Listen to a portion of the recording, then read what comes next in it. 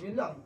Tuloy-tuloy lang tayo sa pangarap natin and mas magiging better ako ngayon, tapos mas gagalingan ko. Tapos supportahan nyo kami, Aurora. So, we are back guys. Kita-kits sa MPL.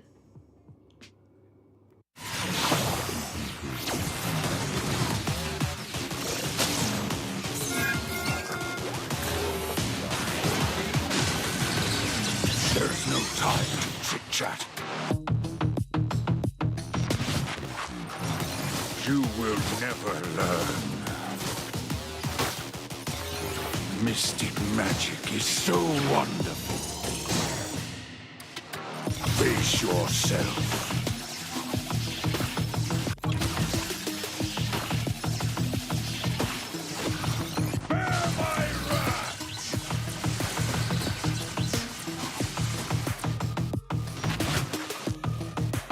Imagination is the driving force of the energy. I'm not a monster. I'm a demon.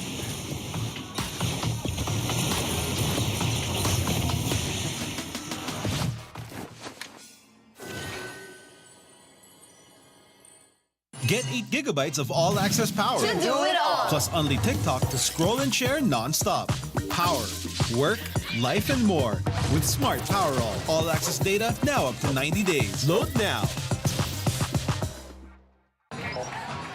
No signal, no fun. If only you could switch in an instant. Oh wait, you can with the Smart eSIM. Backed up by nationwide coverage. Get your Smart eSIM now.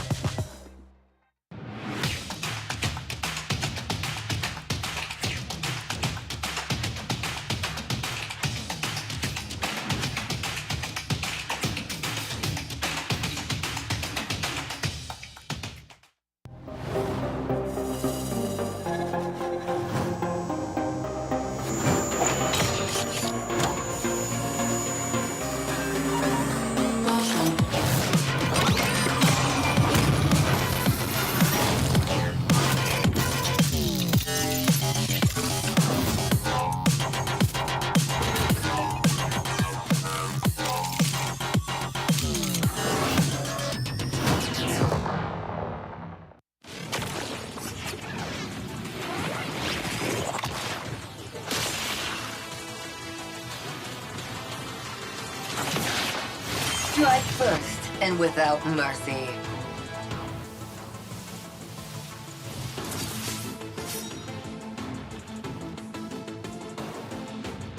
Where I tread, death follows. Enjoy your last breath. Deploying smoke. Going dark.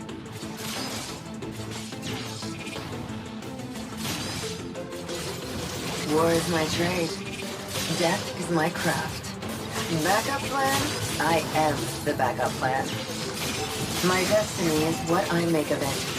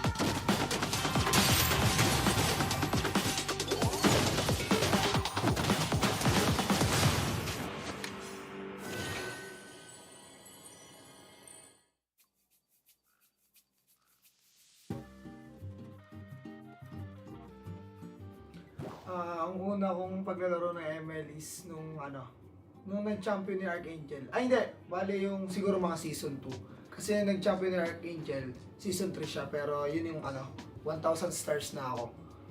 So, siguro tingin ko mga season 2 ako nag-start ng ng paglalaro ng ML ng MPL. Ng MPL mismo. Marami kasi akong naging ano eh. Pero yung pinaka hanggang ngayon na nakakasama ko si Edward. Kasi si Edward nakakalaro ko si Edward since nung mga ano pa kami, doon pa kami sa Bataan nagto-tournament. So siguro si Edward kasi siya yung pinaka naaalala ko na nakakalaro ko dati, na nakakalaro ko pa hanggang ngayon. Tapos ka-team ko pa. So si Edward. Siguro yung best MLBB memory ko, dalawa. Parehas first time yun. So yung season 6 nung nakapasok kami ng MPL sa qualifiers ng ng MPL. So para sa akin sobrang pa rin siya. Sobrang saya at naalala ko pa rin yung moment kung paano kami nag-champion doon kasi sobrang tawag dito. Talaga nag-prepare kami ng sobra doon. Tapos yung isa yung M5 kasi tawag dito yun yung first time ko na international na ako talaga yung lumaro. Tapos kasama ko pa yung tapos bagong team pa kami. Kaya para sa akin sobrang memorable niya.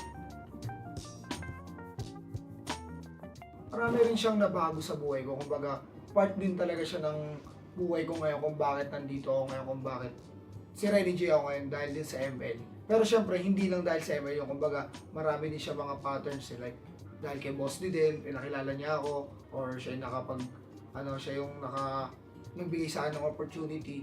So, marami siyang natulong sa akin, tsaka kung ba't si Renny J ako ngayon, isa siya sa dahilan. Yung Attack on Titan na MLBB skin na nilabas nila. Kasi tawag dito, bago nila ilabas yan, kakanood ko lang mismo ng Attack on Titan. Kahit hindi na sobrang hype ng Attack on Titan that time kasi feeling ko ako lang nahuhuli kasi hindi talaga ako nanonood ng anime eh. Pero dahil na-encourage ako ng mga ka-team ko manood ng anime, pinanood ko siya at sobrang nagustuhan ko. Tapos nung nilabas yung Attack on Titan na na skin ni ML, talagang gumastos talaga ako ng pera ko. First time ko gumastos nun. So, gusto ko talaga ilalim kay Levi. Yes, thank you kay Muntun dahil dami kong nakuha ngayon na bagong MLBB skin na libre lang, yung 4 na skin. Tapos, meron pa siya yung pagka 500 na yung total skins mo, umiilaw yung loading screen. So, yan. Siguro yung recent career ko ngayon para sa akin, parang ulit from the scratch ulit kasi bagong kami, bagong team, tapos new journey kasi bagong bagong org din. So, yun, sana maging successful lahat, tapos yan, champion tayo.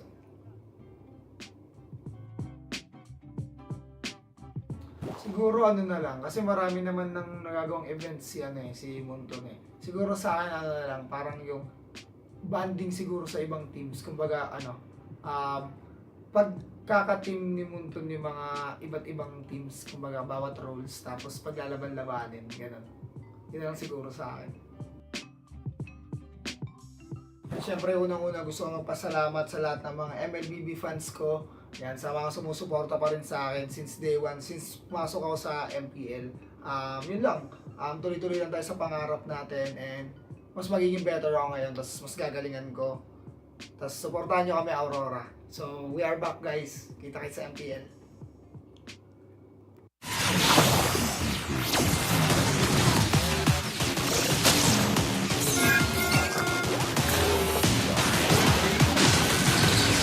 There's no time to chit-chat. You will never learn. Mystic magic is so wonderful. Face yourself.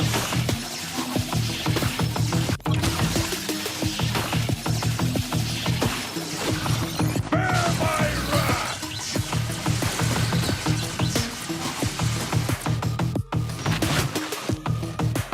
Imagination is the driving force of the energy.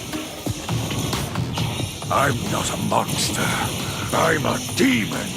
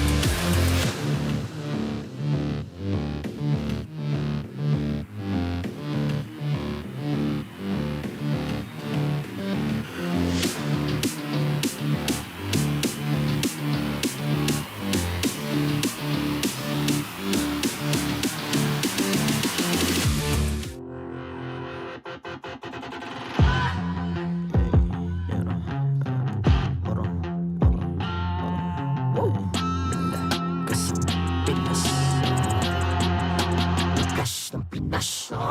Malakas, Pilipinas, malakas.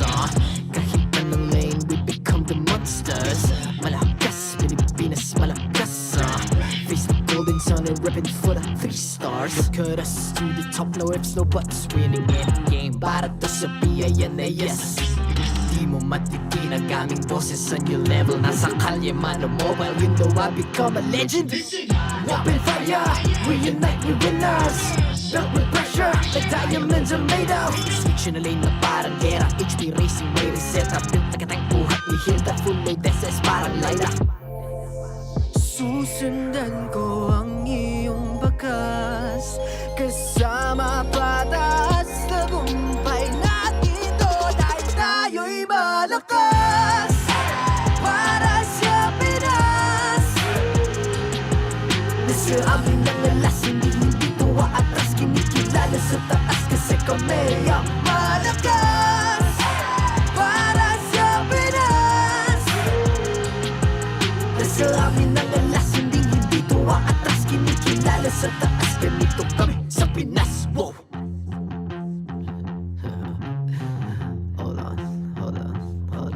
Yeah, malakas ang Pinas. We are lacking every beat, no surrender, no retreat. Pag nagsama-sama, just imagine what we can achieve. Lacking every beat, no surrender, no retreat. Giving 100 all my all, cause we just cannot be defeated. We are unstoppable, immune and invulnerable. Ready ang equipment, lahat frozen, malang crowd control. Pakita ko na jab like pow, beast of the southeast. Taas sa watawat, proud and loud, cause every enemy we devour. Susundan ko ang iyong bakas. Kasama patas, tagumpay natin to. Dahil tayo'y malakas. Para sa Pinas. Nasa amin ang alas, hindi tuwa atras. Kinikilala sa taas kasi kami ang malakas. Para sa Pinas. Nasa amin ang alas, hindi tuwa atras. Kinikilala sa taas, ganito kami sa Pinas. Wow!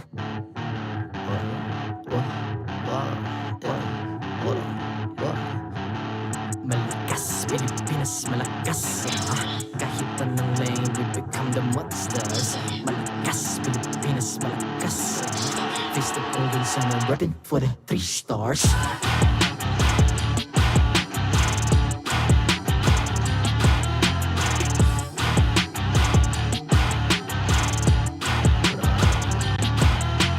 Ang lakas ng Pinas, we unite, be the stars. Ang lakas ng Pinas, we unite, be the stars. Ang lakas ng Pinas, we unite, be the stars. Ang lakas ng Pinas, we the stars. Ang lakas ng Pinas, we unite, we the stars. Ang lakas ng Pinas, we unite, we the stars. Ang lakas ng Pinas, we unite, we the stars. Ang lakas ng Pinas, we the stars. The 14th season of MPL Philippines is brought to you by the following sponsors. Smart, the official telco partner of MPL Philippines Season 14. The official tournament phone of MPL Philippines, Infinix GT20 Pro. Official suppliers, EMC Asia and Index Salon. Experience the MPL PH Season 14 action live at Green Sun, Makati City. Grab your tickets now via official MPL PH website. Don't miss any MPL action by following our official Facebook and subscribing to our YouTube channel. Follow MPL PH on TikTok for more content. And to ensure the equality and fairness of our games, MPL Philippines is also monitored and supervised by the Games and Amusements Board.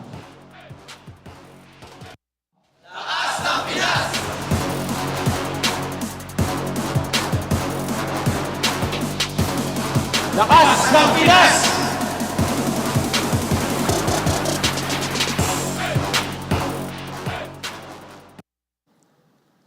Maligayang pagdating sa MPL Arena! I'm Mara Aquino and welcome to MPL Philippines Season 14. It's time for more non-stop action in the Land of Dawn. Last week, we saw a team rise above expectations and one team gave a stellar debut. So which team will set forth and shine this week? Simulan na natin ang bakbakan and unleash the hero within. Casters, Pasok!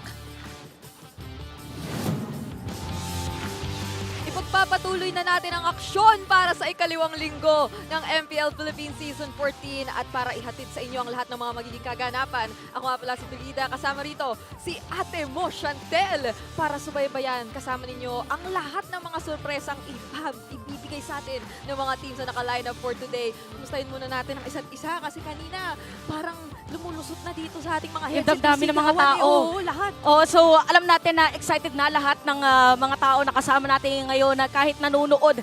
Ano pa nga lang, Thursday pa lang tinatanong na nila kailan po ang next na laban sa MPL. Tama, tama. Ramdam na ramdam natin kung gaano ka-excited ang lahat. And now, bago tayo magpatuloy, syempre, huge shoutouts muna to our official sponsor, Smart. With Smart's Power All 99, you have the power to do what you want with 8 gigabytes for all sites and apps. And you can power or play or watch, share, stream, everything. You can also get free Giga Arena tickets so you can unleash the inner game in you. This also comes with only TikTok and only text to all networks. All that power for 7 days just for 99 pesos. Kaya ano pang inaantay nyo? Load now. Alam mo, sinabi na ni Mara Aquino, ang ating host kanina, kung gaano karami ang mga naging kagulat-gulat na kaganapan nung nakaraang linggo.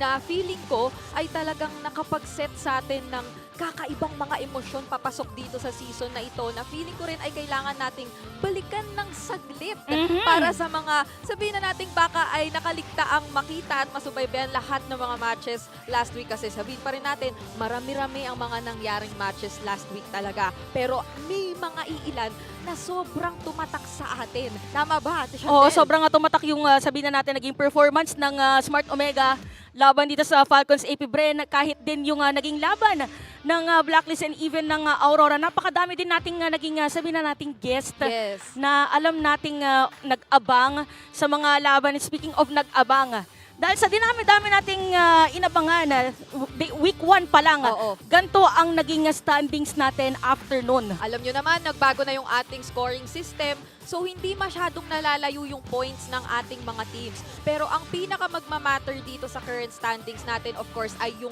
net game wins / losses na meron ng mga teams natin. Kasi kahit sabihin nating, oo, 4 dyan ang 0 ang current points. Pwede mo sabihin may mga chances pa tayong makitang ma-turnaround nila ang mga pangyayari. Pero magkakaiba kasi yung mga pinagdaanan nila. Meron dito mga 2 serye na ang nilagpasan Wala last pang week. napapanalo kahit Wala isa. pa. At saka ang importante kasi dito yung points natin is pag nanalo ka sa series na yon, na regardless kung 2-1 or 1, syempre 2-0, 1 point lang siya. Wala naman na nanalo ng 1-2. And kahit yung mga naka 1-2, wala din sila makukuha na points. Tapos merong ating hierarchy na binanggit. So importante siya para dito sa mga nasa bottom teams natin na magkaroon na agad ng points as early as possible. Sobrang importante niyan. Kaya naman, sino nga ba ang mga unang magkakaroon ng tsansa na baguhin ang kanilang kapalaran para sa ating regular season? That's going to be, first up, TNC Pro Team kontra sa Team Liquid Philippines. At ang ating ikahuling serye for the first day lang naman ng Week 2 ay Smart Omega, yung kupunang bumulat sa ating lahat, kontra sa Blacklist International. Kaabang-abang itong ating dalawang laban ngayon, again for TNC and Blacklist. Parang sila yung mga teams natin na as much as possible, kailangan na talagang kumuha ng points as early as now. No, for Smart Omega, sila yung nanggugulat ngayon sa ating liga, even for Team Liquid PH. So, tinan natin kung ano mangyayari dito sa ating laban dahil talagang excited na ako kung ano nga ba talagang pin-repair ng mga teams natin. Balay mo, may bagong hero na naman. Alam mo, sinabi mo lang yung mga pangalan ng mga teams, parang may mga sumisigaw-sigaw na kaagad. Meron pa nga tayong mga nakakasalubong dito habang naglalakad sa Green Sun Hotel Makati na sobrang dedicated supporters, di ba? Halos hindi na makapaghintay even if sabihin natin baka ang inaabangan nila yung second series of the day pa lang kasi gusto talaga nila na matunghayan ito live. And inaanyayahan din namin kayo, syempre kung gusto ninyo na makanood dito on site, pwede nyo kaming makasama, pwede nyo mapanood ang mga players and yung mga teams on site. And now, syempre, marami pa kasi tayong pag-uusapan. Sobrang daming kwento ang nakapaloob sa mga seryeng aabangan natin for today. So para ihatid sa atin kung ano nga bang mga kwentong ito, ibigay muna natin ito sa ating Infinix Game Tambayan.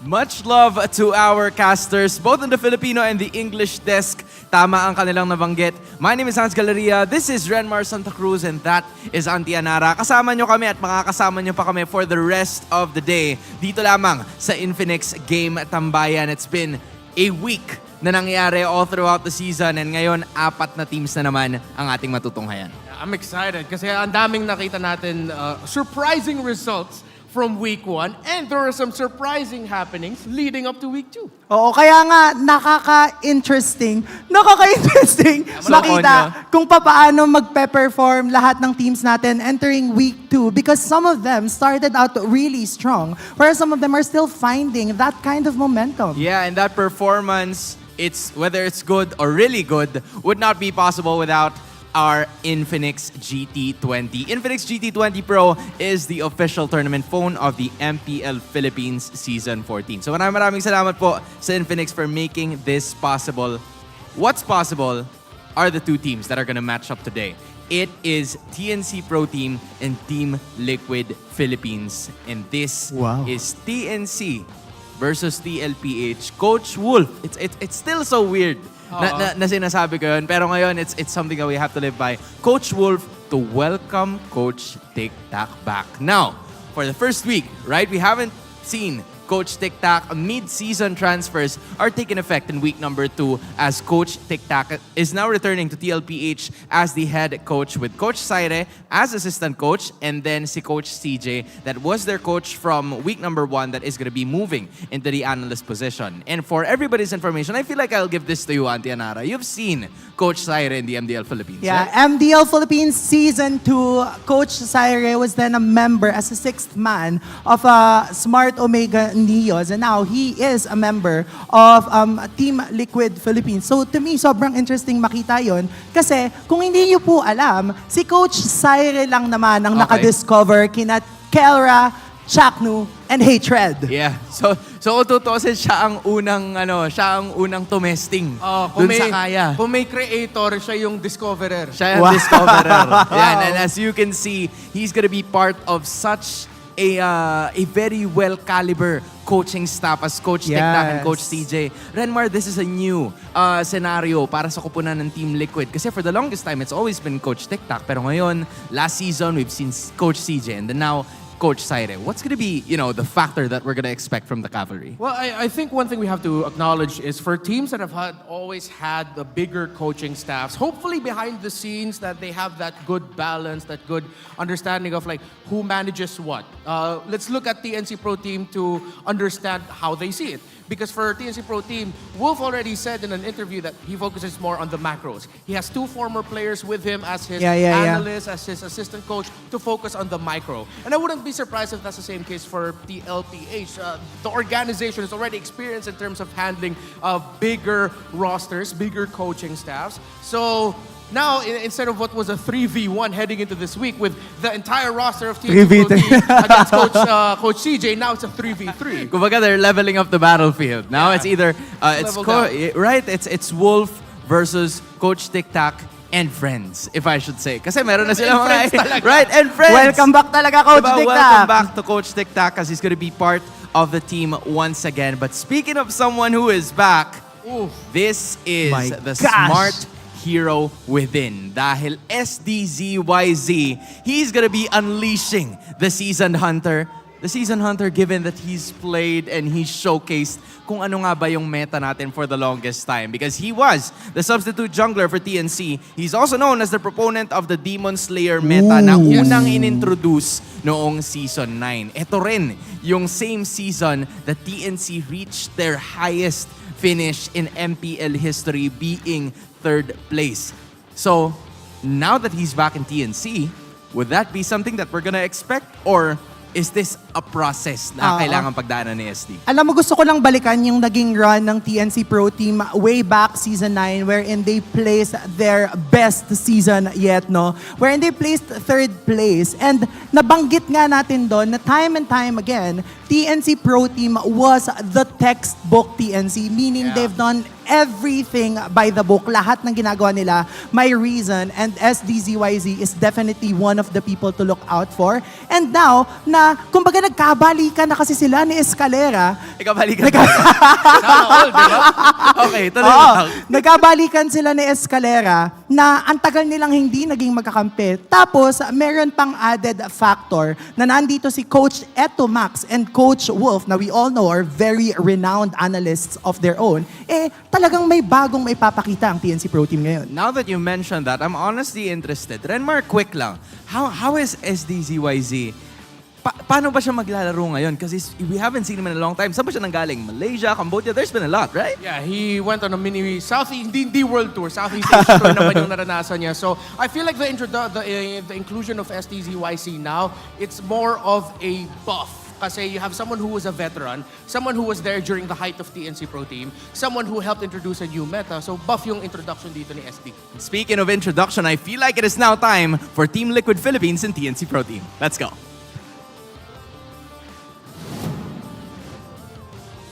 MPL Arena, this is our first match of the day, and these are the fine gentlemen who will be behind the desks helping out our teams. It's Jeff, Chico, Pat, and Wilbert, the Marshals!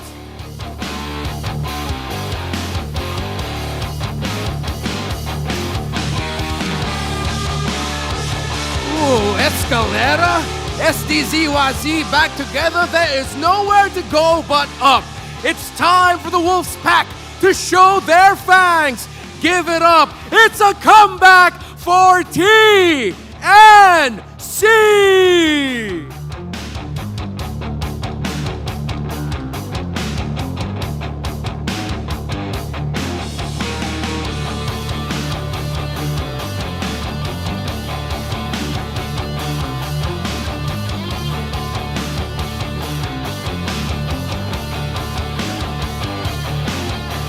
Cavaliers, this is for you! The cavalry has arrived, an unstoppable force, and with a new coach, well, returning coach in town, it's Team Liquid PH!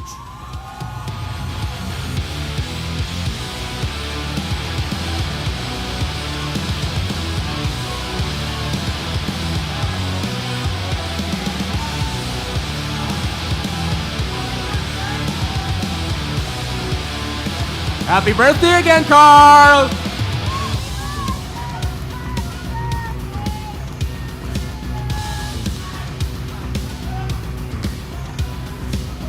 And the Master Tacticians, fresh off of a gig, it's Coach Wolf for TNC Pro Team.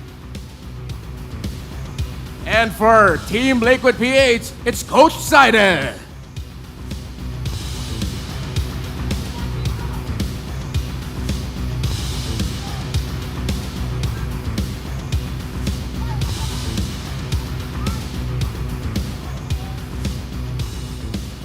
It's time for the face-off.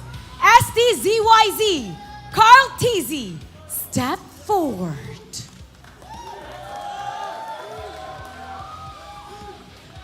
Come closer together.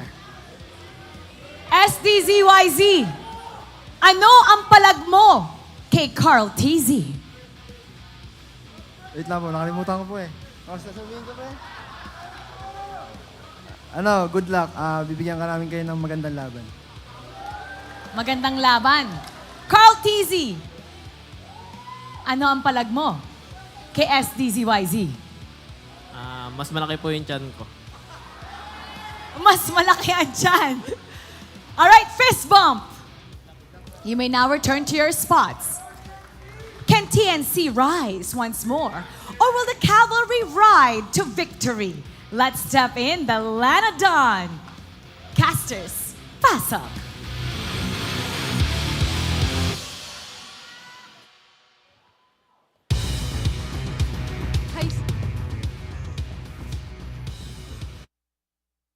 Yung tiyan ni Carl. Pero sino nga ba ang mas mataas naman ang kumpiyansa dito sa TNC Pro Team with SDZYZ's return? Kaya nga, kumbaga na excited na ako makita kung ano yung bagong ipapakita ng TNC Pro Team given their last week's run. So definitely, yung isang linggong preparasyon as they head on to this second week, yun yung kailangan nating makita. May mga tanong tayo na fully gelled na ba talaga yung chemistry? Or kailangan pa nating makitang pag-igihan palalo ng TNC Pro Team kung ano yung binubuo nila as of now? Yeah, because Coach Wolf did mention that their chemistry was one of the things that they wanted to work on. And Yes. Escalera mentioned his frustrations about the movements and the communications not being there. They needed to be there because they're up against a team. They're up against JP and Sanji, who in the roam in the mid.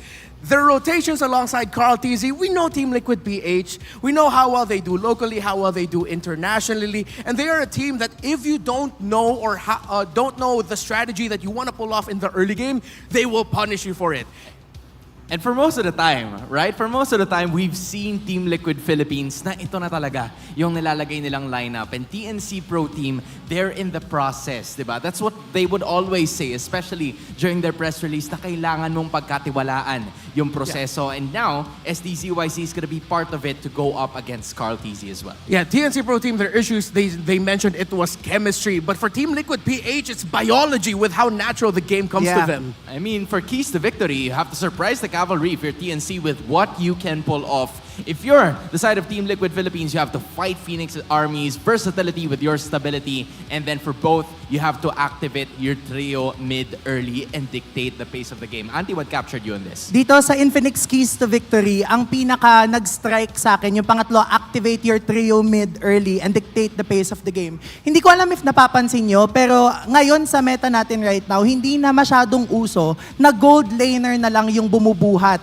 doon sa laban. Gone were the days na talagang nakaalalay lang sa gold laner lahat. Ibig sabihin, kailangang maging mas mabilis ng mid laner, specifically yung mid and roam sa kanilang rotation. One, to give space to their jungler, and two, to give space for their gold laner, especially now na bumabalik tayo sa assassin meta. Kaya ako natatakot dito para sa TNC Pro Team because right now, this meta, and they have shown it in international tournaments for Team Liquid Philippines, they're so comfortable playing with this kind of rotation, with the roam mid and jungle really setting the tempo. And when you're up against a team that's still trying to discover themselves, again, this is what we mentioned earlier and what we've been talking about, we've been alluding to it, the TLPH can really punish them in the early game if TNC Pro Team aren't careful. However, what I like about TNC Pro Team is that they have shown that when they are in the zone, they can control the early game, and they have also shown to be able to show little flashes of comebacks. I feel like that's been the trademark of TNC, right? They've always managed to take control pagdating sa early game ng ilan sa mga series, and I hope that they could also translate that into the later portions of the match because in just a bit ay makikita na natin ang draft, both the picks and bans para sa parehas na kupunan, and I am sure that this is going to be wild given that this is Coach Wolf and it's Coach Saire, Coach Tic-Tac, Coach CJ. We don't know who's there, but this is going to be major para sa dalawang. Talagang major talaga ang magiging kaganapan. But before we delve deeper into the draft, no, gusto ko lang din sabihin na I would say, even in their previous runs, no, the Liquid PH has always been one of the teams na strongest in terms of turtle fights. So yun yung kailangan nating makita from them if they want to take advantage ng fact nga na hinahanap pa ng TNC Pro Team yung talagang chemistry na gagamitin nila as we head on to week number 2. Yeah, surprising first pick for TNC Pro Team. They go ahead and take the Julian, taking it away from the hands of Carl TZ. That's a usual jungler pick for Team Liquid. While Benny Cutie, although this can still get flexed into the hands of Carl TZ in the jungle, but in terms of the recent pickups, it's almost always a Benny Cutie pick for the Roger. And I like that TLPH decided to go for the Aurora because it's one of the comforts for Hatred in the mid lane. Yes, and aside from it being a comfort for Hatred, no, magiging maganda yung pagkakapick ng Aurora mostly because it can counter any assassins that will run into it. So isa sa mga nangyayari ngayon, no, Aurora yung isa sa mga primary counters against a Hayabusa. Kasi kapag dumikit yung Hayabusa, hindi tumama yung quad shadow, madali siyang mafi-freeze ng Aurora. Yeah, so that goes to show the level of understanding na meron yung Team Liquid Philippines, knowing that SDZYZ is one of the best assassin users that we so far have in the tournament. Terizla and Moskov yung ipipick up ng TNC Pro Team to finish their first round. Meanwhile, Edith naman para dito sa kupunan ng Team Liquid. Yeah, it's blitz drafting for both, and TLPH will decide to take away the Faramis. Yeah, really fast. So you can see the level of preparation for both. TLPH picks fast, TNC Pro Team will pick fast right away. Yes. Now, one thing that they've been picking a lot, or they picked a lot in week 1, was a Terizla for heads. I actually like this approach that they decide to continue picking the safest EXP laner you can give an EXP laner when you're trying to discover yourself. And I like that TNC Pro Team banned out the Hylos because in the 2 times they faced off against the Hylos, it always surprised them in the draft and in the game. And even in week number 1, Hylos has always been effective. Kung babalikan natin yung mga games na pinili yung Hylos, I think it was only once na natalo yung Hylos, and it wasn't even a very insurmountable defeat. Nagkaroon lang talaga ng opportunity yung kabilang team na makahanap ng opening doon. One thing I'm gonna look out for here is a potential jawhead for TLPH. Yes. Even though we see the Edith and that does go into the hands of JP, that can still get flexed into the hands of Sanford. Plus a jawhead and Aurora together just sound annoying. I don't want to go up Babato ka against... tapos magiging yellow ka tapos. That kind of does make a lot of sense because from what we've seen, right, from the first week of the drafting, parang nagre-rely yung mga teams sa kung ano yung mga flexible na mga heroes. Like they're gonna be picking Julian, they're gonna be picking the Moskov, the Edith. Kasi pwedeng magpunta yun sa iba't ibang parts ng roles. Pero now, we kind of see Terizla na yun nga, just like what Renmar said, is the safest option to go into the XP lane. At madalas din naman na nakikita natin that heads really performs well in that kind of scenario. Meanwhile, for TLPH, we're still unsure kung saan ba pupunta itong Edith, but it will most likely go to JP kasi parang yun yung madalas na nilalaro niya ngayon depending on the scenario. Ooh, and it's... Okay, I stand corrected. Predicted. Oo, kasi nga naman aside from the fact na medyo nakakainis talaga yung jawhead, yung mere fact na kaya niyang itapon palikod kung sino man yung nasa harap ng kabilang koponan TNC Pro Team in this case, madali nang mababurst down yon ng kalaban. But how is this Tigreal matchup gonna go against the jawhead, right? Kasi usually paunahan. Medyo paunahan scenario yan, di ba? Yeah, it is gonna be standard paunahan for these two in terms of who can get their main abilities off first. The good thing for the jawhead is he has anti-crowd control. So the Vexana pick up for TNC and a last pick carry. So they do flex the Roger, put it in the hands of Karl-TZ in the jungle, and Benny Cutie goes for the carry. I like that TNC. I want to focus a little bit more TNC because they're the team right now that has a lot of questions. This draft looks relatively easy to pull off. Oo. Kaya lang, alam mo, gusto ko din banggitin, yung fact na in terms of flexibility, talagang nasa TNC Pro Team, 15 picks na ang TNC Pro Team unique heroes pick. Whereas for Team Liquid Echo, they've always used the same hero na paulit-ulit gumagana sa kanila. I mean, it's been that story, right? Kasi so far, they are undefeated in terms of matches. Nakita natin na paulit-ulit nilang ine-execute yan. And as of this moment, nice the PNC hopefuls, right? The Phoenix Army is really looking forward for them to get a victory that's very much necessary para makuha nila ang panalo. Both the Cavalry and the Phoenix Army ay talagang pinaghahandaan itong matchup na to because week 2 is a crucial point. Possibly a turning point habang para dito pa lang makuha mo na kagad yung momentum mo to get the victory, right? It's good to know that we have at least one dude in the crowd that smells good. Yeah. But I know our crowd smells amazing. That's what I love about the MPL PH crowd. You shower. I mean, yup. That's right. Why did you have to say that? But okay. Sige, okay. Wag niyo lang kakalimutan. Wag niyo lang kakalimutan. Major love sa lahat ng mga tao na nanonood sa ating venue and especially to the people na nanonood mula sa Tarlac City. Pinapapunta na kayo dito, mag-boost na daw kayo. Oo nga, ito na yun. Hindi ko alam kung paano kayo pupunta dito, pero pupunta na kayo because in just a bit, we'll be seeing these two teams and I am sure that SDZYZ's return will be welcomed very well ng kupunan ng Team Liquid Philippines. But the question is, how will they fare? This lineup that seems to still be a puzzle that the Phoenix Army is continuing to figure out ay malalaman natin in just a bit on how they will recreate. I'm still not sure how they will, like focus on things, pero sigurado ako na mas narinis na nila yan over the week. Definitely. We mentioned the mid-trio. Julian, Vex, and Tigreal can be dangerous for the lineup of TLPH if they aren't careful. Crowd control galore. Yeah, crowd control galore. But the good thing is you have the passive of the Aurora to potentially negate an early pick-off. Because imagine if they blow their skills a little bit too early, then Aurora still survives. That doesn't feel good. Talagang paunahan lang ang mangyayari sa ating mid laner. And yun na nga, yung ating third keys to victory. Kaya naman makikita na natin in just a while kung sino nga ba ang mauuna. Seems like the Cavalry and the Phoenix Army are ready for action. Rekta na natin sa game number 1. Casters, kayo naman.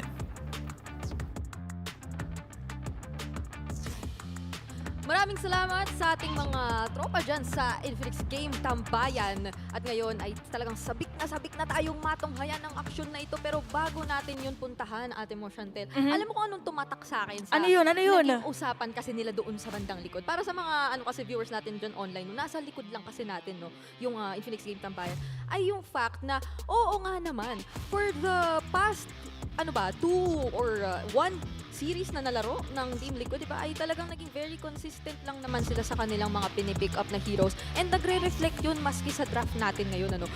Ilang season na ba natin nakikita si Benny na talagang parang gusto maging go-to gold lane ang carry. But just the same, what strikes me is that sabi nga ng ating mga panel dito, ay relatively easy to pull off lang din naman ang lineup ngayon ng TNC. And komportable sila dyan. Oo, tsaka kapag nasanay ka na kasi sa isang bagay, parang kung hindi pa naman siya nagkakamali or napupull off pa naman, parang hindi advisable na baguhin. So, hindi muna nila nilalabas, kumbaga, yung kanilang baraha. So, nagkakasilipan lang muna pala yung mga teams natin ngayon. At nasisilip din tayo ngayon. Oo, ayan. Kami ang maghatid sa inyo ng aksyon. Lipat na muna sa amin para dito sa game number 1 of the first series ng ating week 2. At ngayon ay makita naman natin kung gaano pa kakalmado kasi ang nabanggit din nga ng ating mga panel ay ang importansya rito ng pagseset ng tempo. Kumbaga, yun ang isa sa mga pinaka-pumapaikot na ideya dito kasi tumitingin tayo sa dalawang roamers na napaka-crucial yung kanila magiging tempo, yung capability nila na mag-set up and magbigay ng mga crucial pick-off sa kanilang mga kakampi. Oo, tsaka dito, parang kung paano yung difference pagdating sa Johead tsaka sa Tigreal. Kasi parang magkaiba, di ba, technically, yung gusto nilang gawin, yung isa nang iitsa, yung isa nag-iipon.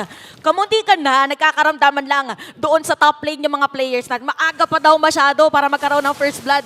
Sabi mo kasi yung isa nang iitsa, kamuntikan na siya doon kasi may Earth Shatter pang natitira sana from a Sanford. Pero that's a major resource na na-burn din for the XP laner ng TNC. Kasi di ba typically, ano ba ang mga nakikita mong ginagawa ng Terizla kapag may turtle objective? Literal, kailangan mo isipin, hala, mauuna rin ba to? Kasi pinag-usapan na natin yung mga roamers, mahilig yan mauna. Pero just the same yung essence ng isang Terizla na ma-set up. Pag may XP, pag may turtle, kailangan mo tingnan, pero speaking of mauna! Napakaganda Sacred Hammer! At ito na nga ang makukuha ng side ng TNC SDZYZ. Na-miss daw sila or na-miss daw siya dito sa MPL. Dediretso dito ang TNC pagdating doon sa Mayapagong. At saka ang ganda nung sinabi mo dito na parang more on nag-aantay din yung mga XP laners. Sabi ng TNC, baguhin natin. Bakit tayo dediretso doon sa turtle? Diretso na natin doon sa may bandang gitna. At itutuloy pa nga penalty zone! Nako, mukhang mapapabagsak na rin ngayon ang jungler ng Team Liquid. Pero may kapalit naman onto Escalera. Sanford may flicker pang natitira pero i-go na rin ba ito nila Sanji and JP? At makikita natin si SCZYZ halos mawala na buhay doon. Maaabot pa nga yata pero makakatakas pa.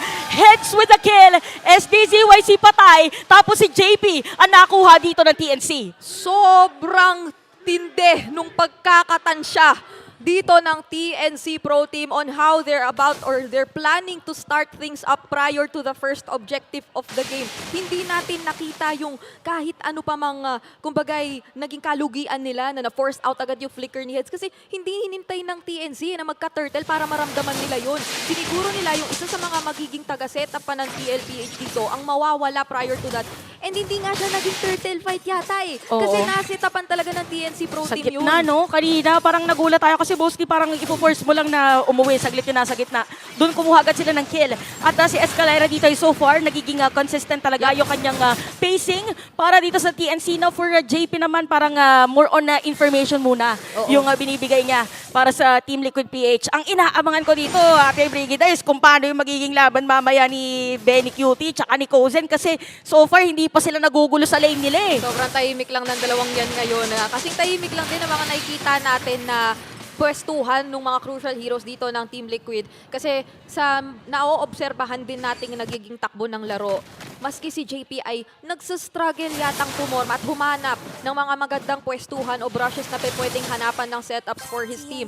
And all the more reason yon for Sanji and Benny Cutie na huwag nyo masyadong dikitan muna dito si JP kasi tulad na lang yan, may setup na naman! Grabe naman talaga si Escalera, makukuha na naman dito si JP. Killing spree na para dito kay Heads. Ito na naman yung ikalawang beses na bago magkaroon ng pagong. Meron na namang kill para sa TLC. So binibilisan nila yung kanilang rotation dito against the Team Liquid PH. Pero parang magkakaabangan na ngayon, Brigida, para sa ating pagong nakapwesto ngayon ang Liquid PH. Paano kaya nila ito performa? Dahil si Sanford ang mauuna with your shatter onward combo na makakancel out lang yata!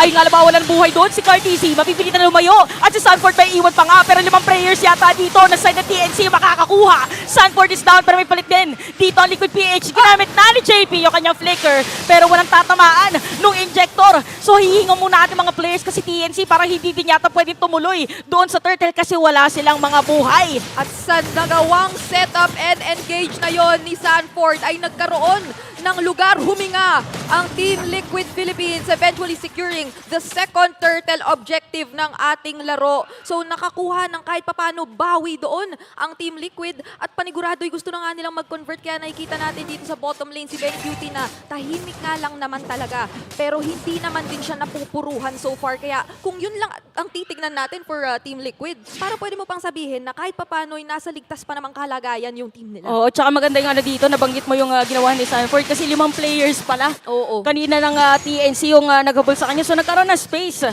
doon yung mga players ng Team Liquid PH at bumaliktad na yung pabarya kanina na kalamangan ng TNC. Napunta naman ngayon sa Team Liquid PH. Siguro ano na lang, depende na lang sa kung paano yung paggamit dito ng mga skills. Yep. Lalong-lalo na sa mga post-4 natin kay Hatred at kay Sanji. Na binati natin si Karurito kanina. Birthday nga din pala ni Kuya Hatred. Ayo nga, napakaraming nagse-celebrate ng birthday ngayon kaya for sure gusto nilang maipanalo ito kaso may conceal may conceal play tapos makakancel out lang din yata napakaganda doon sa loob pero may penalty zone! May kita pa nga dito si Sanford na napakakunat naman talaga. Aalis doon sa kanyang ganda pero mapatay pa rin sa kamay dito ni Heads.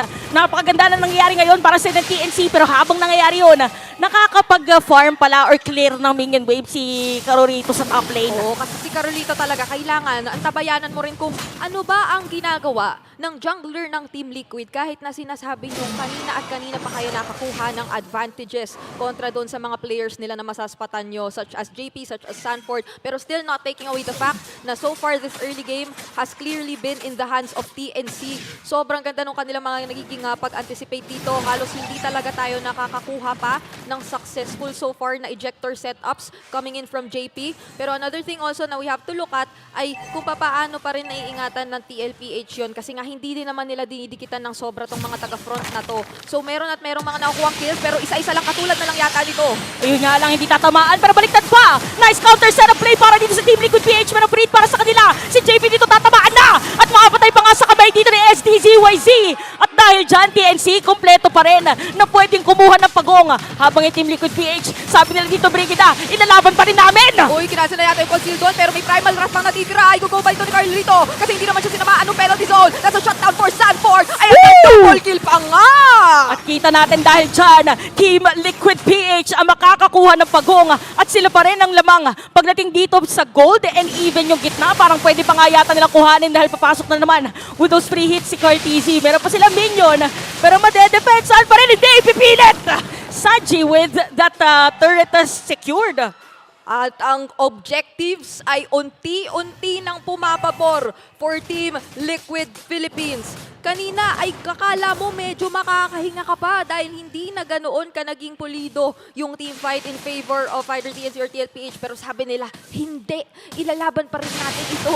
Iko-commit natin ito dahil alam nating meron na tayong capabilities to do so. Kasi nga hindi naman sobrang na-shutdown yung crucial players dito ng Team Liquid. And right after that, kung kanina sabi mo barya-barya lang yung mga kalamangang nakikita natin, libo-libo na ngayon. Oo, parang nakalimutan humulog ulit. Kaya lumaki na ng lumaki dito yung kalamangan ng Team Liquid PH at napakaganda na binagit mo yan kasi kahit si STZYZ, feeling ko mahihirapan na siya na mag-try na mag-secure dito ng kanyang purple buff. Pwedeng puntahan anytime, pwedeng salubungin. So 8 minutes pala nung laban natin pero ramdam mo na yung intensity at saka yung trading ba nung dalawang teams natin kasi so far wait lang, so far meron setup play pala doon sa may top lane. May penalty so para kay Heads pero nakita na si Hatred at mabibigyan na nga din si Heads sa moment na yun. Naku, papasok pa ba rito si Kozen? Mukhang hindi na. JP, mapapatumba ba at magiging kapalit? Mukhang hindi. Escalera na ko! Mag-isa ka na lang yata dito! At sasamahan mo na yung ibang mga kampi dahil 4-man down for TNC! At nakikita na nga natin ngayon na mas bumibilis na ang pagtakbo dito ng side ng Team Liquid PH. Yung 2K na gold lead nila kanina, 3.6K na ngayon. Now for TNC, parang sila naman yata yung gumagawa ng split push play. Pero ito yung pinaka nangyari. Ito ang ating Infinix instant replay. Ayan napakaganda Nandun yung combo nung penalty zone, frigid glacier. Pero how well did TLPH position themselves doon sa nakita nating makitid or dito sa espasyong ito sa bandang top lane natin. Literal na wala ka nang tatakbuhan kung ikaw si Escalera. And right then, speaking of isa na namang setup ang nakita natin. Parang may malaspring yung ejector ni JP doon. Nakakita tayo bigla ng isang Terizla na lumilipad. So ito na yung sinasabi natin na isang magandang ejector play lang para dito sa side ng TLPH. At dahil dyan, nakasecure na ulit sila ng another objective against the TLPH. And speaking of gold, malaki pala ang kalamangan ni Benny QT versus dito kay Kozen. Alam niyo yung mga kalamangan na yan, bago mangyari yung sa top, babanggitin ko pa lang din yata Kahit na, nahihirap-hirapan siguro si SDZYZ by now, maganda yung standing na. Hindi pa siya nakahanap, hindi pa siya nabibigyan. Puwera lang doon sa nakita talaga nating moment sa top lane na binigla ang TNC Pro Team. Regardless of how well they were able to establish that early game. Sobrang evident yung standing ni JP kanina. Wala yung 4 assists na yan. Biglang dumiretso, dire-diretso na kumbaga dito ng TLPH. So sinasabi mo dito na kung sino una man bigla. Sila ang mauuna at lalamang pagdating sa teamfight. So tingnan natin kung mabibigla ba ulit ang TNC dahil nandito na yung Lord sa may top lane. Pero naka-ready sila para dumepensa. At mabilis lang din naman ang kanilang clearing na minion wave dahil first Lord pa lang din naman. So mabilis nga na nadepensaan. Tsaka yung kahit papano ay meron silang very reliable na magiging sources of wave clear dito. Meron pa namang mga Eternal Guard dyan si Hatred, Kozen, Moskov. Ano pa ba ang kailangan mong hingiin sa Moskov pagdating sa wave clear? Lumulusot at lumulusot lang yan. Yung mga sibat niya ay talagang mararamdaman mo kahit nandun ka sa likuran. So pwede talaga nilang panghawakan itong depensa na gusto nilang gawin. And late game wise ay pwede mo ring sabihin isa yun sa kakapitan ng TNC. Talagang si Kozen dito na kanina nakikita natin paunti-unting naghahanap ng trades for their team is the same person na pwedeng mag-turn around ng mga makikita nating kaganapan later on. Siyempre, kaagapay niya dyan, yung mga setups dapat na magmumula kay Escalera na kailangan na yatang ibalik yung pressure ng early game. Yung nangyari kanina, kasi parang biglang nabubulaga yung mga players kanina ng TNC. So iba yata yung formation ngayon. Natin ibigay ng side ng TLPH. Parang si Sanford yata yung mauuna. Tapos biglang makakakita ka na lang ng robot ni JP na biglang tatakbo.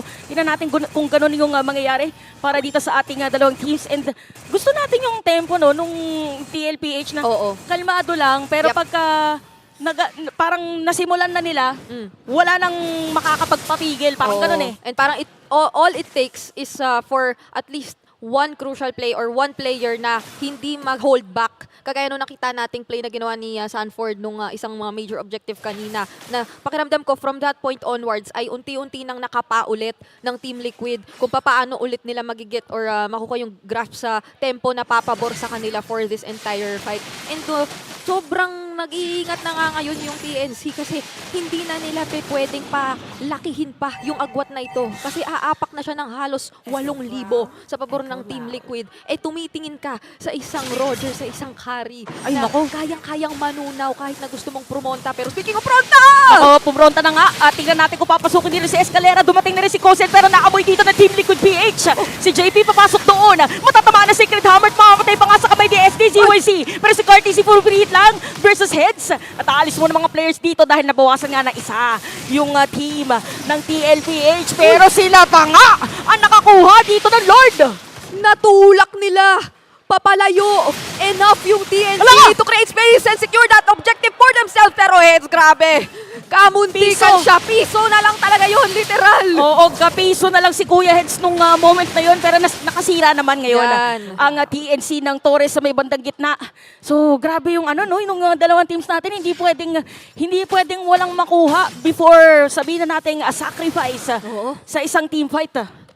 Kung ikaw ay ang TNC rito or TLPH, mararamdaman mo yung kaba sa pag-anticipate ng mga pwedeng setups talaga kasi doon nagiging very reliant yung team fights natin so far. Pero speaking of, hindi na yata basta mag-setup ang hanap. Kamuntikan doon si Cozen na hanap ni Carl TZ. Oo, parang napaalis lang muna. Uy. Parang delikado din kapag kaipilit na magkaroon pa ng team fight. Pero take note na force na. Oo. Yung wind of nature pala. Dito ni Cozen. Oo, napakalaking bagay noon for TNC na currently on the defense. Kaka-pick up lang din ng Rose Gold Meteor dito ni Benny QT pero hindi rin naman yata sila magpupumilit ng kahit ano pang laban sa ngayon Gusto lang nilang linisin yung mga teore ng TNC. At maski si Escalera rito, magdadalawang isip yata muna na maghanap ng setup considering na wala pa siyang flicker pala. Oo, wala rin. Tsaka si Benny naka-fury. Oo, feeling ko antayin muna nila dito yung mga pa-flicker ni Escalera. Pero madami din kasi pang sagot dito yung TLPH So ngayon ay again, uulitin natin at sasabihin ko ulit na grabe ang controlled aggression. Yes. Parang alam mo yung pag sinabi nilang may nangangati may kagat ka ng lamok, iko-cross mo muna. Hindi mo kakamutin pero magdo-drawing ka nung X na pwede mong gawing asterisk pag nag-gigil ka na pero basta iwasan mo siyang sobrang kamutin kasi lalala siya. Parang ganun yung nangyayari ngayon sa TLPH. Actually, applicable din siya sa TNC kasi pwede silang mag-asim din na parang counterplay na tayo. Sige, meron ako immortality. Mag-i-implosion ako. Pero hindi inaantay nila yung perfect timing. Tsaka malaking bagay kasi yung pagkaka-force out talaga, tingin ko nung wind of nature dito. Kanina, no? Ni Cozen. Kaya nagkaroon siguro ng kaunting hesitation sa parte ng TNC sa kung ipagpapatuloy ba nila, kung maghahanap nga ba sila ng engage. Also, since TLPH, yung mas nakikitaan natin ng aggression, ng dominance so far dito sa ating nagiging laban. 15 minutes na po tayo para sa ating unang game. Pero hanggang sa puntong ito, ramdam mo rin yung respeto ng TLPH sa kapasidad ng TNC. Pero si Heads nga ba ang ibabato? Mukhang hindi magiging matawampay! Okay, napaflicker out si JP na moment na yun. Nagamit na rin yung Sacred Hammer by the way ni Escalera. Testing lang! Testing ng daw kung merong masa-set upan. So mabilis nakikilos ngayon ng TLPH doon sa may bandang Lord. Pero si Escalera naghahabol din. Okay, nagkakitaan ang dalawang roamer. Okay. Ang nalalang para dito ay ang flicker ni JP. So at least alam yon ng TNC Pro Team na walang surpresang ejector na may pwedeng mambula sa TLPH, not unless dikitan nito ng sobra ni JP. Pero if you were JP, sobrang tricky nito kasi kailangan mong lakarin, i-timing doon sa deathly grasp ni Hatred na pwedeng turn things around. So TLPH mukhang ito, unti-unti naman na nilang pinepwestohan ang ating Lord Objective. Pero look at Heads. Ano ang timing na gagawin dito ng ating mga dalawang XP laners? Naku po, sisimulan na ba ito? Makukuha ba ng TLPH? Mabilis na setup play para dito sa side ng TNC. Pero habang nangyari na nakuha na ng TLPH kanina yung Lord, si Cartesi, mga paalis nung moment na yon, meron namang immortality. Si Heads medyo napakakunat at nakita na nga si Sanjay. Natagpuan si Sanjay doon sa may bandang likod. Halaka! Nakita na sila! Pero papasok na naman dito si Escalera, meron pa Sacred Hammer. Habang si Cartesi nag-aantay lang ng perfect timing. Si Sanford at si SDCYZ ang naging casualty nung moment na yon. What? Anong ruta yung dinaanan ni Sanji doon? Nagulat ako bigla, parang, Hindi basta U-turn yun Hindi ko siya maipaliwanag na circle and curve and curly. Kasi sabi nga natin, kakaiba kasi talaga. May something pala siya. May something kasi talaga. Hanggang Aurora ba naman, may something siya kasi direserba niya yung flicker para malito, para makabalik doon sa kakampi niya. Ay, wala na muna tayong pwedeng sabihin pa. Depensa muna para sa TNC Pro Team pero conceal sa baba Magmula kay Escalera. Nag-conceal din si JP Okay. Sino mauna dito? Sino mauna? Depensa lang yata. Respeto. At disiplina lang ulit muna. Grabe ang pasalubong sa atin dito ng TNC tsaka ng TLPH. Happy birthday. Happy birthday sa mga nag-celebrate din ng birthday ngayon. At tsaka nung last week. Sa lahat na, pati next week. Happy birthday sa inyo. Ito yung regalo ng TNC and TLPH. Isang napakadikit na 18-minute game. Grabe, no? Ito yung kinakabahan ako kasi kapag mga 18 minutes na kasi, alam mo, parang ang nangyayari kasi sa mga sa mga teams, lalo na pag nasira dito yung tore ng TNC, taas baba. Oh. Ang Team Liquid PH ay sanay Oo. sa mga biglaang split push, backdoor. Kung ano na ba ang tawag natin sa ganong klaseng play. Ayun na nga eh. Kaya yung pag-manage netong mga waves na to, kaya maiintindihan mo rin kung bakit ang TNC Pro Team, todo kapit sila sa mga natitirang inhibitor turrets na meron sila. Kasi yung wave management na pwede nilang problemahin, kalaban kasi dito TLPH, Team Liquid, and yung history nila na sobrang daming beses na biglaan na lang tinatapos yung laban just by split pushes ay hindi gusto iproblemahin ngayon ng TNC Pro Team. So, ito lang. Ano yun? Sige, anong baon mo sa amin? Ito lang ang oras para pwede tayong huminga ng onte. Ito lang yun. Oo. Kasi mamaya, walang hingahan na to for sure. Hindi na-reveal ng Magic Sentry kung nasa na ang Team Liquid. So, libre talaga ngayon ang Team Liquid na pumorma at pumwesto sa kung anumang gusto nila. Oh, ang ganda ng pwesto na yun kasi 'di ba normally doon ka nagtatago sa may bush after nung buff. So dahil doon parang sabi ng TNC, asa na ba talaga? Asa na ba? Oh, asa na ba kasi nandito tayo sa may bottom lane. Nag-sentry tayo doon sa may purple buff pero walang tao. Wala eh. Oo, so ayun si Escalera may information siya. Naku, speaking of tao, maganda ha. Kaso iingatan na lang din yata ni Escalera ang sarili niya dahil mas kakailanganin siya mamaya. Pero hindi ko alam kung magpapatuloy niya to eh. Hindi. Feeling ko na experience na rin yan ng iba eh. Yung parang nagtatago ka lang sa bush, tapos gagawa ka ng play. Tapos nakakalimutan mong gumalaw. Tapos natitipi talaga yung pabalik ng base. So kailangan niya diyang gumalaw-galaw. Okay, focus lang. Naku, nakikita si Carlito! Nakita na dito si Carlito, pero hindi na tama Eternal Guard. Pero napakasakit ang damage din sa TNC. Kinulangan pa nga. Kahit daw masakit, makakatakas pa rin ang isa sa mga main cast ng Lobo. Habang nandito mga players ng TLPH, hinahanap na nila kung saan nga ba pwede may opportunity na makapasok laban sa TNC. Naku po, merong Earth Shatter on-mark combo, pero naiwasan yung Frigid Glacier at may binalibag na naman. Kaso si Eds ang unang mawala at isa-isang tumatakbo ang TNC! Nakuha na rin si Escalera, double kill na para dito si Sanford. At habang nangyayari yun, si Cousin pala nandun sa taas. Pero nandun naman si Carlito para depensahan habang kumakatok na paunti-unti ang mga players dito na side ng TLPH. At para sisirain na nga at itutuloy pa. Pero yung nga lang sasalubugin pa dito si Hatred at unti-unti na nga mawawala. Napakaganda pagbitaw. Pero Team Liquid PH para sa game number 1.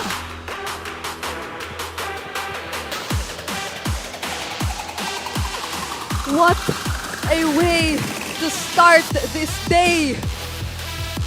Kung akala mo ay hindi pa tapos, babawiin yun ng Team Liquid para sa kanila. Tapos na raw yung laro. At yun ang pinakita nila sa atin. Ganoon ka-composed na natili ang Team Liquid for that game. And bigay muna natin ito sa ating Infinix Game Tambayan. This is the cavalry coming through in situations like this. Alam nila kung ano yung gagawin. TNC had quite the lead from the first few minutes. But again, dito sa Infinix Game Tambayan, we've witnessed at nakita natin kung paano binaliktad at dinomina ng TLPH ang entirety ng Game 1. A base race? Like TNC Pro Team really decided to call for a base race.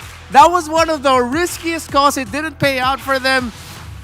A base race!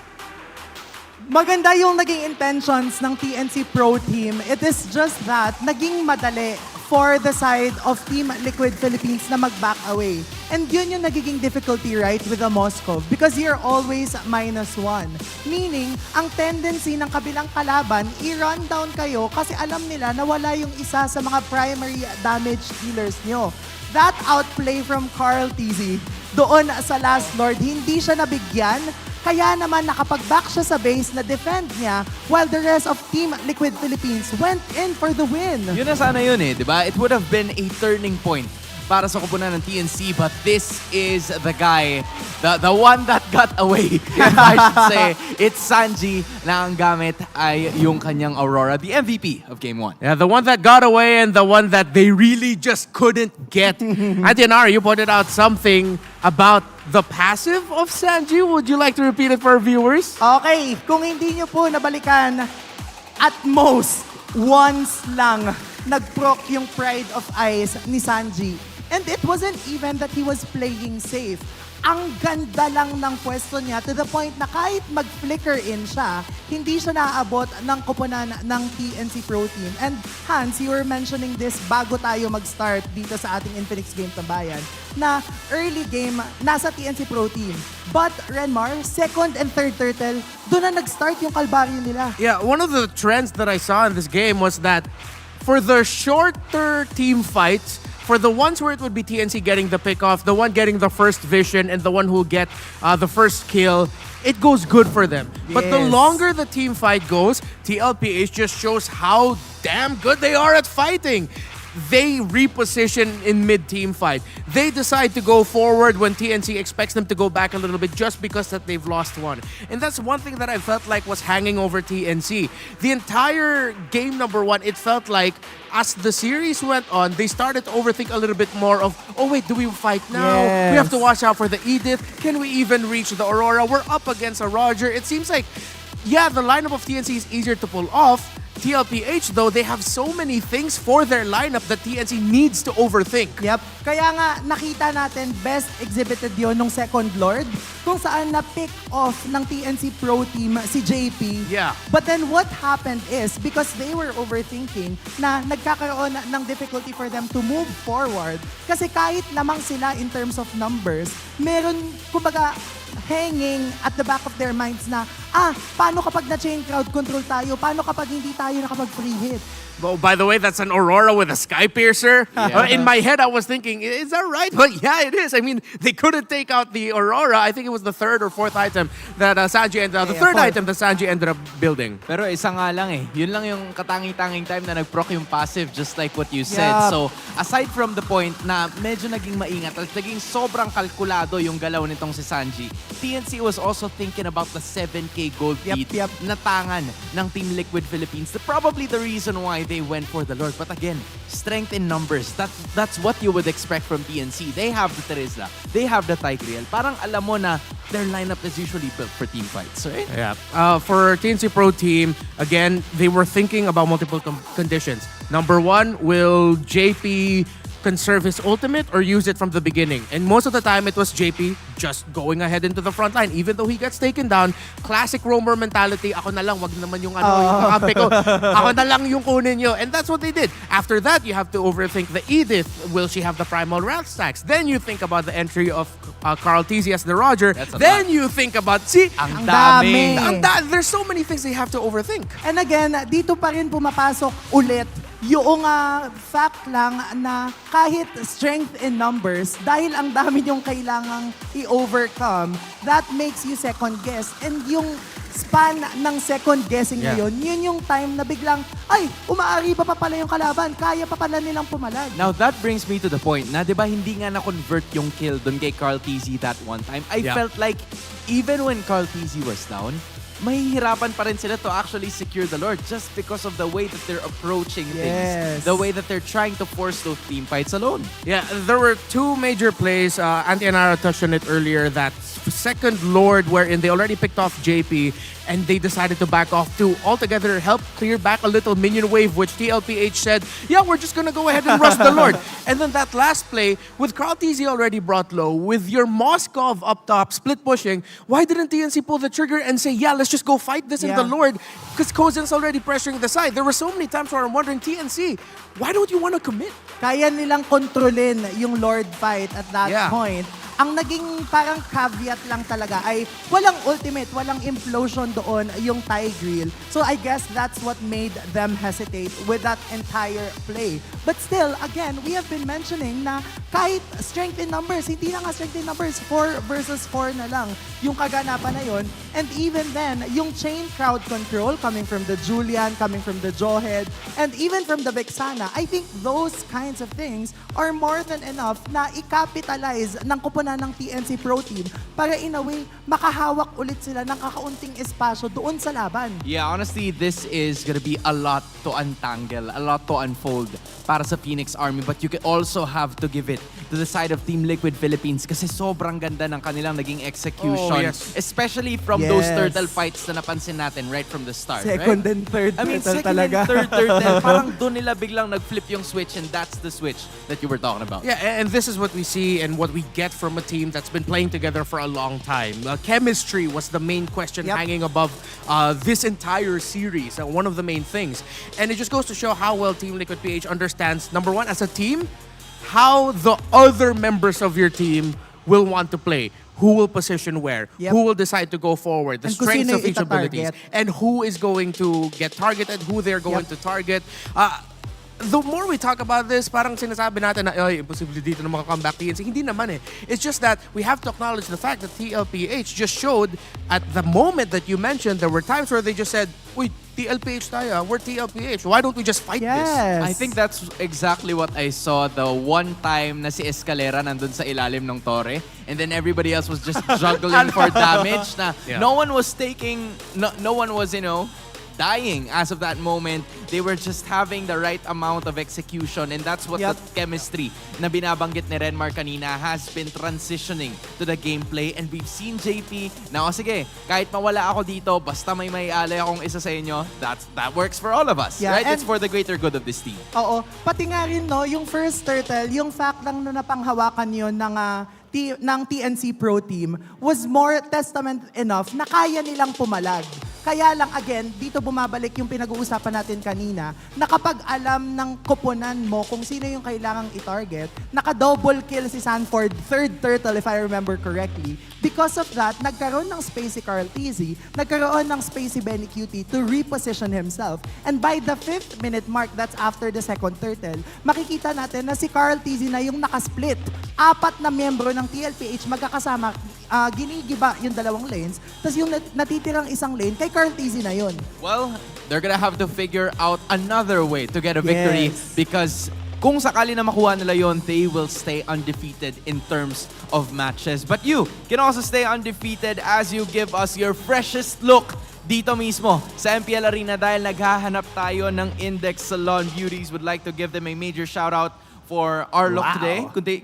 Kung sisilipin mo yan, alright, I'm gonna push it right over there again and then you'll see Auntie Anara. And then in just a snap, makikita nyo na kagad ang freshest faces natin in the audience. Hala, si Auntie Anara talagang sinulit yung time. Sulit na sulit ang airtime. I mean, fresh cut, fresh cut. Okay, I see it. I see it. Riz Master, Aura plus 10,000. Yan. Okay, Aura nyo kami. Okay, sige. Ay, nasprayan pa tayo. Yan ang Aura. Yan ang Aura talaga. Pinakita yung Versace. Literal. Okay, I see everything. Alright, you love to see it. And of course, I love the fresh cut.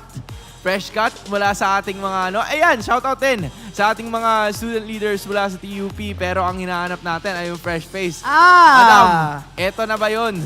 Ikaw na daw yata to. Ikaw ang freshest face natin sa audience for today. Thank you so much for supporting MPL Philippines and nagpapasalamat din ang TNC for your support. You'd love to see the audience as fresh as they are and I'm sure that they are enjoying what is happening. Pero para sa dalawang kupunan, I feel like Team Liquid has more of that enjoyment factor. But knowing them, job's not finished. They'd want to get the series done.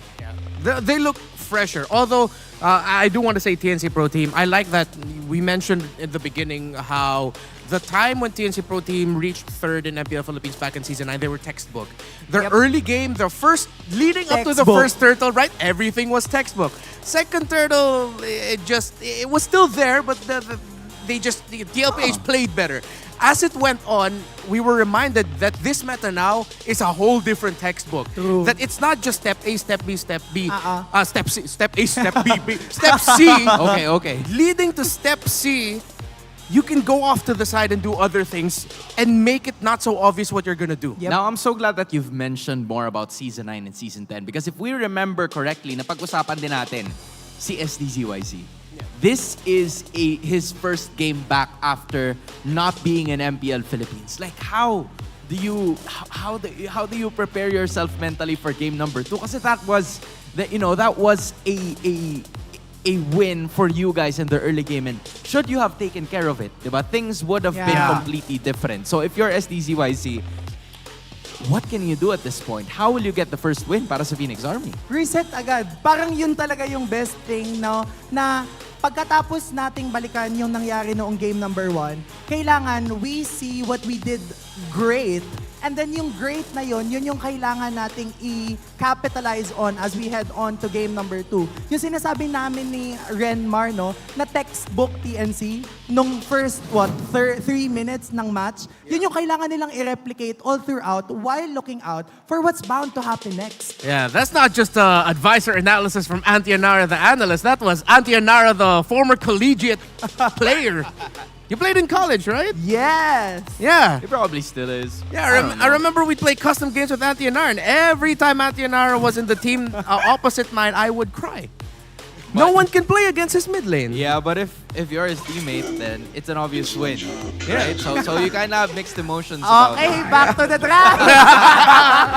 All right, come on, man, we're building you up. We're hyping you up. Thank you. Kailangan mo makita yun. But again, just like what we would say, one of the good things na sinabi mo nga, Antianara, is to look at what SDZYZ has done. And for the first few minutes na nakita nating laban, it's SDZYZ na medyo hindi nagalusan for like the first 10, 12 minutes. So, at some point, that's nice, right? And Ling, Ruby, posibleng makatulong yan para sa Phoenix Army. Same pa din yung TLPH. Except they go for the Zask now. And after TNC Pro Team locked in the Ruby and the Ling, Wolf rubbed his hands together as if like he was either excited or expecting it. Yeah, it's like he's cooking something up.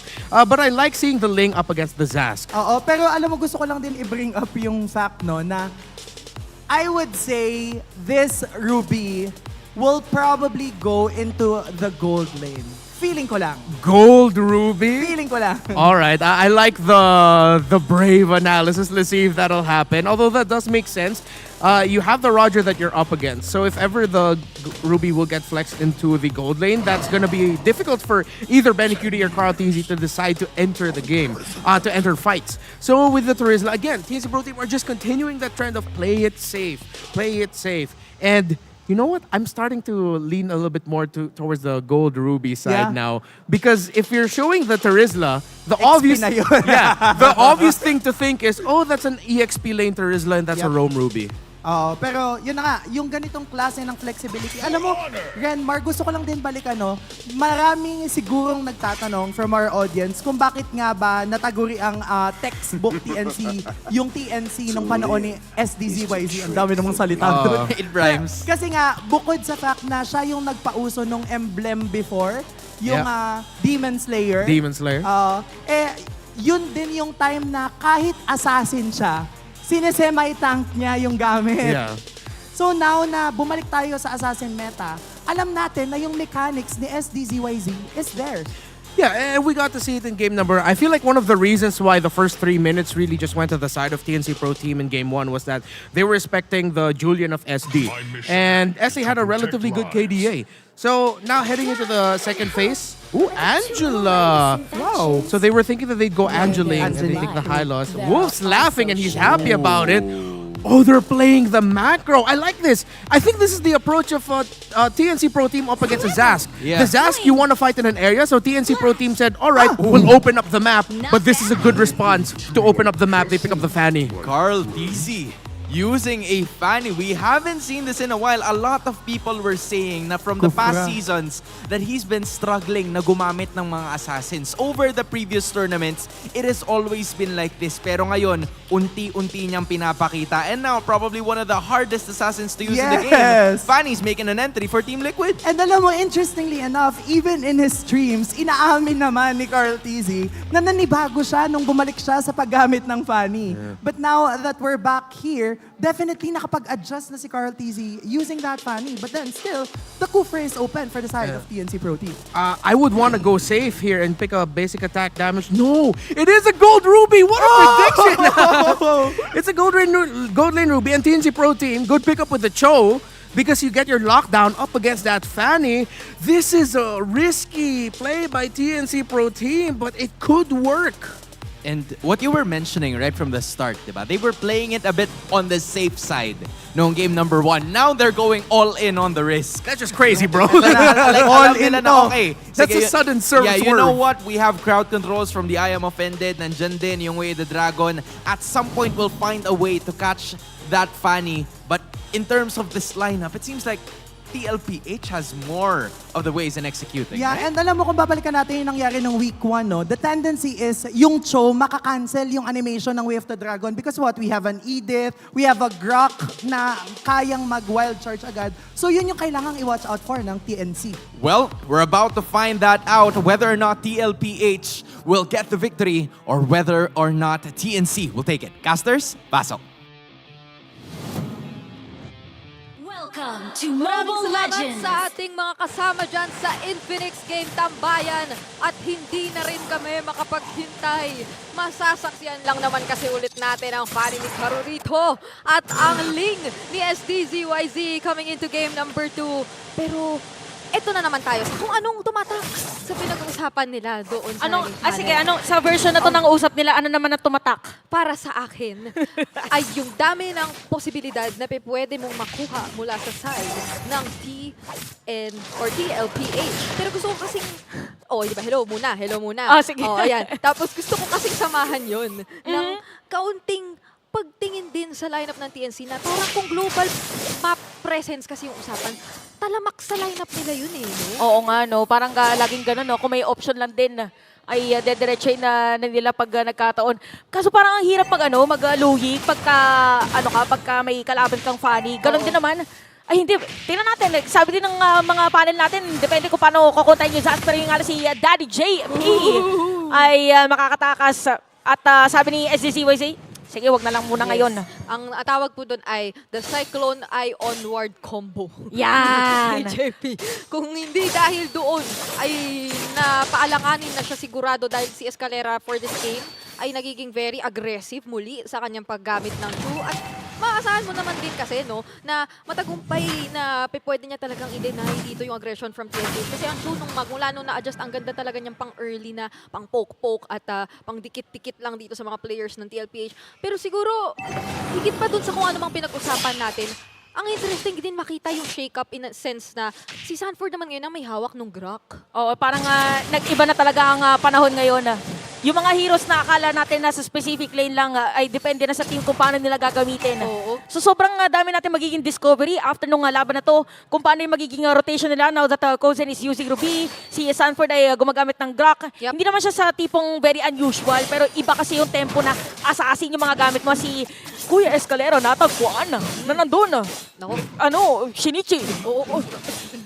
Hindi muna niya ipagpapatuloy ang kanyang pinangplano. Dahil nga ay nakita siya doon sa bandang likuran. Kaya ngayon ay magre-reposition na lang muna ang mga players ng TNC. Including Escalera. Pero nakahanap yata siya ng magandang pwesto doon sa bandang gitna. Meron yata silang nakuha. At si Sanji pa nga. Oo, napaka-crucial pa naman din sana ng kanyang spawn pa nagkataon. And JP nandun at napapaligiran ng mga players ng TNC. Dumating na rin si Sanford, meron pang wild charge. Escalera is down! Sa kamay dito ni JP. Pero mapapalitan din naman dito ni Hatred. Nagkapabawian lang doon sa bandang yun. Ang daming ang daming battle spells na na-burn doon sa nakita nating palitan dito sa right mid bush. Yung mga flickers ni Sanford at ni JP, ni Hatred at ni Heads. So, paano mo kukuhain yung advantage dito sa turtle objective? Dahil so far naman, si Heads pa lang ang narito. Kaso nakapwesto na rin kahit paano sina Sanji and Carl TZ. Saktong-sakto, may level 4 na lahat ng mga nakikita natin. Pero teka lang! Ay! Medyo nabitin saglit. Pero sisipay pala is gonna be Carl TZ. Sakto! Isinubod doon sa kanyang mga kakampi. So, wala ngayon ang jungler na side ng TLPH. Napaka-perfect timing para sa TNC. Nasimula na yung turtle. Pero parang hindi yata papayagan dito ng TLPH. Oo, nagpaparamdam pa rin sina Sanford. Dominators to set. Naku, ginamit na rin ni Sanji. Naku po, na-reset na naman. Para i-reset na naman yung turtle natin. First turtle pa lang to ng laban natin. Bigla na dumating. Hindi na si Cartesi, meron pang walling doon. Sanji's gonna be down. Ginamit na rin ward charge at si Heads ang nandun sa harapan. Naku, pero Carl TZ, kailangan, maski yung objective ay makukuha raw niya. Pero very cute ako. Maaabutan niya pa sina Heads. Ito na, tumatakbo na siya. Like and bounce! Grabe naman naman talaga from top lane napunta dito doon sa maybe after ng turtle para lang makasecure ng kill against the TNC. So tuloy-tuloy lang ang aggression ngayon na ating dalawang teams habang si Kozen ay nag-aano lang pala ng plates. Alam mo, sa taas. Ay! Munti ka na. Ayan na. Napapaano tayo Kung ako lang, sa totoo lang, yung dynamics nung nagiging laban natin ay nakakagulat tansyahin. Kasi maski yung mga kanina nakikita nating attempts from Escalera, nakakala mo yung Way of the Dragon ay i-commit na niya. Hindi pala, no? Hindi pala. Kasi pag lumipad si Cartesi, siya ang i-Way of the Dragon ko. You are wrong. Oo. Ito yung game plan. Never let them know your next move. Never. Yan pala yung, ayan, akala natin nag-shunpo lang. Dumiretso pa ng Way of the Dragon. Kaya si JP na doon sa harap, pero makakapag-shunpo out. Pero hindi na yata dahil nakaabot na yung mga cable dito ni Cartesi. -1 ngayon ang TNC. Naku, nanggigil yata doon si Carl Feeling ko, kanina dinadaan mo sa gulat Oo, sumipa ka na pala. Dinadaan mo kasi kami sa sorpresa Saktong-sakto doon, no? Wall spam, sabay cutthroat para makalipat doon sa kabila. So, wala na naging takas whatsoever. Etong si Escalera. And how will TNC manage the next few minutes? Kasi tingnan mo naman yung engage from Sanford! Makukuha pa nga ang kill dito against Hatred. Ito na yung play na gustong gawin ng TLPH. Bigla ang pagpasok doon sa mga pwedeng kuhanin laban sa TNC. And even yung mga, alam mo yung mga paglatag ng spawn, very on point para dito sa TLPH. Ito na yung Sanji na nakuha nyo man yung iilang mga pick-off sa kanya nung first few minutes of the game, tumatapang na ulit siya. Kasi hindi na siya nalalayo doon sa mga taga-front, hindi na siya dumalayo dito. We're seeing the Sansan duo in action na ngayon ay sobrang nagkakasundo lang sa kung anumang rotations ang gugustuhin nilang gawin. And for this next objective, nakaporma na rin agad ang Team Liquid para man lang siguraduhin na hindi din sila madadaan sa kung anumang gulat na gustong i-plano o gawin, i-execute ng TNC. Pero it seems to be na even for TNC, hindi naman kasi yun yung gagawin nila agad-agad. So meron silang na-manage kahit papano dun sa top lane pero diversion. Okay, si Kozen lang yung nag-appear na Pokemon. Noong moment na yun, panagkataon, nakasama si Hatred noong moment na yun. Parang delikado yata para sa side ng TNC at may napakaganda penalty zone dun sa may bandang gitna. Sasagurin din ni Sanford doon na wild charge. Pero yung nga nakamunti ka na. Doon si JP, si Heads medyo aaray lang din, walang casualty. Kahit napakadami ng mga ginamit na skills dito ng ating dalawang teams. Oo, kaliwat ka na ng mga ultimates yun na na-expend for both Team Liquid and TNC. Pero ni isa, wala tayo nakitang kawalan. Partida na lang, kamuntikan ang kill onto Escalera. Kaso nga lang, marireset lang yata ito ulit, Ate Chantel. Kasi hindi naman ito kinocommit Oo, grabe. Napakasakit sa bato ko. Ikaw yung turtle ngayon. Kanina ba ako nandito, pero parang kanina pa nare-reset. Nung dalawang teams natin, unang turtle pa lang nung laban natin kanina. Ganto na yung parang pinapakita ng ating dalawang teams. And sino bang lamang, okay, kaka-clear na minion wave ni Kozen doon sa top. Medyo nagkaroon na ng gap. Oo, nakakuha siya ng mga 3 to 400 na lamangan onto Benny Cutie dito. Pero at the same time kasi for Benny Cutie, di ba, ang gugustuhin yan ay dahil nga pinarioritize din naman niya yung Sky Piercer, ay maagang makarespawn, makakuha talaga ng mga pick-offs para dito sa TNC na so far ay pinaninintigan lang din naman ng TLPH. Pero how are we about to witness this next turtle objective? Sino mauna mag-engage? Ayun na nga si Heads muna! At nakita nga natin, si Heads pala yung target nila. Hayaan lang daw na gamitin yung penalty zone. Tapos diretso pa ng wild charge doon.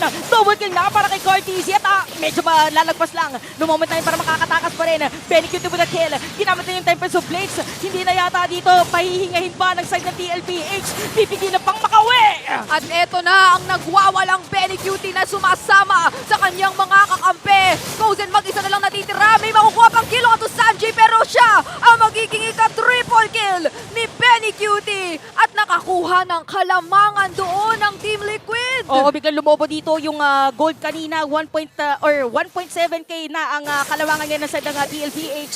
At grabe naman talaga ang mga Bluetooth connected dito ni Kuya Carty. Napasilip lang. Silipin mo nga kung kumukuha ng purple, sabi niya, sige, ako na lang. Pero ganun din yung sabihin na nating mastery ng kanyang pagkakagamit dito sa kanyang Fanny. So abangan natin kung ano mangyayari dito sa ating probably mahaba-habang Lord Team Fight. I feel na evident ngayon yung naging pag-ensayo ni Carl TZ. Magmula nung sabi nga niya ay naging siguro hindi siya ganun kakampante nung previously niya unang binalik ang Fanny at ipinamalas sa atin nung mga nakaraang buwan, di ba? Pero this time kasi hindi na basta-basta star point cable ang nakikita natin mula kay Carl TZ. Kumbaga mas may mga form na rin dito and mas may nakikita na tayo na synergy together with yung kanyang mga kasama.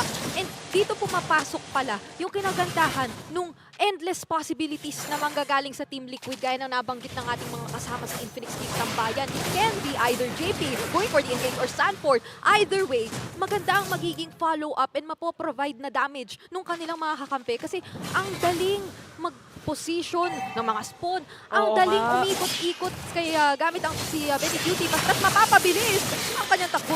Naku! Oo, nagkakitaan na doon sa may bandang middle lane habang si JP aalis doon. At si Escalera pa nga i-free hit niya. Ginamit na din yung penalty zone pero si Escalera makapatay pa rin. Si Edge mag-flicker out na rin. At ginamit pa nga yung flicker ni JP para makapatay pa ng isa.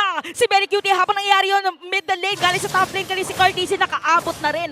Pwedeng kumatok dito sa may middle lane. Pwede din na simulan yung Lord for TLPH. Nakakaba rin dito si Benny Cutie ha. Ayan na naku, may nag-TP. Diversion, may dalawa yan! Shutdown! Para dito kay Kozen at kay Hatred. At dadating pa nga ilan sa mga players dito ng TNC. Pero monster kill na! Benny Cutie with a kill! At nagagalit na nga dito yung bagyo. Si Hatred hinahanap pa rin ng mga players dito ng TLPH. Ay! Ang sakit! Ang sakit! Isang malaking bato winasiwas! At tumumba si Hatred ng ganun-ganun lang! Kontrolado na muli ng Team Liquid Philippines ang ating Lord Pit at may reserva pa palang wild charge sa may kalmot! Grabe na talaga dito ang pinapakita pero hindi pa rin naman babawi dito ang side ng TNC dahil STZYZ ay makukuha na rin. So tuloy-tuloy ang team fight na ginagawa dito ay engagement na ginagawa ng TLPH at dumating na tayo sa point na parang wala na talaga makakapag-contest para sa TNC. So malinis na pagkuha para sa Team Liquid PH ng Lord. Kahit pa napakataas nung playmaking possibilities or capabilities din ng TNC na hindi sobrang reliant doon sa setups. Oo, pero meron pa kasi silang isa pang pwedeng kuhaan ng mga sorpresa which is yung global presence nga nila, yung diversion dito as well as yung pwedeng gawing control ni STZYZ all over the map gamit yung Ling na patalon-talon lang naman ng lanes, control lang mayat-maya ng kung ano mga gusto nilang balansehin. Pero yung mga sagot ng Team Liquid, yung kanilang pagsasama-sama dito, yung kanilang pagiging maagap na romesco sa mga kakampi nilang nararamdaman nilang naiipit, hindi mapantayan so far nung sorpresa ng TNC. Parang konting taas lang ng balahibo. Parang nagre-react na rin dito yung Team Liquid PH. Siguro for TNC, pwede na gawin yung naging play nila kanina kung saan napatay nila si Carl TZ before the Lord. So tinan natin kung ano mangyayari. Pumasok na naman dun sa may gitna para magkakaroon ng global presence. Pero nga si Hatred buhay pa rin. Habang nangyayari yung si JB mapatay na rin. At sa may ilalim ng tore, ilalim ng tore, biglang nakuntog. Dito yung bato. Napakakunat ng bato. At kinahawan ng bato at hinayaan na lang yung bato. Akala natin isa lang yung mag-wave, mag-clean up, yung uubos, yung kalmot. Pero meron pa, yung bato ni Sanford. Grabe. Grabe yung damage, hindi nga winasiwas yung bato doon wild charge. Tapos nakita mo kung gaano kataas yung damage output. At kung ikaw ang TNC Pro Team ngayon ay kinakailangan mo na talagang magdoble ingat kasi hindi na natatakot ang Team Liquid na maghanap ng mga engages ngayon. Kahit naging kapalit kanina si JP, nakakuha pa rin sila ng kalamangan. Parang goods pa rin para sa kanila. No? Imagine, Sanford is at 409. If ever na mamatay na dito si JP before a team fight, parang automatic na agad meron silang pang-sagot dito against TNC. But again, yung crowd control prowess ng TNC, parang yun yung pinaka-pinanghahawakan nila. Sumapapadaan lang si Escalera. Kahit ako. Ay! Napakatang wild charge. Heads is gonna be down. Doon sa may panalikod, ginamit yung Tempest of Blades. Nakuha ng damager ngayon sa side ng TNC. At naiwan pa nga si Escalera doon. Si Hatred nakita na rin. Sanji with a kill. Nagkakahiwala yung laban natin Pero Kozen, kakayanin ba niya ito? Dalawa pa ang kanyang kinahaharap. At doon naman sa kabila, balik tayo! Kasi si Benny Cutie, legendary na! Dahil dyan, 4 na players sa TNC ang patay. Pwedeng pumasok dito at diretsuhin ng TLPH doon sa may bandang gitna. At pwede rin naman naantayin nila pagkasira nito dumiretso doon sa may Lord. Yan ang pinakatanong natin dito sa ating laban. Kasi si Head mabubuhay na, madedepensahan pa ito ni Kozen! Madedepensahan yata. Pamamatay si Jbit, mabubuhay na rin dito si Head. At kita natin yung double kill pa nga para sa kanya. At kinamit na yung penalty zone. So 2 players down. Ngayon ang TLPH at 2 players, 3 players na ang buhay para sa side ng TNC. Kailangan pa ring respetuhin si Kozen on this Ruby. Ang taas ng kanyang sustain at talagang naligtas niya etong labang ito para sa kanyang mga kasamahan. Pero Sanford, mahanap siya rito ni Escalera. Makakaabot ba ang kung anumang setup na kanyang gagawin? Mukhang umabot ang Way of the Dragon. May kita natin kung secure kill. It's gonna be a shutdown para rin kay SCCYC. Pero itutuloy Escalera, napatay pa rin. Ginawit na yung Tempest of Blades. So parang marereset yata at hindi ipipilit at hindi itutuloy ng TNC na simulan yung Lord. Okay, hinga muna daw tayo. Time out! Time out! Para sa ating game number 2. Magpi-15 minutes pa lang tayo. Pero ang kill score po natin ay tumataginting na 23-11. Grabe, 23 plus 11 ay 34. Wow! Habang sinasabi mo yan, nag-o-compute na ako. kaya hindi ko rin tinotal kasi hindi ko rin kaya. At kahit gano'n, no, malaking agwat, di ba? Parang plus more than 10 yung kills dito ng TLPH sa TNC. 3.9k lang yung kanilang gold lead. So, ano ba? Parang si Kozen yata dito ay pinaka-panghahawakan nila. Meron ng si Halberd. Yes. So, yung kaninang depensang ginawa ni Kozen, isa lang yun sa napakaraming pwedeng mangyari, napakaraming posibilidad na makakapag-turn around dito sa ating nagiging laban. Pero TLPH, it seems like they're bursting down the Lord objective! Kanino nga ba talaga mapupunta? Pero bago yun, meron pang team fight! RTC ang makakakuha niyan at nalundungan pa nga si SCCYC Escalera. Unti-unti nang mawawala ng buhay. Gagamitin yung cheat ko to pero triple kill na para dito sa Bagyo. At isa lang natitira para sa side ng TNC. Mukhang wala na nga yata defense at mahihirapan pa sila dahil merong minion wave. That's it! Para dito sa TLPH, unang laban, panalo agad! Tatapusin na ng Team Liquid ang ating unang serye para sa araw na ito. What a performance para dito sa Team Liquid PH. Calculated aggression. Ito na naman. TLPH 2-0 laban sa TNC. At si Benny Cutie doon, 15-0. Oo nga pala. What a standing! Literal na bagyong Benny. Oh, akala ko what a standing performance. Joke lang. What standing niya yung pinaka-stacks sa laban na yon. Deserve. Standing ovation. Palakpakan natin. Grabe ang nagawa doon na pagtulong-tulong, pagsama-sama. At kumbaga ay pagiging, patient lang din. Oh, parang ano siya, Liquid. Kaya natin sinabing control aggression kasi aggressive sila pero pinipili nila yung mga laban na mananalo sila. Oo. Yan. Ganoon ka-kalkulado rito ang Team Liquid. And with the changes na nakita natin from TNC Pro Team, nasaksihan natin lahat yung potential nung kanilang naging adjustments coming into this series. Pero kailangan muna nila ulit planuhin ang kanilang susunod na pagbawi. Palakpakan para sa TNC Pro Team matapos ang kanilang naging performance for this series. Pero sa ngayon, ang nangibabaw. Ayan. Ang mas malakas na team ngayong araw at para sa laban na yun, walang iba kundi ang Team Liquid PH. Kailangan natin marinig ano ba ang mga tumatakbo sa isip ng ating mga players ngayon. Ibito na muna natin ito sa ating host na si Mara Aquino. Everybody, let's give a big round of applause to TLPH! Kyle, belated happy birthday. First of all, how did you spend your birthday kahapon? Ano lang po, nagpakain lang po ako sa bootcamp, yun lang po. Anong kinain niyo ba sa bootcamp? Mga, kung ano-ano po, pansit, ganun, lechon, tapos mga cake, pizza, ganun. Sana naman may tira sa mga casters, pati sa amin. Happy birthday! Happy birthday! Thank you po. So, yung game number 1 nyo, it lasted 20 minutes long. Ito yung pinakamatagal na laro nyo. Bakit bumagal yung pacing nyo during that time? Siguro po medyo nagkamali po kami ng early game kasi na-invited po ako ng jungle ng early game nun eh. Okay. Sabi mo nga nung umpisa din na kailangan mo pang i-improve ang iyong Fanny. Pagkatapos ng ipinakita mo ngayong araw na to, what do you think about your performance? And do you think na sakto na siya para kay King Kong for your next fight? Feeling ko po sobrang kulang pa, pero bibigay ko best ko lagi. Ayun. Nice. And ito naman para kay Sanji. Sanji, your most used was Zask. Okay, kay Zask.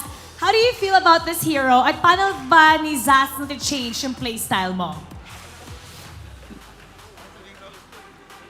Oh, Coach! Coach Benny Cutie. Ano? May binubulong. Ano yan? Sabi kasi ni Sanji, anong sasabihin ko? Okay. Ano po ulit yung tanong? Okay, most used hero mo kasi is Zask. So, ano mong pakiramdam mo to sa hero na to? Paano niya naiiba yung laro mo? Gusto ko lang siya gamitin kasi nakakapag-farm yung mga kampi ko. Ayun, okay. It's just as simple as that. Ano naman kay Sanford? Sanford. Grok sa XP. Viable ba talaga to? Or ikaw lang ba ang kayang gumawa nito? Hindi po. Kahit kinder, kaya po gamitin. Oh, okay. Sa lahat ng mga nag-rank dyan, ano bang payo mo para sa Grok XP? Dapat po matuto muna sila mag-block ng waves kasi sobrang halaga po sa early game. Okay. Now it's time to announce ang ating MVP. Can you guys guess who it is? Alam na nila. Birthday boy Let's take Ben. a look at the screen.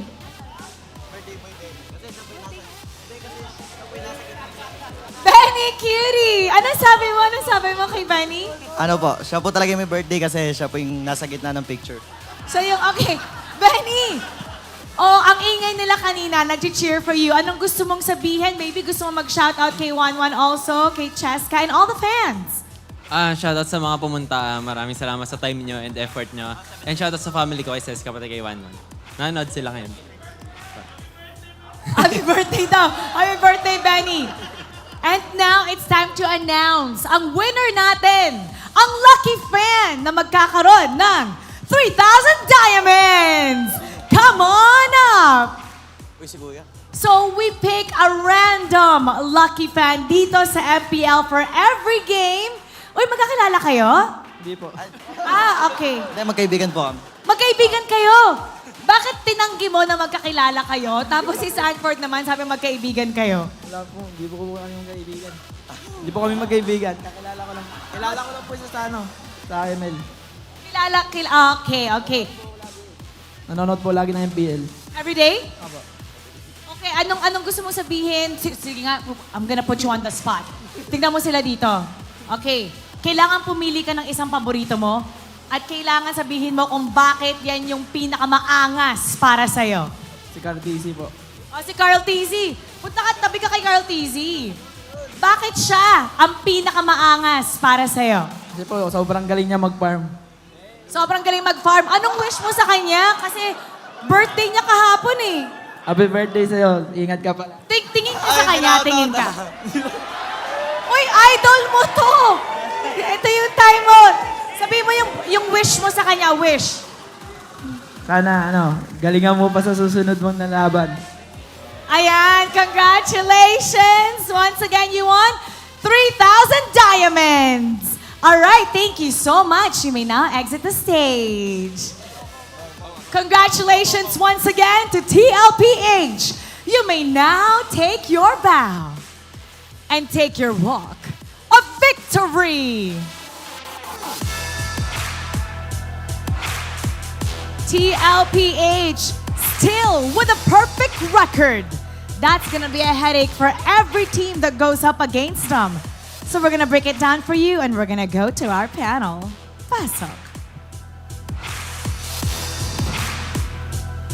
The defending champions of MPL Philippines proving why they are still the strongest team. Or if not, one of the strongest teams na kailangan pa rin gawing standard ng napakaraming teams for this season. And the MVP of that match, you've seen him. He's the fake birthday boy. I should say.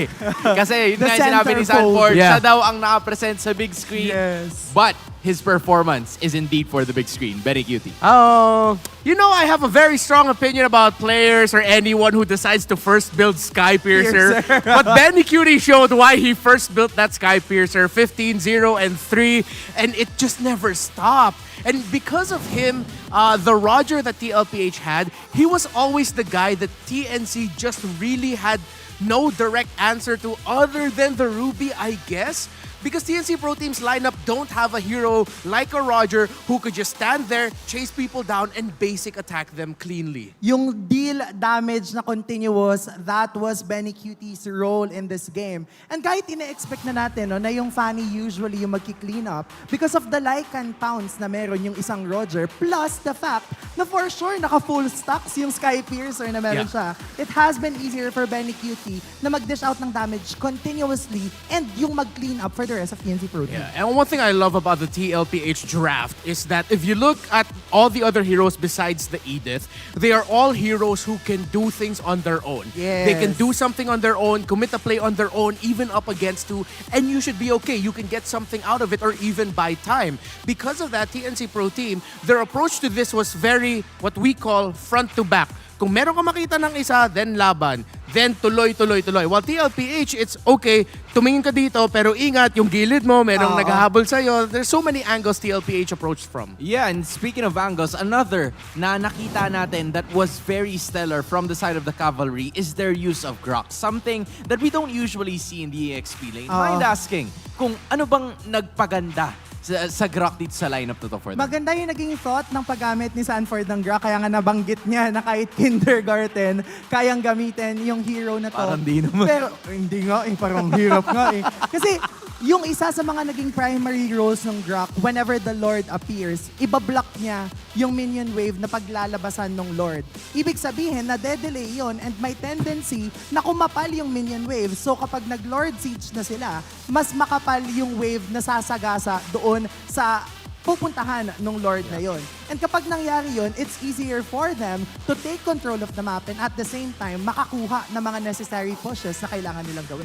Please, y'all, it's 2024. Quick reminder, if you ever see a Grok in the EXP lane building damage items, that's normal. Yep. Yes. Remember the thing about Grok, for every point of physical attack he has, he gets defense. So it's fine. So for the people in RG who hate on that Grok EXP lane with damage items, I don't understand. It makes sense. Sanford did it well. In Filipino, bahala kayo sa buhay. Oh, exactly. But yes, ito ang game na nagpatunay that Grok EXP lane does work, and in just a bit, di ba, maipapaliwanag pa sa atin yan lalo ng isa sa mga head coaches ng Team Liquid Philippines, and we will be seeing that in just a bit. And in terms of the lineup, in terms of execution, I know that we've said our piece, but at the same time, just take a look at the kill score, right? It's so rare for us to see yung ganyang kataas na kill score. What do you think led to that? Is it more on the team fight-centric, lahat ng mga laban na nakita natin, or just on the pick-off side? Yeah, and again, bouncing off of what Renmar mentioned kanina, no, yung mere fact na Benny was confident enough to pick up Sky Piercer as his first item was testament na kaya niyang panghawakan and i-ensure na makakapitalize niya yung items na yon. And kung babalikan natin, no, Sky Piercer, tumataas yung kill mechanic niya every single time na nagkakasta ka. So plus 10 lagi. And Lycan Pounds, yung mere fact na may Lycan Pounds na nare-reset after every kill, yun yung ginamit ni Benny QT as we head on to this match. And gusto ko lang din balikan yung sinabi kanina ni Sanji in the interview na isa sa mga reasons kung bakit gusto niyang gamitin yung Zaz ay stand-alone hero yung Zaz. Yeah. Yung ultimate ng isang Zaz, nagkakaroon agad siya ng ability to protect himself from ganks coming from the assassin jungler nung kanilang kalaban. And that's what we were talking about. The lineup of TLPH, four heroes have someone who can just really do their own thing. While for TNC Pro Team, they have to layer things well. And that's one of the things that we missed out on. The layering. Yes. Heads and Escalera. From time to time, even like the play of Hatred. There needs to be a little bit of a better meshing there. They could time things a little bit better because add the Ruby into the mix there, add the knockup that you can get from a Ling. The crowd control from TNC should have been enough to really give TLPH a lot of difficulty, that even though they couldn't directly catch Benny Cutie would have thought twice about going in. Kasi kulang. Kasi kulang yung damage. But then TLPH really just, I feel like they did the right call for it. They were aggressive, but at the same time, they respected what TNC could have done to them. That's why TLPH took the win. Yeah, see, this is the reason why we would always say that 30% is on the draft, but 70% is on the execution. And it really matters the most pagdating sa mga ganitong klase ng laban, and you would really expect for them to be able to pull off those plays, knowing that they have a decent amount of crowd control and resources para makita natin yung matchup that would favor the Phoenix Army. But so far, we are here right now. Kasama ang nagbabalik na now coach na si Coach Saire. Coach, welcome from Team Liquid Philippines. And of course, Mara Aquino. It's a pleasure to have you here at the panel again. Sobrang comfy dito. Oh, my. Masarap I'm telling magbalik. you. Masarap ba magbalik kasi sa lahat ng hindi nakakaalam. Okay, konting kwento kasi you were a player before sa MPL. Yes, Season 4 and Season 5 from Execration. Kasama ko dun sila Chaknu, Eto Max, Ayun. and si Hate, si Benicute din. Kaya, So kanina, okay, napansin namin, ini-expect kasi natin kanina na si Coach Tic-Tac yung mag-fist bump. Tapos biglang new face. Out of nowhere. Okay, bakit ikaw yung nag-fist bump kanina? expect ko si Eto Max yung Ayun. Kaya ikaw ba yung nagsabi na, pwede bang ako na lang mag-fist bump? Ikaw yung nag-request? si Madam Mitch. Okay, pero eto, hindi ka nakapag-fist bump with Eto Max, kay Wolf. Pero si Eto Max, nakikinig ngayon. Ano bang gusto mong ipalabas kay Eto Max na siya yung gusto mong i-fist bump? Anong gusto mo bang sabihin? Wala naman. Siyempre, dati as a player kami dalawa. Ngayon naman, coach, parang masaya rin na nandito kami sa stage na nag-guide ng mga bagong player. During that fist bump kung may moment ka na magbigay ng isang sentence, isang phrase kay Eto Max, ano ba dapat yung sasabihin mo doon? Good luck. Good luck! Malinis. We good. I'd like to We build good. up on that as well. Kasi kayo parehas ni Eto Max, dati kayong players na naging coach. And how was that process like para sa'yo? Sobrang... mahirap ba? How was it going moving forward? Hindi naman. Kasi pares din kasi kaming captain. Kaya kami yung nagda-drop, rotation, macro, lahat ng mga strategies. Oh. Sino mas magaling? Ayan na. Yung nanalo siguro. Kasi nanalo. Say that you're better without saying you're better. Ito may tanong ako. Parang medyo lang tayo, side kwento. Kasi nung MDL Philippines Season 2, nakwento sa amin na apparently board top-notcher ka raw. Fourth place. Fourth place. 2014 Electrical Engineering. Oh, wow. So bakit pinili mo instead of having a profession in electrical engineering, nandito ka sa amin sa MPL? Passion ko talaga yung maglaro Simula bata pa lang ako Kaya yung nagka-chance ako naka-stable naman na, pinursue ko naman yung career sa esports.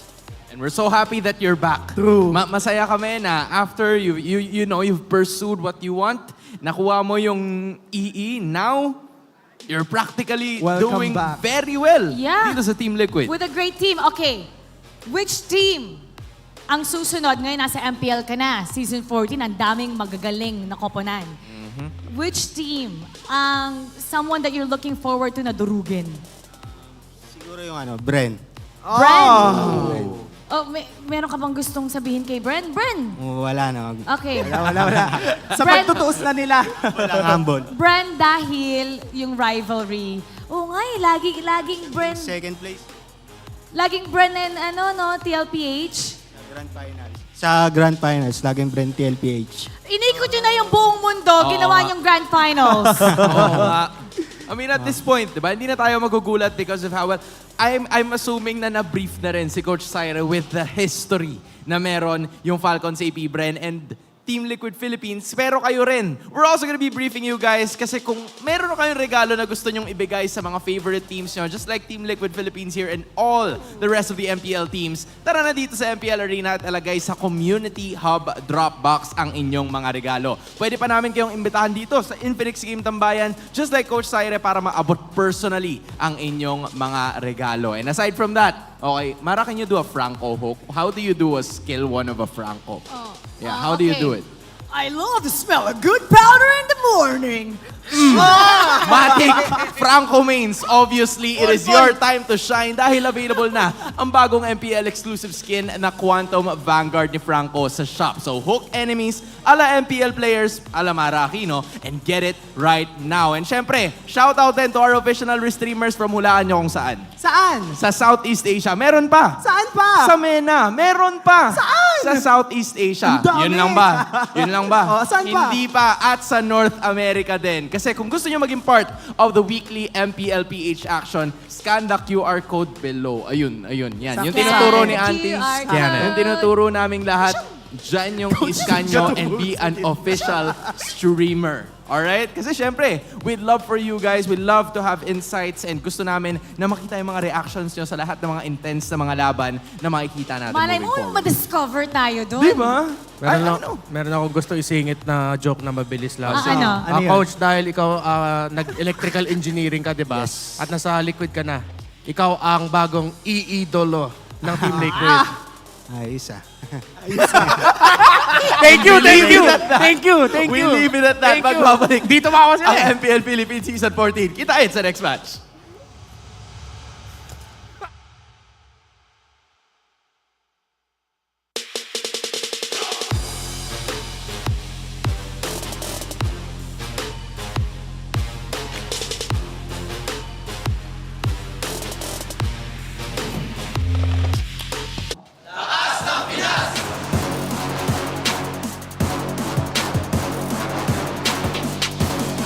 Lakas ng Pinas!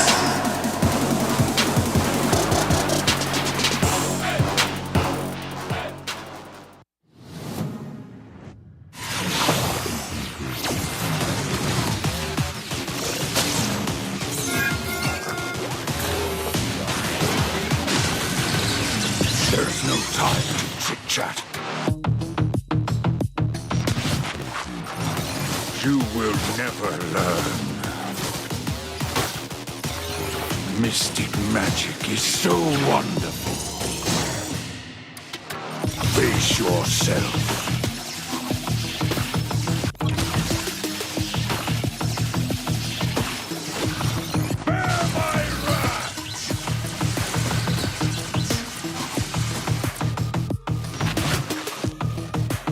Imagination is the driving force of the energy.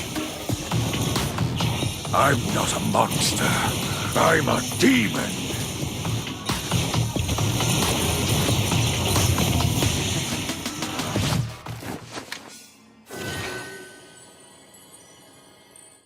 Get 8 gigabytes of all-access power. To do it all. Plus only TikTok to scroll and share non-stop. Power, work, life, and more. With Smart Power all-access data now up to 90 days. Load now. No signal, no fun. If only you could switch in an instant. But wait, you can with the Smart eSIM. Backed up by nationwide coverage. Get your Smart eSIM now.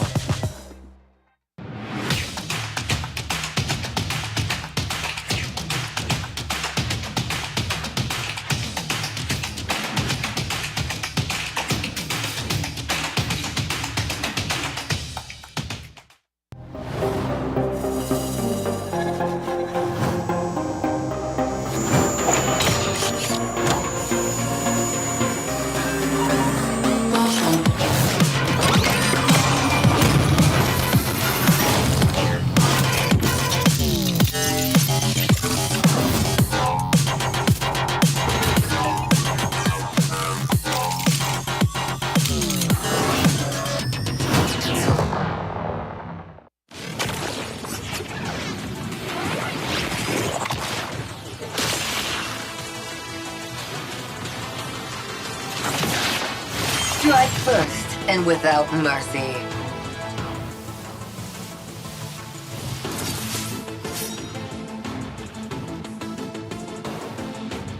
Where I tread, death follows.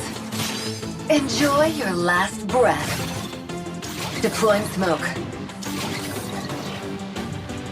Going dark.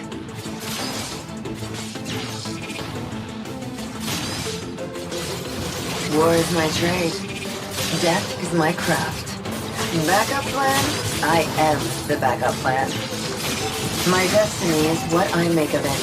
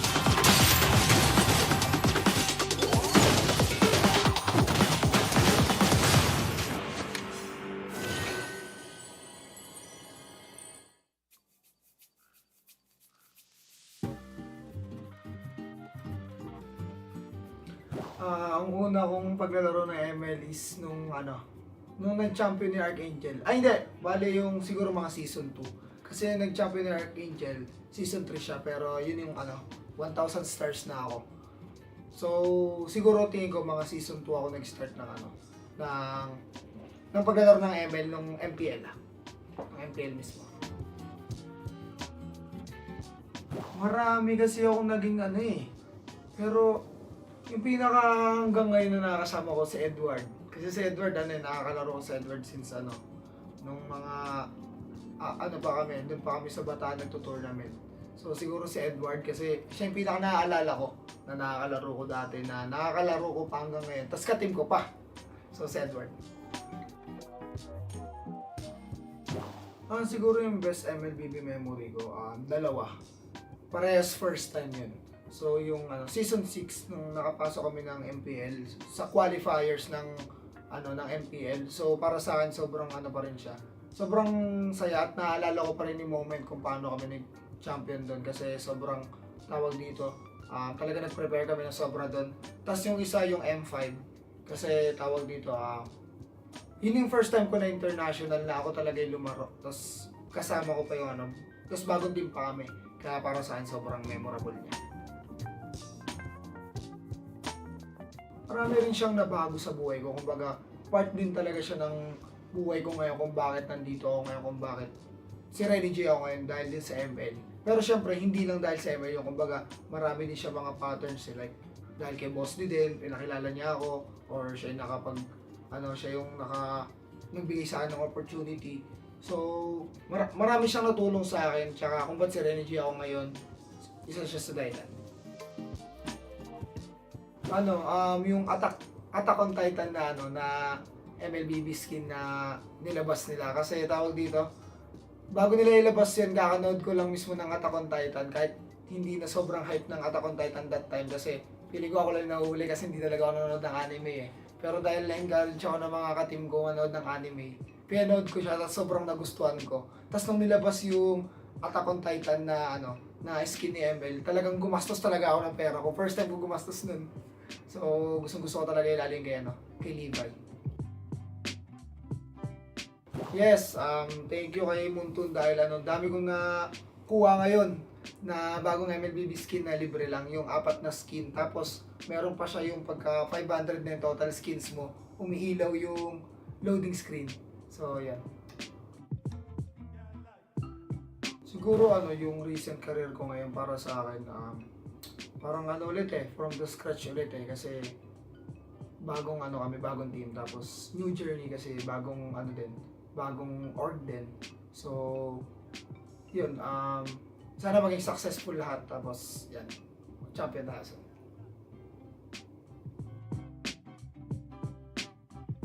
Siguro na lang, kasi marami naman nang nagagawang events si Montong Siguro sa akin na lang, parang yung banding siguro sa ibang teams. Kumbaga pag kaka-team ni Munton yung mga iba't ibang teams, kumbaga bawat roles, tapos paglalaban-labanin, ganun. Yun lang siguro sa akin. Siyempre, unang-una gusto ko magpasalamat sa lahat ng mga MLBB fans ko. Yan, sa mga sumusuporta pa rin sa akin since day one, since pumasok ako sa MPL. Yun lang. Tuloy-tuloy lang tayo sa pangarap natin and mas magiging better ako ngayon, tapos mas gagalingan ko. Tapos supportahan nyo kami, Aurora. So, we are back guys. Kita-kits sa MPL.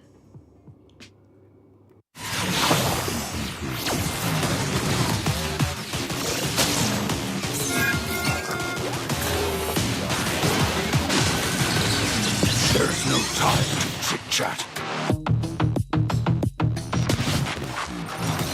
You will never learn. Mystic magic is so wonderful. Face yourself.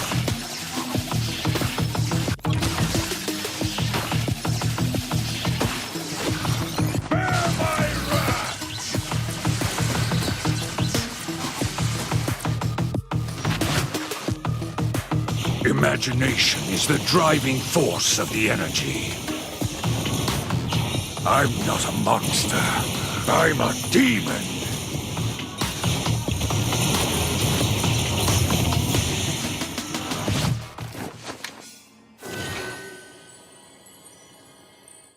Get 8 gigabytes of all-access power. To do it all. Plus only TikTok to scroll and share non-stop. Power, work, life, and more.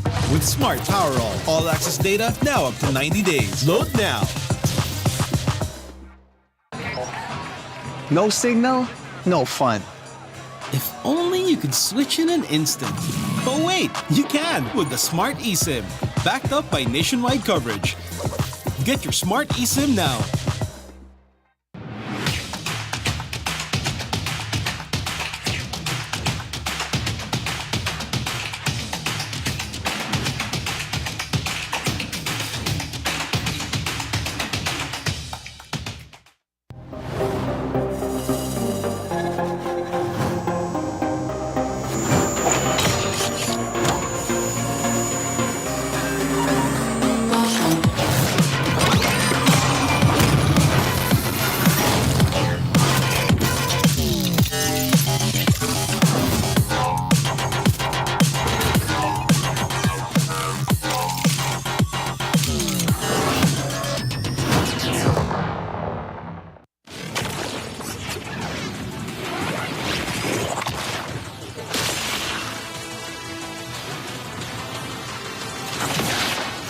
Strike first and without mercy.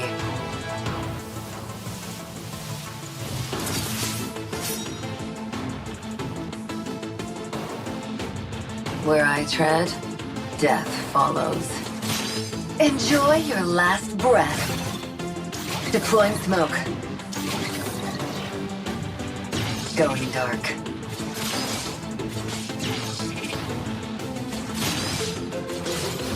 War is my trade. Death is my craft. Backup plan? I am the backup plan. My destiny is what I make of it.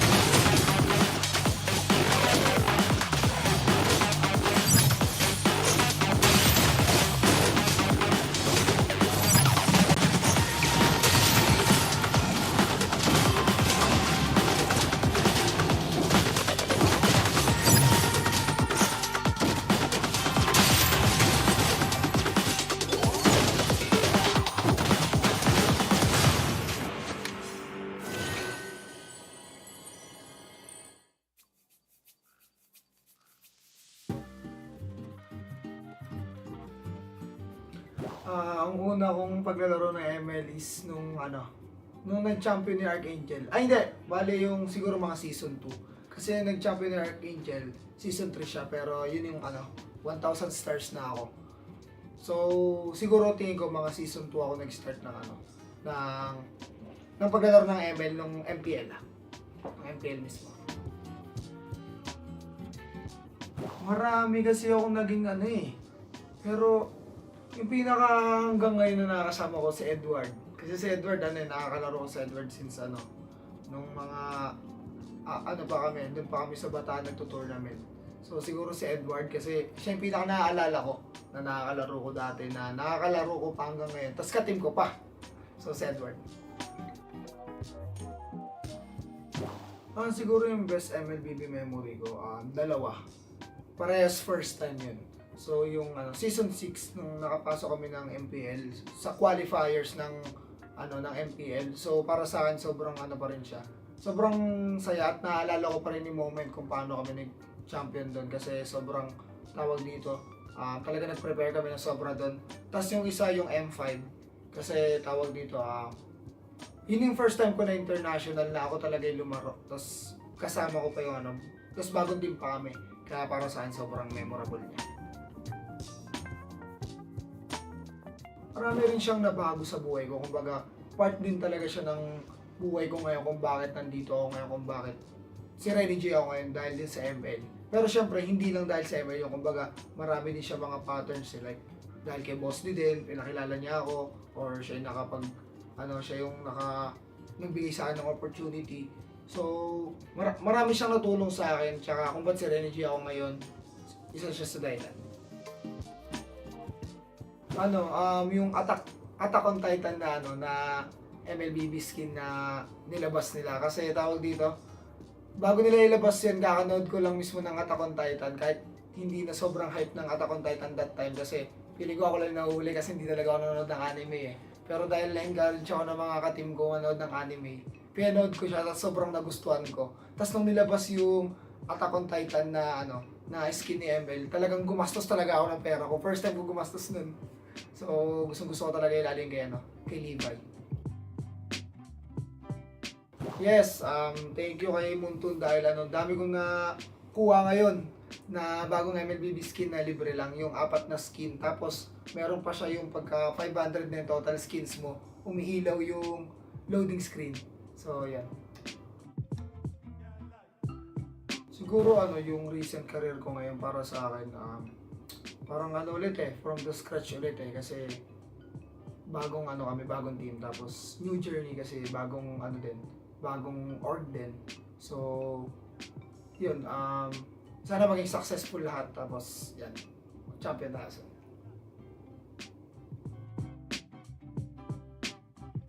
Siguro na lang kasi marami naman ng nagagawang events si Monton Siguro sa akin na lang, parang yung banding siguro sa ibang teams. Kumbaga pagkaka-team ni Munton yung mga iba't ibang teams, kumbaga bawat roles, tapos paglalaban-labanin, gano'n. Yun lang siguro sa akin. Siyempre, unang-una gusto kong magpasalamat sa lahat ng mga MLBB fans ko. Yan, sa mga sumusuporta pa rin sa akin since day one, since pumasok ako sa MPL. Yun lang. Tuloy-tuloy lang tayo sa pangarap natin, and mas magiging better ako ngayon, tapos mas gagalingan ko. Tapos supportahan nyo kami, Aurora. So, we are back guys. Kita-kits sa MPL.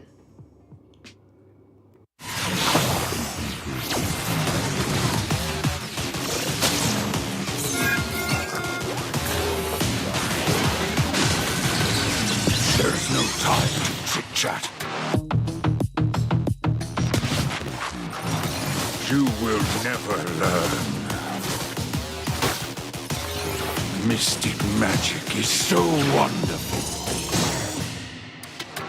Face yourself.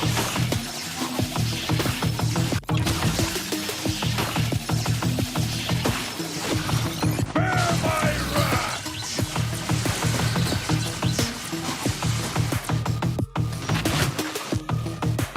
Imagination is the driving force of the energy. I'm not a monster. I'm a demon.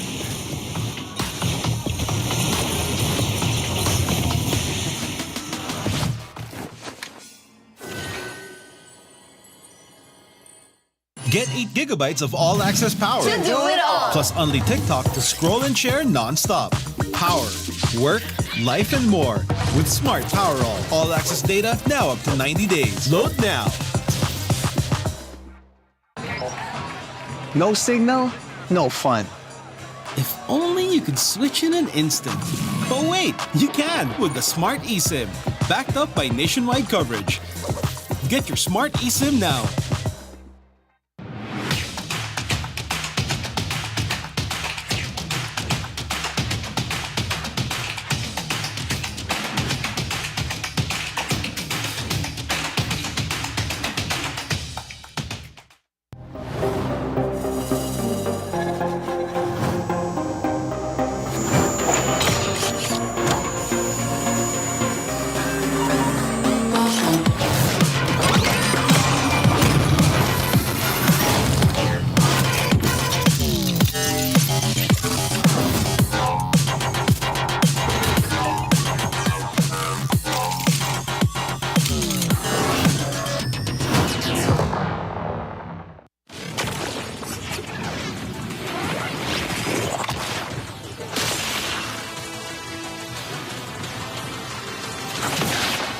Strike first and without mercy.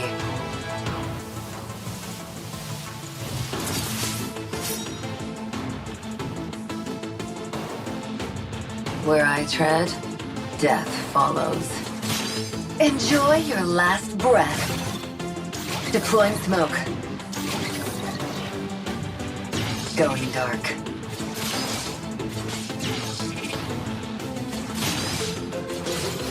War is my trade. Death is my craft. Backup plan? I am the backup plan. My destiny is what I make of it.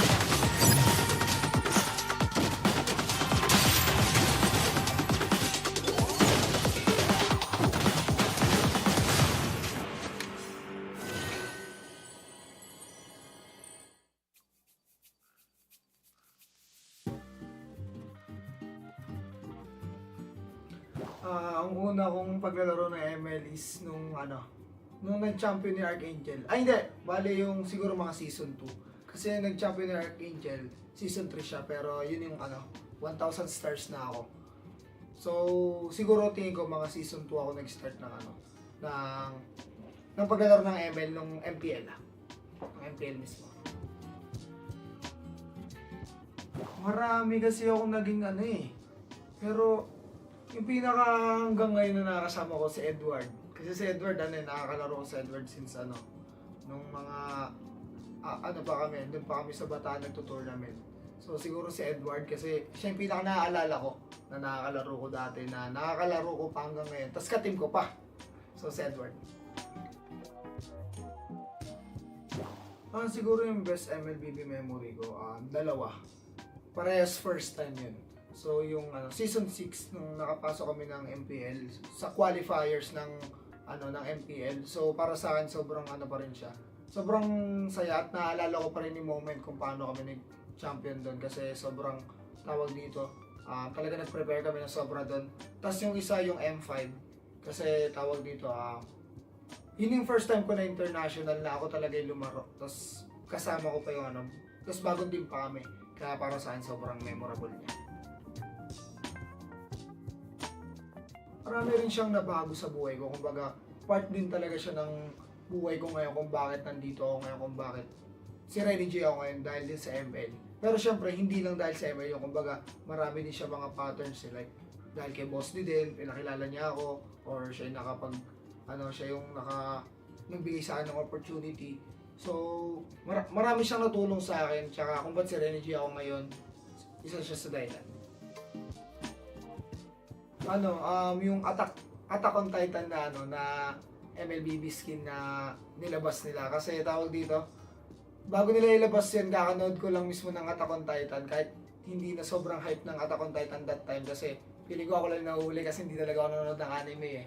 Pero dahil na-encourage ako ng mga ka-team ko manood ng anime, pinanood ko siya at sobrang nagustuhan ko. Tapos nung nilabas yung Attack on Titan na na skin ni ML, talagang gumastos talaga ako ng pera ko. First time ko gumastos nun. So, gusto ko talaga ilalim kay Levi. Yes, thank you kay Muntun dahil dami kong nakuha ngayon na bagong MLBB skin na libre lang, yung 4 na skin. Tapos, meron pa siya yung pagka 500 na yung total skins mo, umiilaw yung loading screen. So, yan. Siguro yung recent career ko ngayon para sa akin, parang ulit from the scratch ulit kasi bagong bagong team, tapos new journey kasi bagong bagong org din. So, yun, sana maging successful lahat, tapos yan, champion tayo.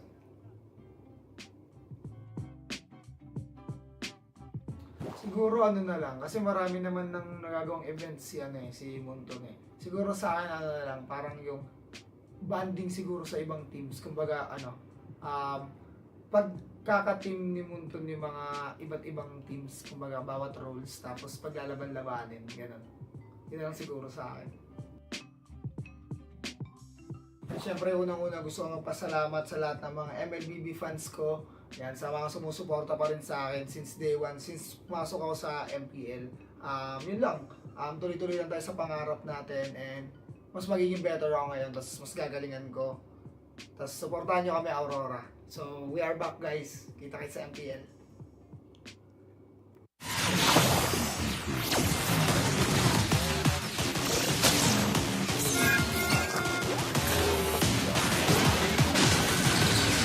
There's no time to chit-chat.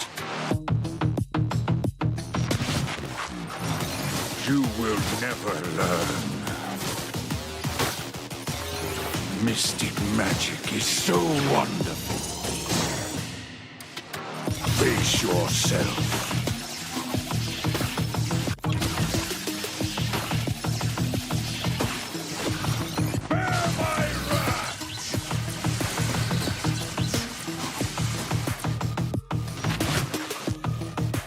Imagination is the driving force of the energy. I'm not a monster. I'm a demon.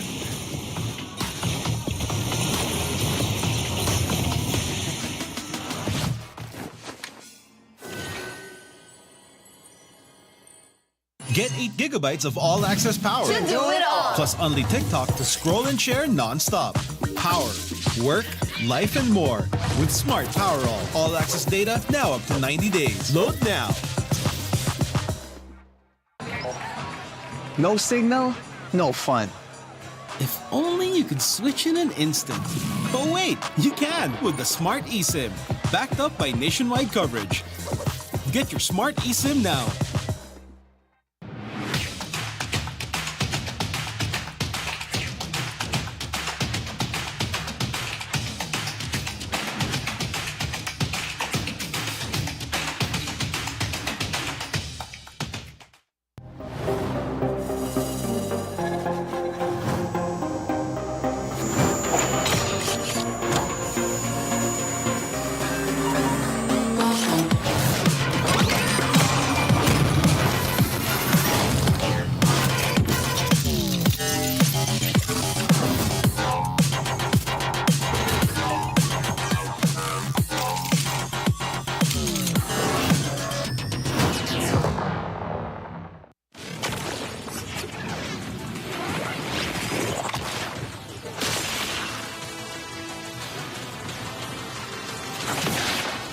Strike first and without mercy.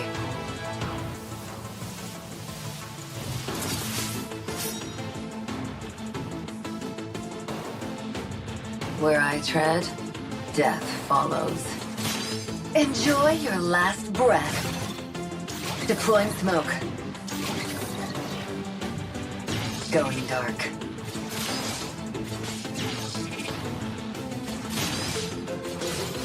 War is my trade. Death is my craft. Backup plan? I am the backup plan. My destiny is what I make of it.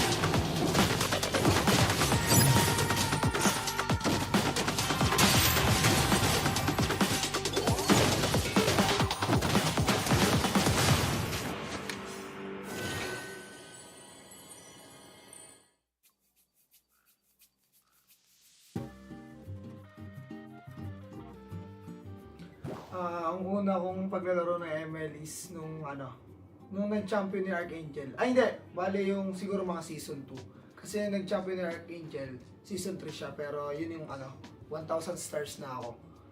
So, siguro tingin ko mga season 2 ako nag-start ng paglalaro ng ML nung MPL. Ng MPL mismo. Marami kasi ako naging pero yung pinaka hanggang ngayon na nakakasama ko si Edward. Kasi si Edward, nakakalaro ko si Edward since nung mga, pa kami, doon pa kami sa Bataan nagto-tournament. So siguro si Edward kasi siya yung pinaka naaalala ko na nakakalaro ko dati, na nakakalaro ko pa hanggang ngayon. Tapos ka-team ko pa. So si Edward. Siguro yung best MLBB memory ko, dalawa. Parehas first time yun. So yung season 6 nung nakapasok kami ng MPL sa qualifiers ng MPL. So para sa akin sobrang pa rin siya. Sobrang saya at naalala ko pa rin yung moment kung paano kami nag-champion doon kasi sobrang tawag dito. Talaga nag-prepare kami ng sobra doon. Tapos yung isa yung M5 kasi tawag dito yun yung first time ko na international na ako talaga yung lumaro. Tapos kasama ko pa yung tapos bagong team pa kami. Kaya para sa akin sobrang memorable niya. Marami rin siyang nabago sa buhay ko. Kumbaga, part din talaga siya ng buhay ko ngayon kung bakit nandito ako ngayon, kung bakit si Renny J ako ngayon dahil din sa ML. Pero syempre, hindi lang dahil sa ML yung kumbaga, marami din siya mga patterns like dahil kay Boss D din, pinakilala niya ako, or siya yung siya yung nagbigay sa akin ng opportunity. So, marami siyang natulong sa akin, tsaka kung ba't si Renny J ako ngayon, isa siya sa dahilan. Yung Attack on Titan na MLBB skin na nilabas nila. Kasi tawag dito, bago nila ilabas yan, kakanood ko lang mismo ng Attack on Titan. Kahit hindi na sobrang hype ng Attack on Titan that time. Kasi feeling ko ako lang nahuhuli kasi hindi talaga ako nanonood ng anime Pero dahil na-encourage ako ng mga ka-team ko manood ng anime, pinanood ko siya at sobrang nagustuhan ko. Tapos nung nilabas yung Attack on Titan na skin ni ML, talagang gumastos talaga ako ng pera ko. First time ko gumastos nun. So, gusto ko talaga ilalim kay Levi. Yes, thank you kay Muntun dahil dami kong nakuha ngayon na bagong MLBB skin na libre lang, yung 4 na skin. Tapos, meron pa siya yung pagka 500 na yung total skins mo, umiilaw yung loading screen. So, yan. Siguro yung recent career ko ngayon para sa akin, parang ulit from the scratch ulit kasi bagong bagong team, tapos new journey kasi bagong bagong org din. So yun, sana maging successful lahat, tapos yan, champion tayo.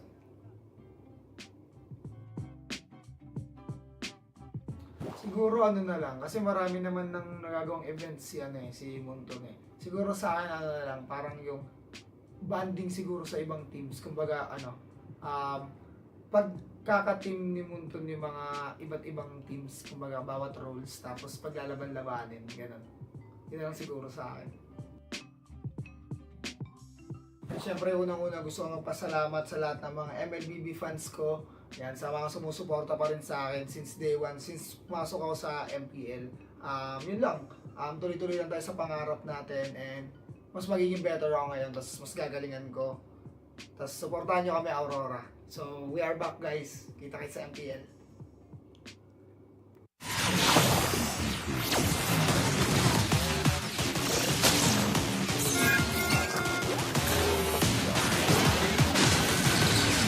There's no time to chit-chat.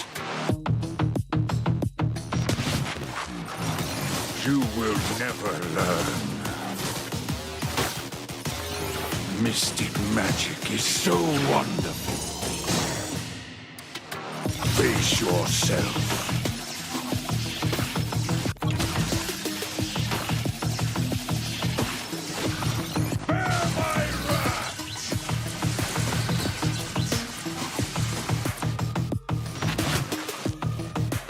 Imagination is the driving force of the energy. I'm not a monster. I'm a demon.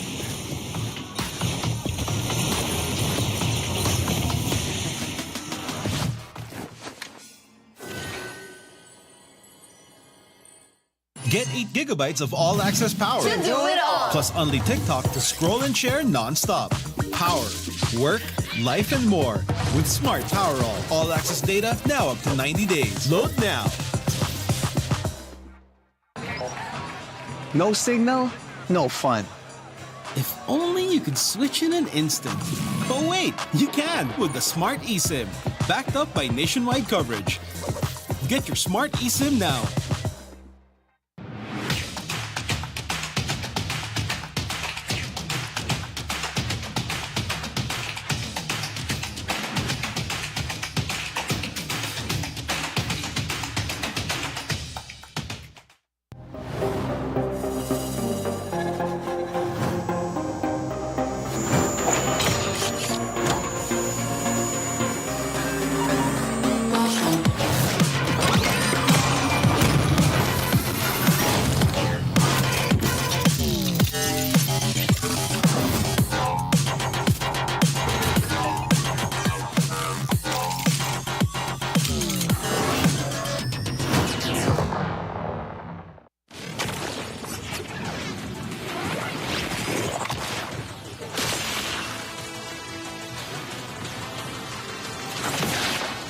Strike first and without mercy.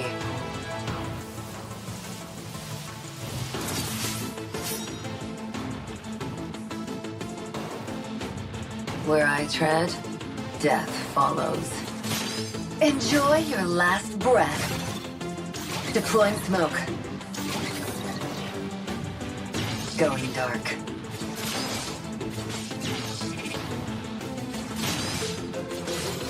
War is my trade. Death is my craft. Backup plan?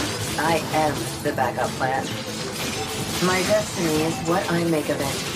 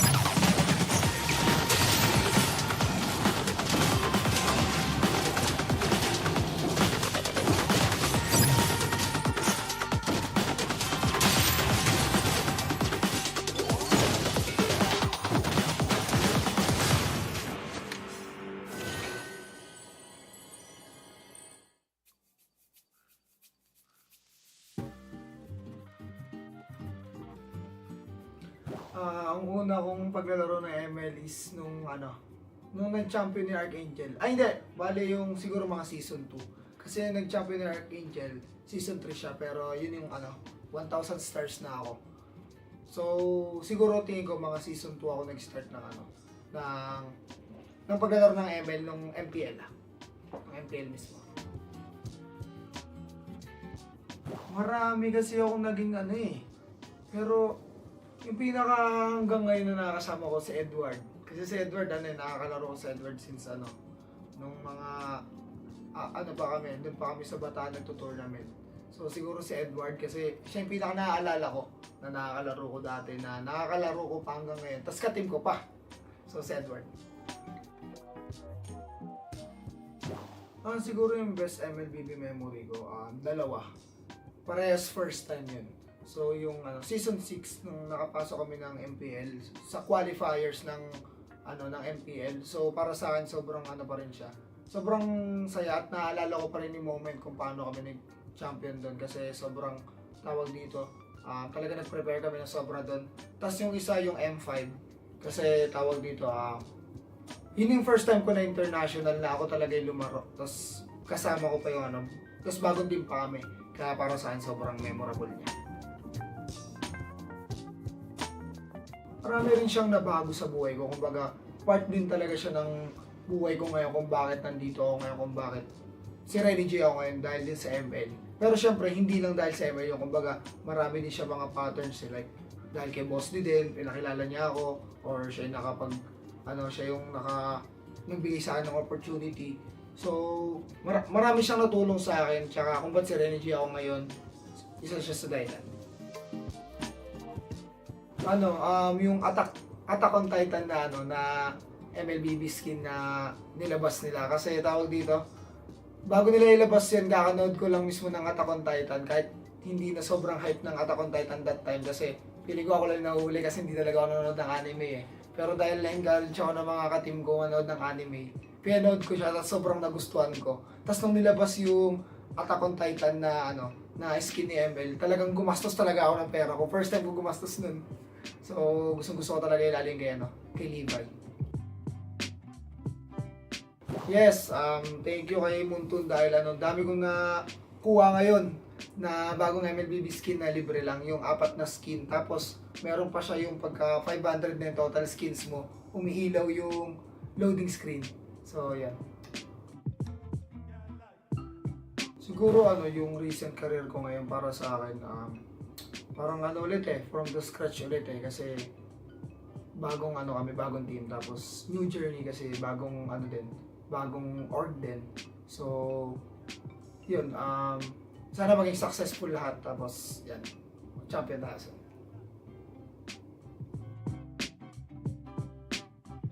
Siguro na lang, kasi marami naman ng nagagawang events si Munton Siguro sa akin na lang, parang yung banding siguro sa ibang teams. Kumbaga pagkaka-team ni Munton yung mga iba't ibang teams, kumbaga bawat roles, tapos paglalaban-labanin, gano'n. Yun lang siguro sa akin. Siyempre, unang-una gusto kong magpasalamat sa lahat ng mga MLBB fans ko. Yan, sa mga sumusuporta pa rin sa akin since day one, since pumasok ako sa MPL. Yun lang, tuloy-tuloy lang tayo sa pangarap natin and mas magiging better ako ngayon, tapos mas gagalingan ko. Tapos supportahan nyo kami, Aurora. So, we are back guys. Kita-kits sa MPL.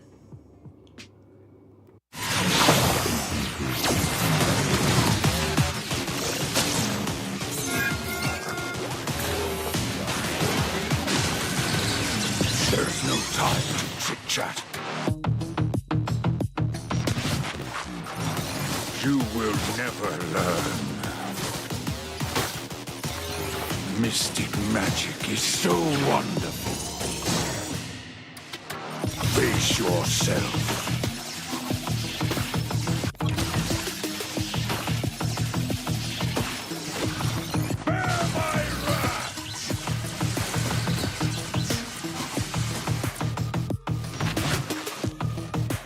Imagination is the driving force of the energy.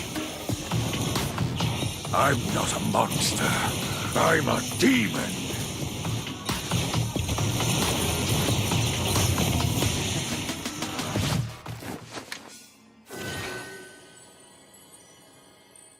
Get 8 gigabytes of all-access power. To do it all. Plus only TikTok to scroll and share non-stop.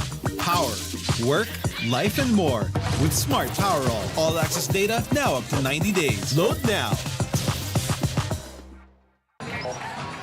No signal, no fun. If only you could switch in an instant. But wait, you can with the Smart eSIM. Backed up by nationwide coverage. Get your Smart eSIM now.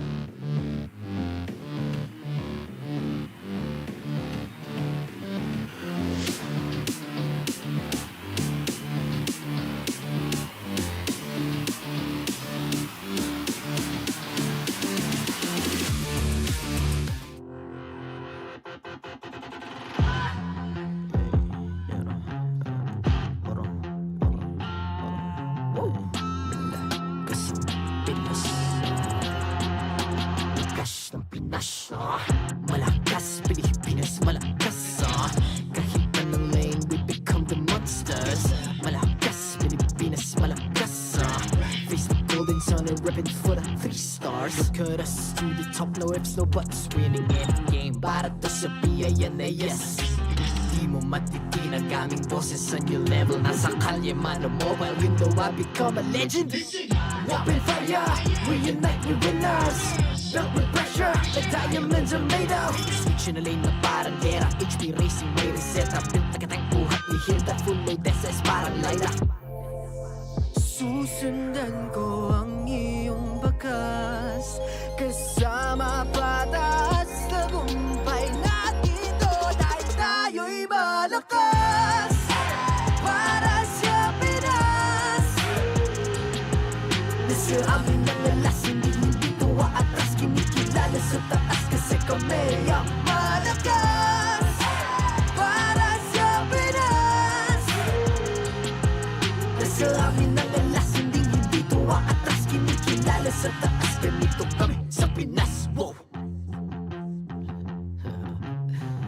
Hold on, yeah. Malakas ang Pinas. We are Laging MVP, no surrender, no retreat. Pag nagsama-sama, just imagine what we can achieve. Laging MVP, no surrender, no retreat. Giving 100 all my all, cause we just cannot be defeated. We are unstoppable, immune and invulnerable. Ready ang equipment, lahat frozen, malang crowd control. Pakita ko na jab like pow. East to the southeast. Taas sa watawat, proud and loud, cause every enemy we devour. Susundan ko ang iyong bakas. Kasama patas, tagumpay natin to. Dahil tayo'y malakas. Para sa Pinas. Nasa amin ang alas, hindi tuwa atras. Kinikilala sa taas kasi kami ang malakas. Para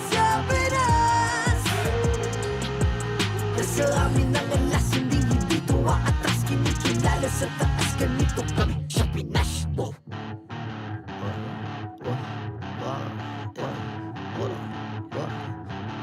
Malakas, Pilipinas, malakas.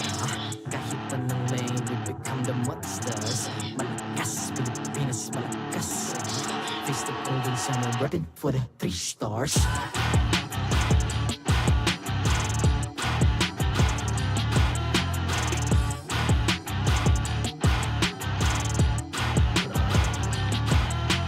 Ang lakas ng Pinas, we unite, be the stars. Ang lakas ng Pinas, we unite, be the stars. Ang lakas ng Pinas, we unite, be the stars. Ang lakas ng Pinas, we the stars. Ang lakas ng Pinas, we unite, we the stars. Ang lakas ng Pinas, we unite, we the stars. Ang lakas ng Pinas, we unite, we the stars. Ang lakas ng Pinas, we the stars.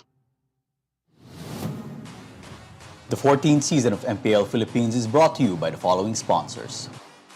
Smart, the official telco partner of MPL Philippines Season 14. The official tournament phone of MPL Philippines, Infinix GT20 Pro. Official suppliers, EMC Asia and Index Salon.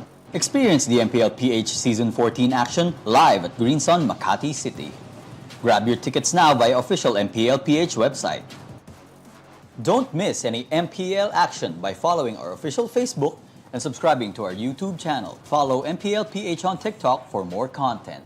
And to ensure the equality and fairness of our games, MPL Philippines is also monitored and supervised by the Games and Amusements Board.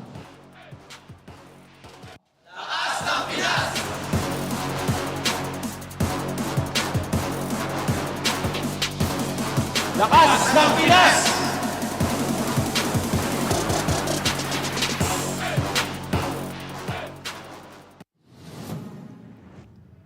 Nagbabalik ang MPL Philippines Season 14 para sa unang araw ng week number 2. My name is Hans Galeria and together with me is Renmar Santa Cruz and Ate Anara. At kasama niyo pa rin kami dito lamang sa Infinix Game Tambayan kung saan masasaksihan natin in just a few minutes ang pangalawang matchup, the final match of the day between Blacklist International and Smart Omega. Another interesting, series that we're gonna have to prepare ourselves kasi magiging intense na naman to for sure. Yeah, the rivalry of Blacklist International and Smart Omega is historic, Way to say back. the least.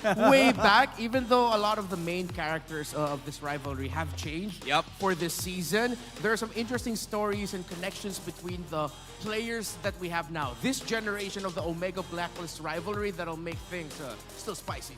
Yeah, and honestly, I'd have to focus on the history. Auntie, I'm gonna give you a crash course, okay, on what happened. Kasi last season, Omega's chances, it's all started with last season. Okay? Ano nangyari? Omega's chances of qualifying for the playoffs started and ended with Blacklist International. Nagsimula to when Shaq Nu transferred from the MDL to MPL para isweep ang Blacklist International in the 6th week of the Naalala regular ko nga season. yan. Diba? Pero, nagtapos din yon nung na-secure ng Black yung series nila against Echo, na ang tawag sa kanila dati, Echo pa. Kasi all they needed was just one win. Diba? Kung na-sweep man ang Blacklist International noon, it would have been Omega. So it would be one or the other. Ever since then, Omega has maintained its roster and it's doing wonders. Dahil sa kanilang opening week, nakakuha sila ng 2 match wins. And they way have won in terms of their last meeting. Pero ito yata yung momentum na pinanghahawakan nila ngayon in terms of what they have as a team. Oo. Kaya nga, kailangan nating makita na magpatuloy yung pagragasa ng bagong barangay. Especially now, because of the narrative that happened last season.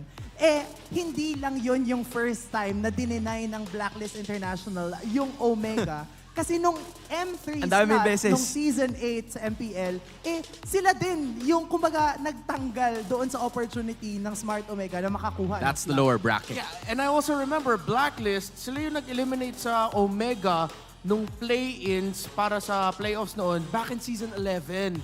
So, ang tagal. So, no joke talaga when we say that this rivalry is historic. Yeah. So many things has happened between these two.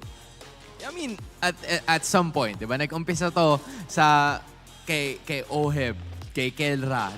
Doon nag-umpisa lahat ng mga ganap. And then all of a sudden, there's been some rivalries. We've seen Chaknu not part of Omega during the first matchup nila kontra sa Blacklist. And then all of a sudden, he's back.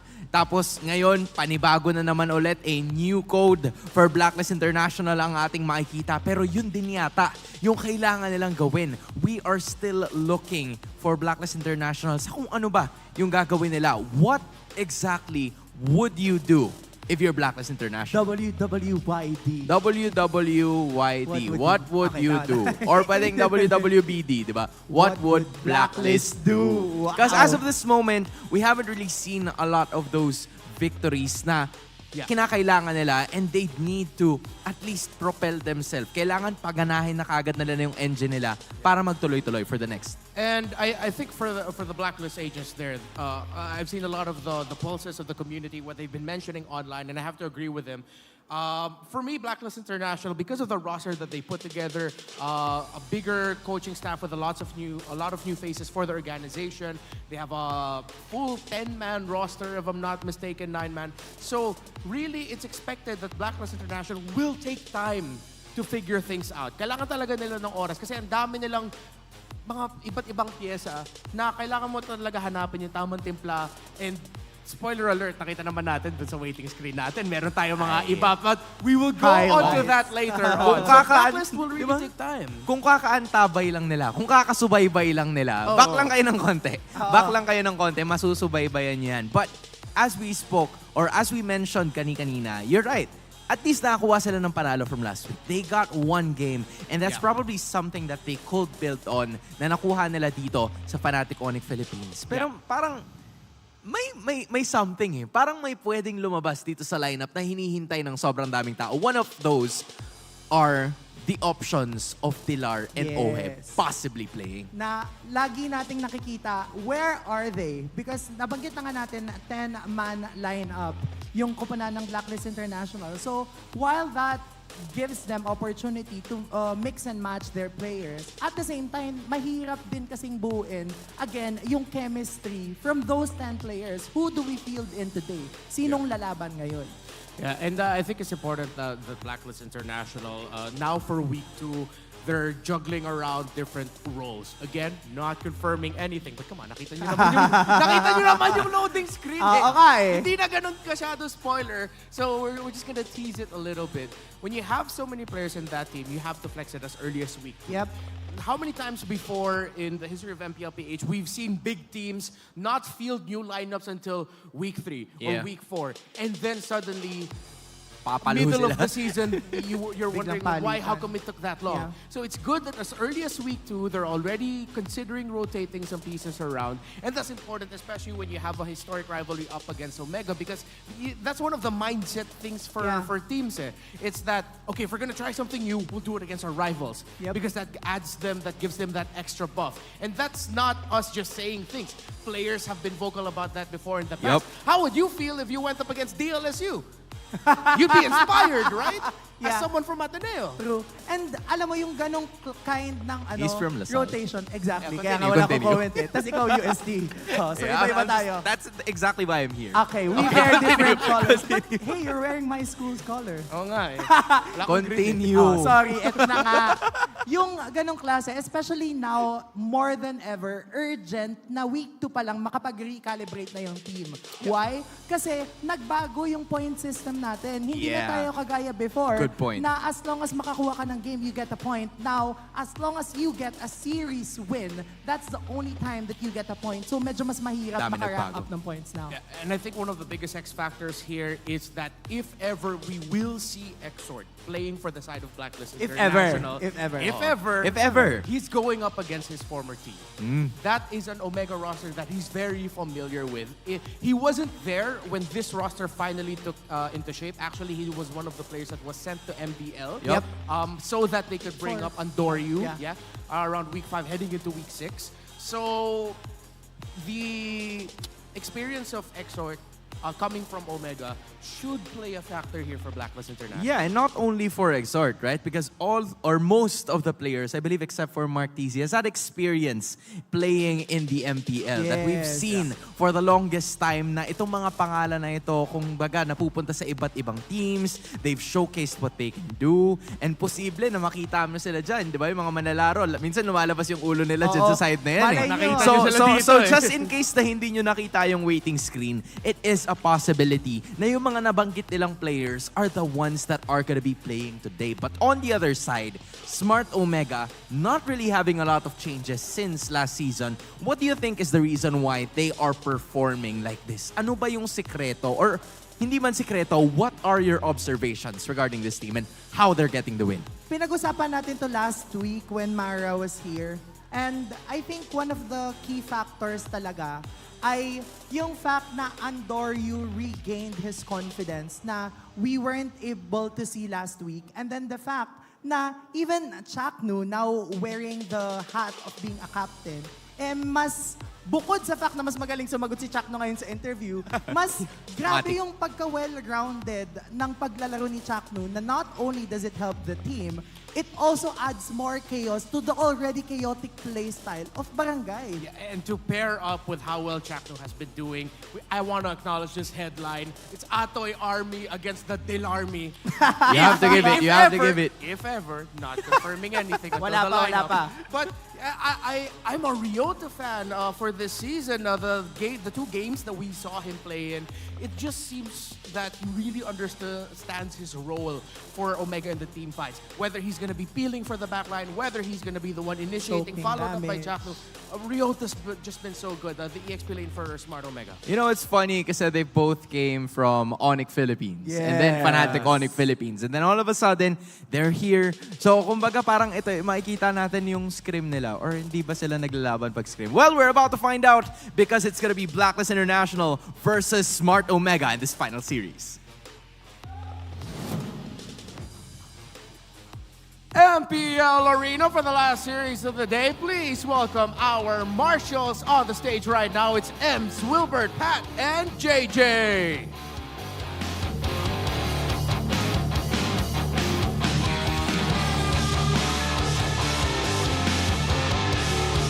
And now, sumusugod sila papunta sa mga panalo na nakuha nila. Let's just go ahead and welcome in the back of their savage momentum, it's Smart Omega!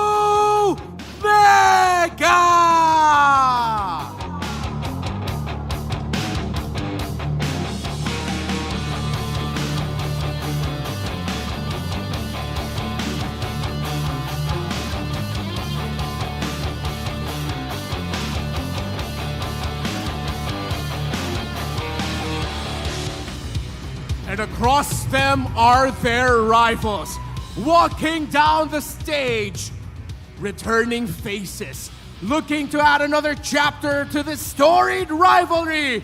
Welcome back to the Philippines, Delar. It's Blacklist International!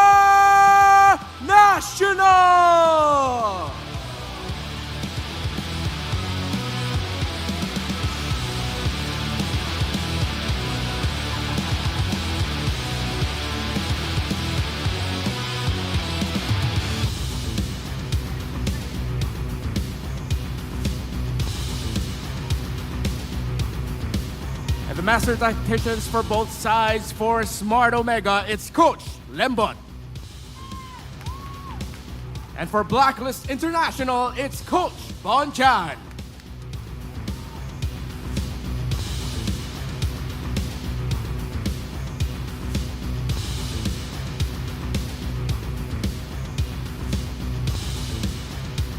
It's time for the face-off. Dilar, Ryota, step forward. Once teammates, once a sub, now part of the main five. The tides have changed for these two players. Ryota, ano ang palag mo kay Dilar? Eto. Dilar, ano ang palag mo kay Ryota? Basta tandaan mo lang, bago nagka-Atoy Army, may general muna. Palag kung palag! Fist bump! A story of domination and redemption. Who will reveal the hero within? It's time to find out. Casters, pasok!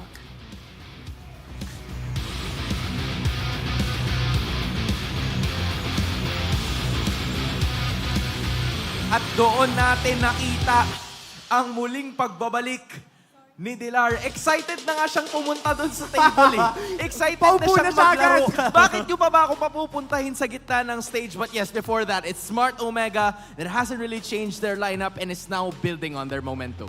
In English, Dilar said before there was the Atoy Army, there was the general first. This is the first general, the general of MPL Philippines going up against the new general, his former teammate in Ryota. But besides the EXP lane, Big J has been tearing it up this season. 2 MVP performances, and Ukir has been a sleeper hit for Smart Omega. But for Blacklist International, they're going to be fielding in 2 new players para sa Week 2. It's Dilar and Exort na highlight. Oo, tapos may pagbabago pa because Haji is now back in the roaming position. Will this shake things up for Blacklist International? Kasi nakita na natin yung KDA machine wearing different hats. How will he be able to adjust as early as Week 2? Yan ang tanong ng bayan. It's crazy kasi we've seen Haji play 3 different roles all throughout. Hey! But speaking of The which, general gaya ng binanggit niya kanina, returns. the general returns. At ang pinakahuling beses na nakita natin itong si Dilar in a Moon Transaction Tournament was in MSC 2023. Nung EVOS Legends ay humarap sa Onyx in the quarterfinals. Sinab nga siya nung game 2, di ba? Yes. Na parang medyo alanganin na yung kanilang sitwasyon. But Yeah. even so, he's managed to secure a win and give some hope for the EVOS fans. Yeah, he got to play 2 games, and if you weren't there or you weren't following MSC 2023, he played the Joy and the Uranus. When after that series, after that first game where he played the Joy, everyone in the world said, EVOS, why did you sub Dilar? Why did it take you so long to play him? Now, for Blacklist, they're not taking their time. Ilalagay na kagad nila itong si Dilar because they want to show the Atoy Army that the General still has it. Ganun din naman yung gustong gawin ni Ryota because you also have to show the previous General that Atoy Army is now in charge. At para sa parehas na kupunan, you have to challenge each other's team chemistry. Yung sa Omega, siguro nasagot natin during the first week, but for Blacklist International, we are yet to figure that out with this new lineup. Oo, parang ang tanong ulit ngayon ay papaano makatutulong both Exort, Dilar, and Haji now that they are in their roles. They all have a role to play in this game. And kung paano masishake nun yung mga kaganapan as we head on to game number 1. Again, this is a battle between the new generation and the old generation. Who will prevail? I just have to say, though, we have to acknowledge it that, for me, Ryota's coming in here the favorite. It's Dilar that's the big underdog because even though he hasn't really achieved like crazy heights, hasn't won championships, Ryota has been consistent, slowly bubbling his reputation in MPL Philippines, and even fans from other regions see Ryota as someone to really look out for. So for Dilar, it could be a rough welcome back to MPL Philippines going up against a long-time former teammate. Kasi ang kaganapan, no, Ryota has been consistently playing, pero nakita natin si Dilar take a pause in playing MLBB professional tournament for a long time. So again, ang nagiging katanungan ay kung magiging ready ba, not just Blacklist International, but the entire squad of Smart Omega sa pagbabalik ng General. You know, you're right about that. Kasi for a while, right, we've seen Dilar nanonood nung Season 13 playoffs. And alam nyo, hindi na ako naniniwala pag sinasabi ng mga players na nanonood lang sila. Kasi, tingnan mo! Ganito rin yung ginawa ni Rene J at ngayon, or before siyang mapunta ng Blacklist, and then now he's part of Aurora, and then Dilar's doing the same thing. But for now, we're gonna be looking forward into the draft to check out kung ano ba yung posibleng i-pick up ng dalawang teams na ito. It's side of Blacklist International on the blue. Meanwhile, red naman ang kukunin ng barangay. And pretty scattered yung bans natin ngayon. Yeah, Jushin first phase ban signals that Blacklist International baka iniisip nila yung Zask as the first pick. So tingnan natin if Omega will go towards the bans of the Moskov, the Roger, the Zask, one of those. And now, nakikita natin na ang dami ding pocket picks bukod doon sa mga nabanggit natin ng koponan ng Smart Omega. So definitely, as we head on to the second phase of the draft, the likes of the Hanzo, even yung Hylos. Oo. Pero meron pocket picks din yung Blacklist International. They made the Bane Mathilda work. Yes. So that's something that Omega still also has to respect. So the Zask gets taken out. So are you gonna get the Moskov? Are you gonna get the Roger? The usual first two picks that we see. I mean, at this point, gusto mo na medyo flexible yung options mo, and that's exactly what Blacklist International is gonna do. Roger that can go into the jungle or gold position. Smart Omega could possibly have an answer. I'm feeling Edith Ruby, something along those lines. Yeah, definitely maganda yung dalawang heroes na yun. Or they could also veer towards picking a Teresa for Atoy R. Ah, the priestess of primal lightning. The hunter of all the evil gods. Yeah, I mean, at this point kasi parang iisipin mo rin na you have to keep your opponent guessing. Edith, still quite a flexible hero here. Could go into different positions. Same as the Roger. So both of these heroes or both of these coaches, parang iniisip lang nila kung ano muna yung posible nilang i-pick up. But that is a quick one. An Aurora for the side of Smart Omega. Yeah, and gusto ko lang din banggitin, kagaya ng nabanggit natin nung unang serye ng araw na ito, isa si Aurora sa mga heroes na anti-assassin because of the Frigid Glacier. So definitely, that closes off the books for the side of Blacklist International to instantly pick an assassin without knowing what's next for them. Yeah, they can play it safe, go for EXP. And, they take the high loss away from Omega and they pick up a Valentina. I'm not gonna completely turn off the idea of a high loss EXP instead of a high loss roam. This might actually be going to the hands of Dilar. I mean, usually nakikita natin dito kay Ryota is he's the one who's usually the sponge, diba? He doesn't make the flashiest of plays, pero he's the kind of player that kind of like takes all of the damage para Chakno is gonna be enabled to use those setups para magkaroon siya ng espasyo to use those setups to give a better time for his teammates. But now, a final pick of the first phase para sa Barangay is gonna be that Claude, something that we've usually seen before from Big J. Yeah, I like this pickup by Omega because the first three picks of Blacklist International is giving team fight. Yep. You see those picks and you imagine a lineup that wants to roam together, fight together. So Omega will pick up a Claude so that they can open up the map and be able to split push. Oo, tapos yung fact na yun, na the moment na magkaroon na ng enough resources yung Claude from split pushing, from being able to open up the map, that's a go signal for him na in a way, nai-equalize pa din yung fact na pwede silang makipaglaban at the right moment. Yeah, the thing that hurts about this Claude pick though is that Blacklist International, you know that there's a high chance they won't have a static backliner. Because all of the lineups of all of the heroes so far of Blacklist International want to dive. Meaning that when the Claude goes into Blazing Duet, it puts itself in a very dangerous situation. Yes, kasi the moment na ma-crowd control siya, just even the Hylos, pag tinuhog siya nung spear ng Hylos, unless mag-purify siya, which I think is the go signal here din naman for this Claude, medyo mahirapan talaga in terms of pwestuhan sa pagpasok ng mga team fight. So both of these teams clearly have their conditions na i-met nila, especially with the high loss being picked up for the side of Lakas International. I believe 100% pick rate siya kada araw na lumilipas, right? For the past 4 days that we've seen dito sa MPL Philippines Season 14, it's always been that high loss that is present. A Nolan, Jawhead ang tatanggalin ngayon ng Blacklist International. Meanwhile, it's Ruby and Kaja na tatanggalin naman ng Smart Omega. Haya and Julian are still open, so that's definitely a possibility for both of our teams. But then again, we've mentioned how yung pagkakapick ng side ng Smart Omega ng Aurora already opens up the possibility na meron silang in a way pang counter out against those kinds of heroes. You know what I'm thinking? What might be okay for Blacklist International, MP the King, if ever the Roger's gonna go into the gold lane, they can pick Alpha. Alpha, yes. Yeah. Alpha jungle, then put the Roger into the gold lane will be good. Alright, Alpha could be looking good para sa kupunan ng Blacklist International. But this is interesting. Yeah. Kasi binanggit ni Renmar kanina kung papaanong currently yung lineup ng Blacklist International all-dive. And how better to counter an all-dive lineup than to have ng mga pating na paparating sa'yo the moment na mag-dive ka. So now it's a question for Blacklist. Do you put the Roger Gold? Do you put it in the jungle? I feel like still pick up the Alpha or maybe even, I don't know, consider the Martis because you have the high loss to pair up with it. I'm just thinking that you need someone in a key position that can avoid getting crowd controlled by the ultimate of the Bane. I guess they're probably thinking na posibleng kunin din kasi sana nila yung Bane. But the only problem is they're gonna fixate on an assassin, one of the strongest assassins that we have in the current game.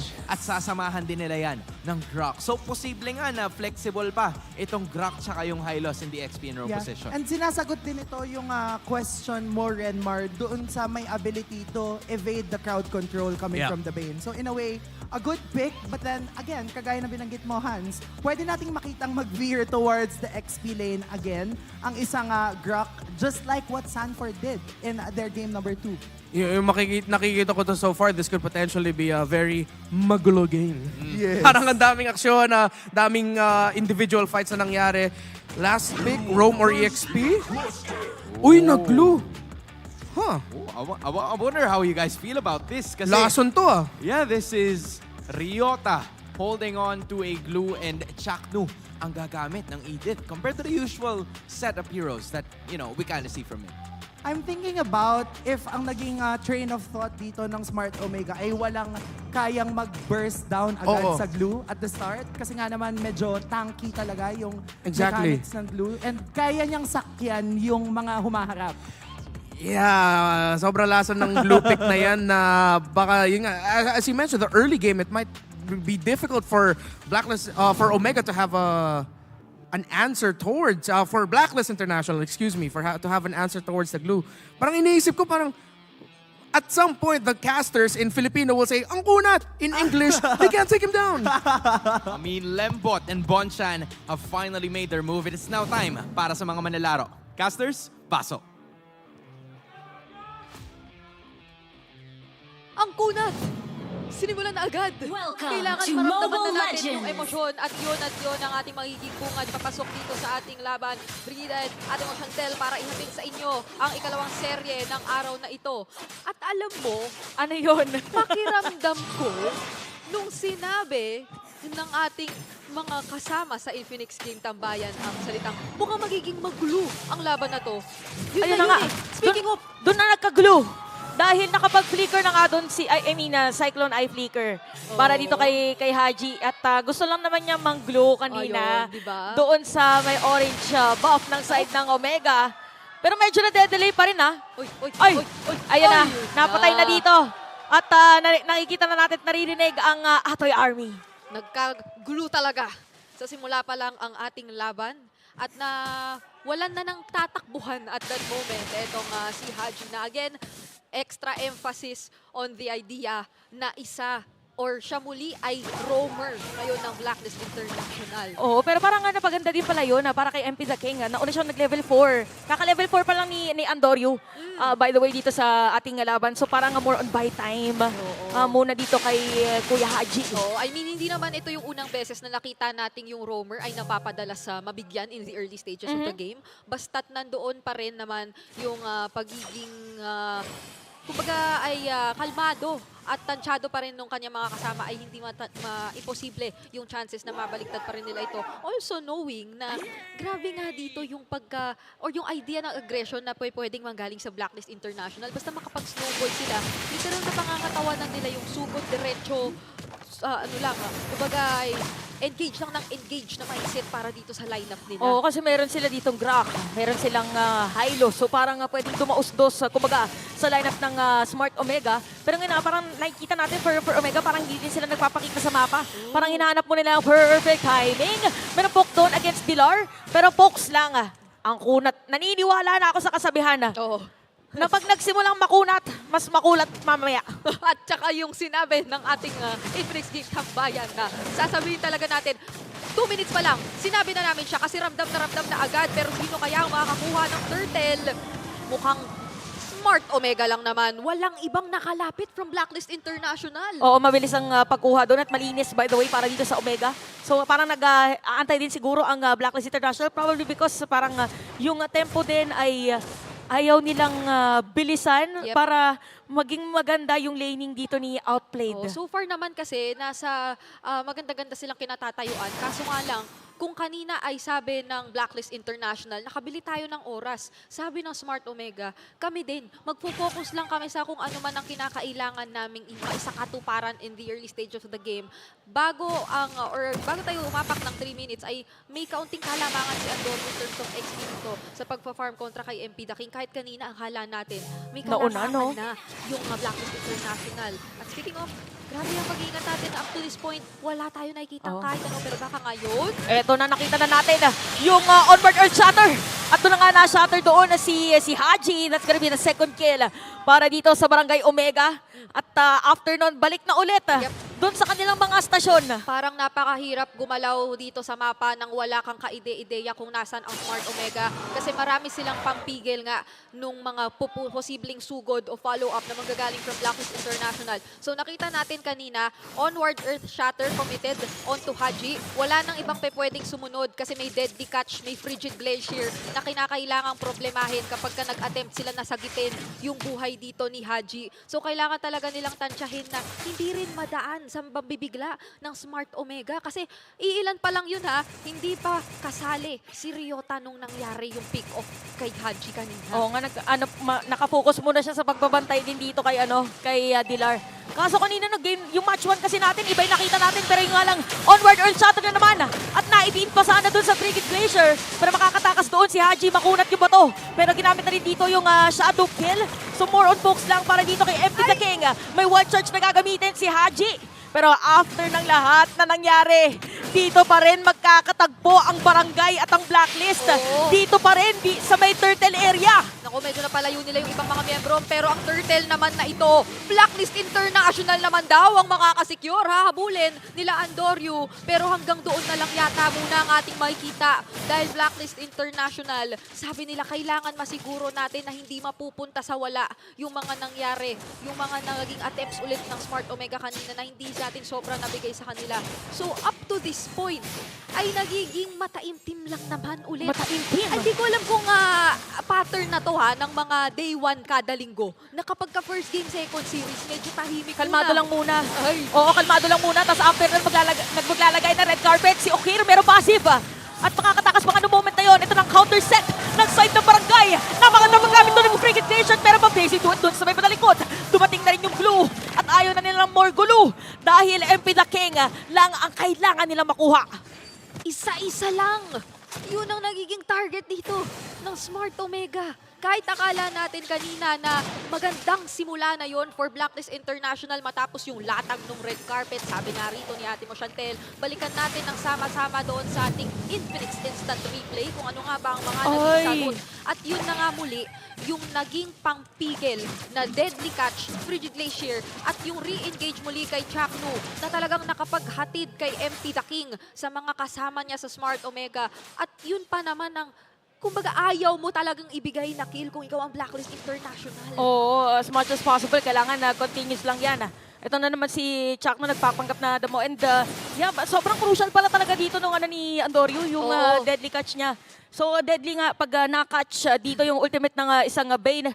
So for Blacklist International, siguro inaanap muna nila yung kanilang perfect na tempo at mamaya pa muna mag-assemble ang army ni Dilar. Isipin mo sila yung may gusto ng blue pero lahat ng pampigil dun sa mga gustong simulan na setup ng Blacklist International, nasa kanila na.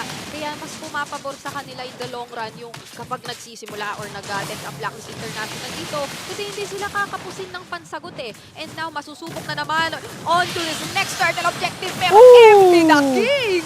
Grabe! Parang ilang beses nang naulit-ulit yung ganong play ng moment na yun. At habang nangyayari yun, sinama na rin si Joma. Halika na! Gamitin mo na yung play si Do It Mo. Si Ryota medyo na palalim doon. Patay lang din naman si Ryota pero habang nangyayari yun, Barangay Omega ay tatry kuhanin yung pagong. At makukuha na nga dito ni Andoryu habang itutuloy pa. Naiwan doon ng moment na yun si Chaknu. There's gonna be a kill against Outplayed. Ang hirap naman bigyan ng edit ni Chakmamba. Hindi lang basta setup yung ginagawa. Kaya rin niyang magbato-bato nung mga kuryente, nung mga kidlat-kidlat, tapos mag-isa na niyang tinatrabaho lahat ng pandidistract na gusto mong gawin up against Blacklist International. Naging magkaagapay sila doon ni Ryota na maski yung mga gusto sanang sumilip, hindi na pinalagpas doon sa linya. At literal na from that moment, Smart Omega, wala na sila halos kinailangang problemahin pa dahil sinalo na ni Ryota, sinalo na ni Chakno. Lahat ng mga nag-a-attempt, lahat ng mga gustong lumapit. Oh, parang ang nangyari dito sa Smart Omega is parang nilalagyan nila ng curfew. Yung Blacklist International na every time na kumuha ng objective, ito muna yung kailangan puntahan at babantayan yung mga areas na yun. And speaking of babantayan, 4 na players by the way dito ng Blacklist ang malapit sa area na to. Ganon din naman para sa Omega. Pero ayun naman pala. Big J ay nag-split push lang pala dun sa may bandang ibaba. Tahimik lang si Big J ha. Tahimik lang siya rito. Tunatrabaho niya pa unti-unti yung mapa ng Blacklist International. Hindi natin namamalayan. Kasi medyo agaw attention yung yung isang pitik na lang na kinakailangan din sa top lane ng Smart Omega Pero kung papansinin mo, napakarami ng resources din dito ang nasecure ng Smart Omega kontra Blacklist International. At sila yung literal na nasagot na hindi mo na nakikita yung intention nilang sumugod-sugod dito. Kasi napakaraming problema sa side ng Smart Omega. Maski yung positioning nila dito, paano ka dadaan dito? Kailangan mo talaga mag-double ingat kung hindi si Tilarian. Pakiramdam ko, nadelikado na agad. Tsaka si Chakno parang kung hindi nandito, nandun siya sa kabilang ganto. Di ba? Doon niya kinuha yung kill kanina against the MP sa game. Pero gano'n nga talaga yung nangyayari, more on pokes lang ulit. At every time na merong poke, meron lang din naman nasagot ang Blacklist International. At naisulat na sa mga gantong sabihin na nating mga games na wala masyadong teamfight, ay expect mo na baka may mataas ang chance na maging mahaba yung laban natin. Ay, hindi na tayo magugulat kung ganyan ang magiging takbo ng ating laban. Kasama natin dito si Hatemo Chantel. At kasama din kita, Brigida. Magkasama pala tayong dalawa para dito sa sereng ito. At mukhang ganun nga ang magiging ganap natin dahil tignan mo naman, meron na namang nagkakapalitan lang ng pokes at ang kapansin-pansin na nagaganap magmula pa kanina. Si Andorio hindi nang hihinayang sa deadly cut siya. Maski pag-clear ng mid ginamit niya, pero teka lang! Magandang pagligtas doon para kay Haji. Ginamit niya kanyang one charge. Pero nga doon sa may Panageti. Si Ryota napilitan na gamitin split para makatakas nung pero hindi siya pinatakas ni Outplayed. At Omega, sinisimulan na kuhanin dito yung Lord at masesecure! Dito ni Exhort! Ang ganda na sana nung nangyari rito, Jackno. Tingnan mo naman, napakarami niyang nadidistract at na-isolate. Pero si Exhort pa rin ang nakakuha ng turtle. At dito naman si Outplayed, literal na naka-outplay! Kaso nandun yung crap loka nun! Makikita natin ngayon for Blacklist International, sila nakakuha ng Lord. Nakabawi din sila. Yung 3K na kalamangan kanina, 1K na lang ngayon. So sabi ni Andorio, kailangan na rin natin makasira ng Tori ngayon. But Lord ay magmamarcha dito sa may taas. Ang nangingibabaw na katanungan sa utak ng karamihan. Paano kinuha ni Outplay ang Lord? At yan ay ating sasagutin muli sa ating Infinix Instant Replay. Balikan natin. Pero ito kasi ay nangyari matapos na makuha yung Lord. So nandun yung emphasis sa idea natin. No? Actually, ni Exhort. Nung sobrang low na yung Lord na nakuha nga ni Exhort dito, ay nag-flicker in si Chakno para talagang hindi makaplapit si MP the King. Pero hindi rin yung pinroblema nila at that point. Exhort. May pitik pa pala ng skill para dito kay Exhort nung moment na yon. So napaganda para dito sa Blacklist. Grabe naman talaga! Pero yun nga lang, sayang, walang kasama. Dito si Haji at dahil dyan, ito na ang go signal ng Omega na tayo naman na gumawa ng play. Hindi na makakatakbo, pero napakalawak ng kanyang red carpet. Sabi nila, Nararamdaman mo na ba ang general? Tumatapang na ngayon ang Blacklist International and very crucial talaga yung nakita natin na Lord Steal mula kay Exhort in order for them to do just that. Pero ang Smart Omega naman ngayon ang umaabante. Sila yung gustong kumuha ng mga kapalit at Bane ang tinitignan natin ngayon. So hindi imposible. Isang outer turret ang nakuha nila kahit pa Blacklist International ang nakakuha ng Lord. Malinis dito yung ginagawa ng dalawang teams natin. Actually, and take note, si Andorio ay hindi pa pala nakukuha dito sa ating laban. Still at 4-0-2. Eh, paano naman kasi tatlong pating? Isang pating pa lang na nakikita mo para nakakatakot na makasalubong. Paano pa to para sa kanya? And meron pang crowd control na kasama. Yung crab claw cannon pa niyan, ingatan ninyo ng maigi. Kasi kapag kayo ay may kalambutan sa inyong hero, o kapag lalo ay kayo'y naging low on HP na may sky future siya dyan. So, marami silang ways talaga na iparamdam yung, kumbaga, ay burst damage dito kapag kami nahanap silang magandang target here from Blacklist International. And so far kasi, talagang kapag may nahanap silang isang target, napakabilis lang sa kanilang i-pull off yung pick-off kasi magkakagrupo, magkakasama lang lagi. Dito yung Smart Omega. Hindi ka kukulangin dito ng follow-up from Okir, from Andoryu. At hindi pa nga natin nakikita pag-aano si Jome na nakaka-provide yung Blazing Duet as well. Parang laging likod gaming muna si Jome sa kanyang Blazing Duet. So ngayon naman, para sa Blacklist International, probably maganda siguro na mag-win ulit nila yung set ni Haji. Pero this time around, merong kasama na mga players from Barangay Omega. Ito na naman, 13 minutes na. Para yun sa ating laban, nakita natin to kanina, si Exhort ang nakasecure nung Lord. So i-reset muna dito ng Barangay. Siguro sabi nila dito, mag-clear muna tayo ng minion wave. Para if ever na makuha ulit, nakaangat yun sa atin. Medyo timing lang dito for Haji kasi yung wild charge niya, apart from setup, yun din yung pwedeng pang-cancel sa Blazing Duet talaga ni Jome kapag ka nag-decide sila na mag-engage or kapag ka nag-decide sila na pumasok na dito, talagang ilaban ito kontra sa Blacklist. And speaking of it, si Haji nga agad ang tinatry ipalo ng members ng Smart Omega. So, ito yung sayawan kung sayawan na makikita talaga natin siya sa ating Lord na hindi pa masyadong pinakiki or pinararamdam sa atin ng magkabila ang kupunan. Hindi ko na nga alam kung ano bang pinaka-play dito ng dalawang teams natin. Kung maglo-Lord ba tayo or hero muna. Kasi parang sa kilos nila ngayon, parang hero muna yata. Yung gusto nilang gawin. Pero depende din naman sa mood. Kung gusto nila mag-Lord na lang muna. Basta para sa dalawang teams natin, Ayan kompleto na! resources. Speaking of, ito na nga yata yung timing na hinihintay. Pero maaabutan ba? Kasi makaka-out lang sila Haji. So, Conceal ay gamit na for Smart Omega. Papaano pa sila mag-e-engage dito kung ikaw ang Blacklist International? Grabe talaga. Nagparamdam lang nung Conceal yun. Pero parang nararamdaman nating lahat. Parang reset na naman yung Lord para dito sa ating game more on focus ulit. So again, kompleto naman ng mga spells ang ating mga players dito. Pero hindi, or nagamit na yung Conceal. So for Blacklist International, siguro isang runway from Dilar at tawagin ng buong army para pumasok dito against Omega. Kaso may wave din sa bottom lane na kailangan problemahin ng Blacklist International dito. So habang nakikipagsabayan sila dito sa control ng Smart Omega sa Lord Pit, ay mukhang meron silang magiging kapalit na torre doon sa bandang bottom lane natin at hindi na nga sila nakalapit. Mukhang ito ay sa Smart Omega na! Isang mabilis para sa Smart Omega at si Ryota tinawag na yung mga armlets. Habang nangyayari yun, ginamit yung kanyang glorious pathway pero hindi aabot ang Blacklist International Smart Omega sa Lord. Paano ka nga naman kasi papasok at mag-e-engage kung napakarami mong aalalahanin dito sa side ng Smart Omega? Hindi nga siya yung typical na nakatago yung mga members nila. Kitang-kita eh. Harapan na eh. Pinapakita na mismo ng Smart Omega na nandito sila, na kinokontrol nila yung Lord. Pero Blacklist International talaga'y hindi pa natin ramdam na nagiging committed sila. May unting hesitation pa sa kung paano sila mag-engage dito kontra sa Smart Omega. Kaya naman ngayon mapipilitan munang dumepensa ang Blacklist International at susugod naman ngayon ang Smart Omega kasama yung Lord. Ito na yung glorious pathway pero papasok doon yung Lord. So madedepensahan ba dito ng Blacklist International? Si Ryota, tinawag na yung mga armlets niya.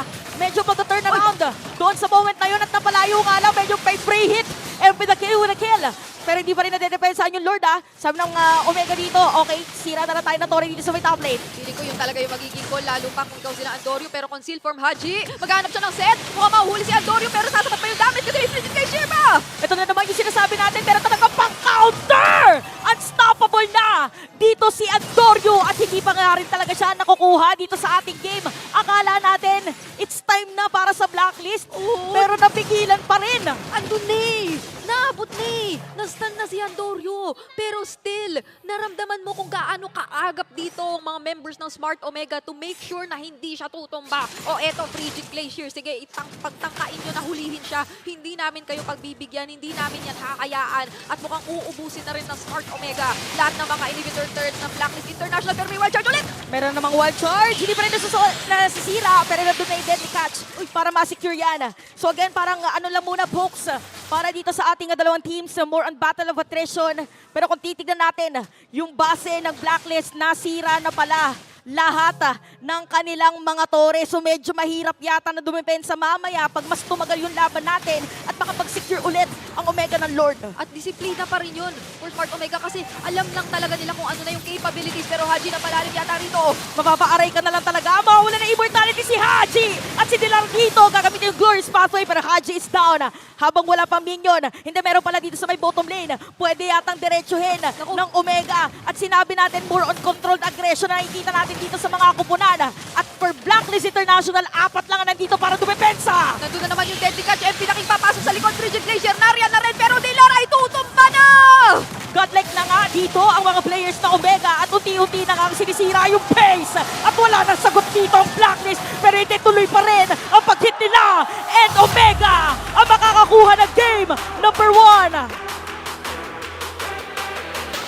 Malinis at kontroladong daloy lamang ng laban ang ipinakita ng Smart Omega sa pag-secure at sa pagsagot sa mga ideya na hatid sa atin na gusto sanang ipakita ng Blacklist International kanina. Grabing simula para sa sering ito, ramdam natin ang kanilang kagustuhang manalo. Pero para i-breakdown ang mga ganap, ibigay muna natin to sa ating Infinix Game Tambayan.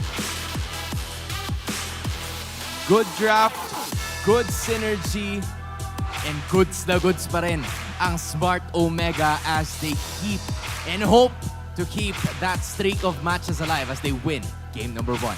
You know what's funny? Our question was, how is the Claude gonna enter the team fight? But that ended up becoming, how will Blacklist International enter the team fight? The Hylos, the Glue, the Bane together, they couldn't get close. Yeah, and nabanggit ni Renmar kanina no, na kailangan na makakapangansel dun sa Claude. But the only response from Blacklist International was the Grok. And napupurify agad yun easily yung wild charge ni Haji using that Grok. Madali siyang napupurify ni Big J. Kaya naman grabe yung pagwawala ng Claude sa dance floor na kahit nasa gitna siya, it doesn't matter because there were 5 of them there. Chak no, di pa tapos. Chak 2. Chak na. Dahil ikaw ang MVP ng game number 1. Just really dishing those assists para sa kanya mga kakampi. You know, a lot of people are asking, why do the casters, the talents, they seem to praise Chaknu a lot? Come on! That game, it looks like he single-handedly stopped every rotation of Blacklist International. He was always in the right shrubs. Yes. He was always in the right position. That even Brigida and Chantel on the Filipino broadcast pointed it out. I'm sure Leo and Ingan said the same thing. Chaknu just was always there. The Mamba was always ready. Kaya every time na susubukang mag-set up ng koponan ng Blacklist International, and mind you, one of their only key to be able to set up ay, again, yung wild charge coming from Haji, nababantayan agad sila kasi every single time, ang ganda na pagkakapwesto ni Chaknu. But more than Chaknu also, I want to also bring up yung existence dito ni Andoryu. Every chance he gets, he casts deadly catch doon sa mid lane turret. Ibig sabihin, kada umaangat yung minion wave nila, nababawasan ng paunti-unti yung mid lane turret, kaya nagkaroon sila ng madaling space early on sa ating laban. The minion wave management in the mid lane by Smart Omega made it so difficult for Blacklist International to position well around the Lords. And even in this take, Exort had to go back and help clear those minion waves. And that was already the perfect initiation and start by Haji to try and turn things around for Blacklist International. But then since, again, the constant pressure in the mid lane, it stopped Blacklist International from being able to get the good positions and the good timings around the Lord dance. Yes. Definitely. Kaya nahihirapan sila makapwesto kasi again, building up on the fact na ang ganda ng lane management na nagmumula dito sa koponan ng barangay, nahihirapan din sila na mag-engage na kung susubukan nilang mag-hero dun sa Lord Dance, ang daming pangontra ng koponan ng Smart Omega. Kaya kung babalikan natin natin, nabanggit natin sa draft na isa talaga sa mga pang-counter against an assassin ay yung Aurora. And i-couple mo pa yung fact na meron silang deadly catch coming from this vein. Every chance na magka-quad shadow, itong si MP the King, madali siyang napipigilan and madali siyang nababurst down. Yeah, and look at the itemization by Edith. It's so funny to me that we were talking about this earlier, Auntie Anara, na parang sinasabi natin, ay, wala na masyado nagdo-dominance eyes, but Omega are still sticking to that idea. Of course, going up against the fact that they have the high loss to contest and of course the Revitalize coming in from that EXP laner, the dominance eyes made sense. Add to that the Thunderbelt, the little bits of poke damage, basic attacks that you can get from the Edith. It always brought Haji down to a dangerous health level. Yes, and alam mo, kaya nagme-make sense sa akin yung draft dito ng koponan ng barangay. Lahat sila may slow. Hylos nakapagpapabilis ng kanyang koponan, pero lahat sila may slow. And mind you, whenever kinakas yung Glorious Pathway, it is only Hylos that gets the slow reduction. Ibig sabihin, hindi masuslow si Hylos kapag nandun siya sa Glorious Pathway, but the rest of his team, nasuslow pa rin. Yung Corrosion Sight na nagmumula sa Claude, yung Deadly Catch, yung Hailstone Blast, lahat nagme-make sense. Kaya nahihirapan talaga pumasok yung side ng Blacklist International. And to think that it was the side of Blacklist International na gumamit ng Bane, na doon nila nakuha, I believe, yung kanilang unang panalo in this Season 14. It was the same sort of medicine that was also used by Omega or Smart Omega against them. You were also pertaining na posibleng maging magulo nga yung laban na to from start to finish. And you've pointed out kung ano yung mga pieces or yung mga key points kung paano ba nila na-detach yung chaos and how can they work on from those chaos. But again, how has it been for the side of Blacklist International? Kasi parang kontrahan lang sila ng gulo eh. What was it for Blacklist International that kind of like gave them a hard time in terms of execution? Well, along with the slow factor that Auntie Anara mentioned, we have to look at the first two picks and the last two picks of Omega. So they went with the Bane and Glue as the last two picks, and it was very obvious but the effect there. But I want to point out here the Aurora priority for Ukir. So Blacklist International ended up picking the Hayabusa into that. So one of the things you want to do as a Hayabusa is that you disrupt the mid lane rotation by using your ultimate preemptively para matanggal mo yung mga key abilities. For example, if that was a Faramis, you take away the Nether Realm. As the Aurora, gusto mo lang ipop yung passive niya para mapapaisip na yung roam at saka mid laner, ay sasama ba talaga tayo sa laban na to? But since, again, it's an Aurora, even though we saw that in the first two rotations, he got to pop the passive of Ukir as the game went on. Since he got pressured in the jungle, Chakno was always just covering, they couldn't do that. They wanted to build an advantage before a team fight even began, off of the back of the Hayabusa, off of the back of the Grok, but Omega did not give that. Yeah, and this is why you guys were pertaining more on like the alpha pick on rather than the Hayabusa. Kasi kahit pa paano, posible na makalaban pa siya in some of those certain situations, but Hayabusa does, deal a ton of damage, pero going up against probably a glue, it's kind of like a little difficult for them to execute and maneuver sa mga ganong klase ng galawan. And that, aside from everything that they've mentioned, are the reasons why the side of Smart Omega got the victory. Ingan's right over there, and I'm sure that you're gonna be seeing him again in the English broadcast. But for Blacklist International, back to the drawing board. Ang kailangan nilang gawin dito, they're just gonna have to reset. And I'm sure na kayo din kailangan after a really good matchup. Kasi ngayon, it's gonna be Mara Aquino together with our community. Mara, what's up? Kasama ko ngayon ng mga fans ng Smart Omega. Nasaan na ang mga fans ng Smart Omega? Hindi lang yan. Katabi ko dito ang kanilang super fan. Angie, kamusta ka? Hello po. I'm very, very happy today. Okay, so sabi mo nga kanina, super fan ka ng Smart Omega. Meron pang green flag dito. Proudly wearing green. Sino sa kanila yung talagang sinusuportahan mo? Siyempre, sino pa bang magaling na mag-entry sa kanila? Chakno! Chakno! Nakaka-impress naman talaga si Chakno. Sobra po. Ngayon, captain na siya. What do you think about that? Siyempre, I know that his leadership talagang kitang-kita naman sa first game na panalo niya agad. Ang easy nga eh. Akala nga naman, kinakabahan kami kanina. Pero kitang-kita with his leadership, whenever he entries, he goes in with confidence. goes in with confidence. Okay, paano ka nga ba naging super fan? You know, aside from, watching them, syempre here in MPL, supporting them, and inviting my friends, I took it a bit further. Kasi po, me as an aspiring teacher, we guide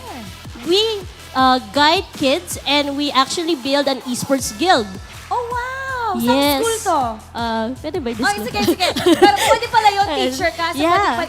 pwede silang maglaro ng ML habang nasa class? Syempre hindi. Iba pa rin yung esports guild nila, is esports time. And by that, kasi, I have a lot of students who are very interested in ML, and one of my students actually really look up to Chaknu. And yun yung ini-inspire namin na, of course, habang young pa sila, habang bata pa sila, na nito-train na sila to becoming maybe, so hopefully, the new or the next esports players. So sila Chaknu. Yan, inspiration. Ayan, nakikinig sila Hello ngayon, po. pati yung Smart Omega. Anong gusto mong sabihin sa kanila kung paano sila nag-i-influence ng mga students mo? Siyempre, thank you po, especially sa team ng Smart Omega, lalo na po kay Chaknu, kasi you've been inspiring not only here, the people here supporting you guys, but also people who are, especially the students who are looking up to you. They want to be like you in the future, and they want to be like you as a leader. Oh, thank you so much, super fan. Sa kabilang panig naman, Angie, kasi alam ko, meron kayong booth kasama natin dito. Community leader, Honey Glaze. Hi, Mara. Hi, Smart Omega Kabarangay! Mga kabarangay! Nakakatuwa kasi caster ka dati ng Mobile Legends Bang Bang. Ngayon, community leader ka na. Alam ko maraming mga pakulo at ganap sa booth nyo. Ano bang makikita ng mga fans doon? Ngayon kasi nag-activate na yung booth namin, Mara. We have jerseys available na for every barangay or kaya naman every fan of Mobile Legends ngayon na nandito sa MPL. At ayan. Ang ganda nga. Maganda. Yung jacket ba para on sale ba yun sa On mga the way fans? na daw po On the ang way, jacket. gusto ko na. Pati yung pants. Nakalagay Omega. Secret lang muna yung Secret fans. lang. Para may pang-intensity. Pero ito yung secret namin Ano din. pa? Na Ano pwede pa? naming ibunyag ngayon. Meron kaming, sino bang bias nyo? Meron kaming photo cards of every kabarangay na gustong bumili ng mga merch namin. So, ayan.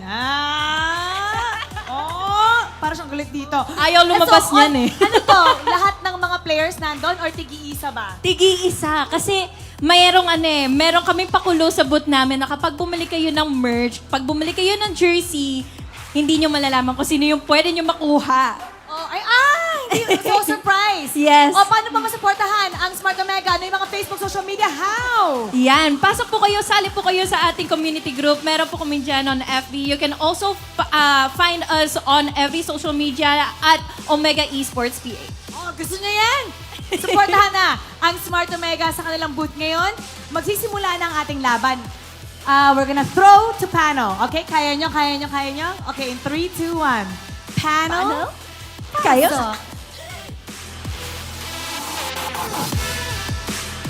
That's adorable. I want some of those, Mara. Alam mo na, since Penge. hawak mo na, huwag mo nang bitawan. Okay, kapit ka na dyan. But yes, for everybody else who's wondering, you got that jersey over there na Natakpan ko posible pala. nyo makuha. Sabi ko. Sino ba yung pangalan na nasa likod? Sino yung pangalan na nasa likod? We're about to Is It's Omega! May Diba? player pala So, na pangalan Omega sa Omega. Pwede. Back and forth, back and front. At yan ang posible nyo makuha when you go here.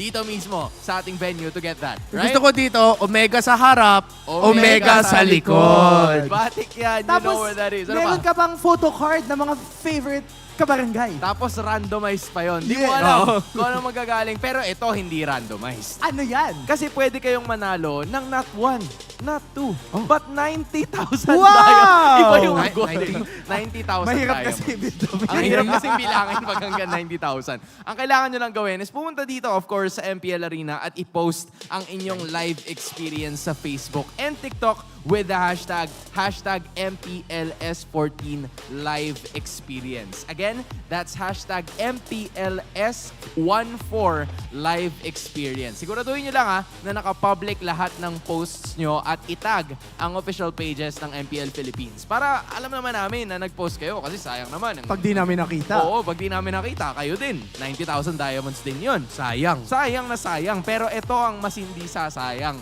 Kasi pwede nyo nang gawin ang inyong smart gameplay pose. Ako, hindi ko alam kung paano ko ba gawin Pero hindi pa natin makikita. Mamaya yan. Kopyahan nyo. So si Jome ang bida ngayon. So kailangan yung gayahin yan. Bigyan nyo ako ng konting baril. Kasi I assume baril. Ayan, yun. Ayan. Tutok. Gayahin nyo yung post ni Jome. Gayahin nyo yung post ni Jome. Si Jome. Gayahin mo yung post. Gayahin nyo yung post ni Jome. Yun nasa screen nyo. 2. Ayan, kuya. Ito. Gayahin nyo yung post. Gayahin nyo yung post. Oras na para gayahin yung post, ha? Pwede. We close. Pasado. We love it. Okay. Yan! Tama! Nadali mo. Congratulations. At ikaw ang makakakuha ng ating redeemable in-game code courtesy of Smart Gameplay Post. Maraming salamat sa hashtag The Power of Smart for making this possible together with MPL Philippines. And again, congratulations sa'yo. Ikaw ang nanalo kasama ang iyong... Ganun. Wala, hindi nyo ginaya. Sayang. Iba na pala yun. Ganun pala yung sunod nun, no? Pero di natin alam. Hindi rin natin alam kung ano ba ang posibleng mangyari dito sa series na to. Kasi sa totoo lang, we've seen Blacklist International, we've seen Smart Omega. Just like what you said, this is history. Madalas na nagiging pangmatagalan ang serye na ito. But from the previous times, we've seen not so much and sweeps as well. Yeah. Yung gusto ko sabihin dito for Smart Omega, now they pick the blue side. Gets talaga nila yung meta na, ito yung meta na bawal ka talaga matakot. You can't be afraid in this meta. If you see a play, you have to make it. If you want to do something crazy in the draft, you have to go ahead and commit it. Even though low-key, yung Aurora first 2 picks on the red side, it ended up becoming a really good effect. So now I'm interested to see what they're gonna do on the blue side. But we know Coach Bonchan for the longest time has been a really good counter drafter sa red side. So it's gonna be interesting. And alam mo, no, I really would like to describe Smart Omega's entire gameplay as beautiful chaos.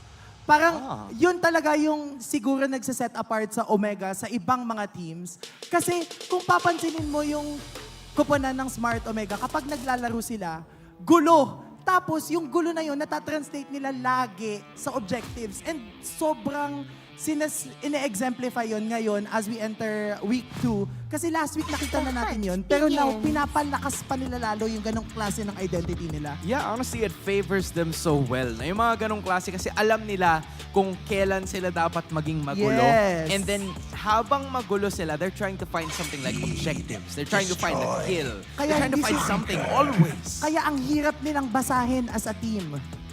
Right? Yep. This is now something that Coach Bonchan, just like what Renmar has mentioned, a really good counter drafter para doon sa kanilang composition. We've seen Bane as a surprise para sa kupunan ng Smart Omega. Maybe they could build up on that one as well, knowing that MP the King uses it. But it is still a huge possibility kasi ang dami pang posible at ang daming pwedeng picks. We're gonna start off with Inherit. Yep. Great first pick up there for Omega, Blacklist. It's just the Moskov or the Roger, or you can actually wait for that pick later on. You can go ahead and... Oh, they go for the Roger. Edith, take it away from Chakno, tas ilagay mo sa kamay ni Haji in the room. Yep, Edith nga. The hunter of all the evil gods. I really think, no, sobrang effective ng Edith. And lagi nating binabanggit to, more than the chain crowd control also. Dahil sa pagkaka-buff again, revamp ng Thunderbelt as an item. Kapag sumasakit yung damage output mo using the Thunderbelt, nagkakaroon ka rin ng hybrid defense based on the stacks. So sobrang ganda ng item na yun, especially for an Edith. Yeah, I mean, kung tatakpan mo yung teams, yung dalawang teams, parang ito lang din yung kind of like replica with what happened during game number 1, where the Hylas is on the blue side and then the Edith is on the red. Pero ito yata yung change because Aurora's gonna be switching onto the blue side. Dadalhing muli ni na Coach Lembot at Smart Omega yung gamit ni Okir kanina. Grabe, Aurora priority ulit Again, lason din to. Pero Loyi naman. So, yung option naman dito ng Blacklist International, they don't necessarily have to always just fight around the objectives or fight as one. Again, pwede mo i-match yung yung organized na gulo na playstyle ng Omega. And then, ilaro mo naman yung mapa. Go for the macro plays, go for the split pushes, send the Loyi somewhere else. Break the formation of Omega. Yes. Kaya nga, talaga, no, ang ganda lagi ng pagkakapick ng Aurora for the side of OMG. Kasi laging nasa first phase ng draft. And again, nabanggit na natin to kanina, kung paano nga nako-close down noon yung mga assassins. Pero yun na nga daw. Matik yan, What she Matik said. What she said. Matik, as of this moment, you'd also love to give commendation para sa lahat ng ating mga fans na nanonood. We're trying to figure something out, at least. Diba? Ayan na.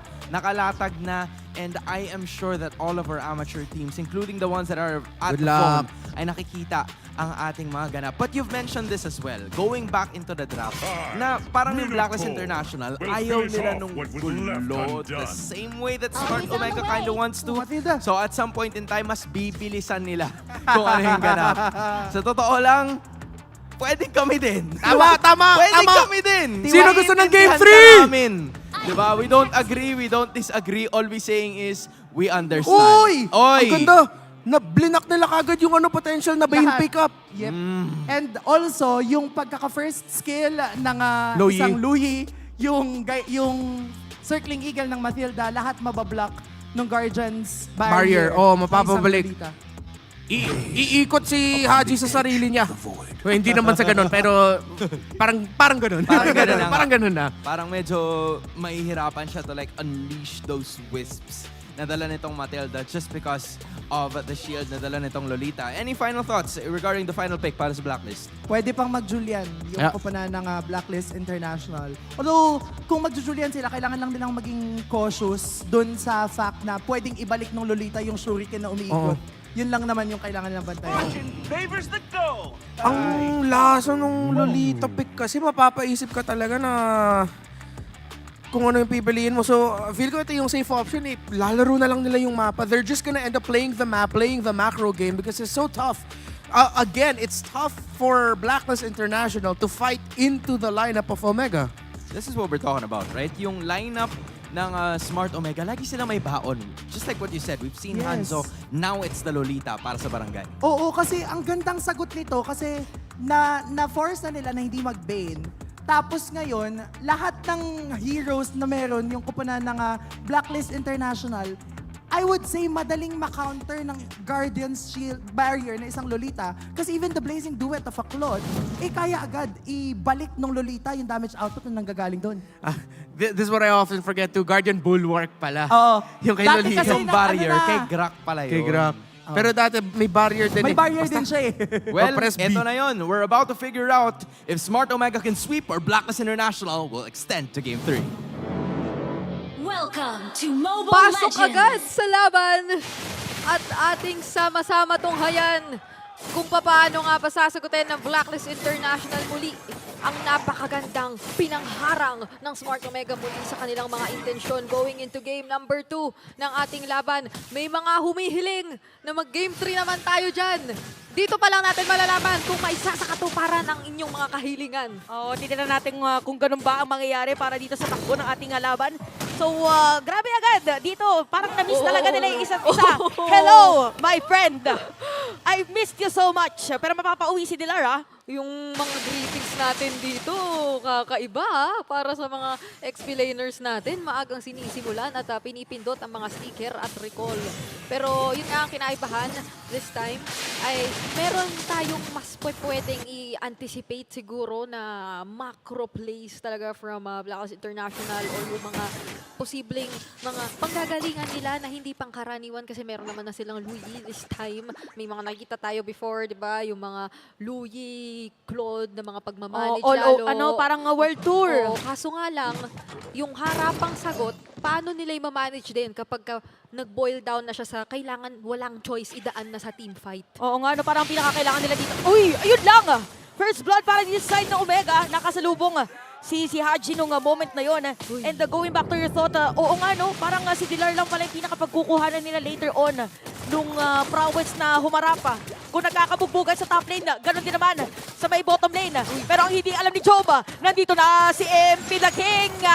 Ooh, sumapat at nasa saktong timing lang naman ang Respo.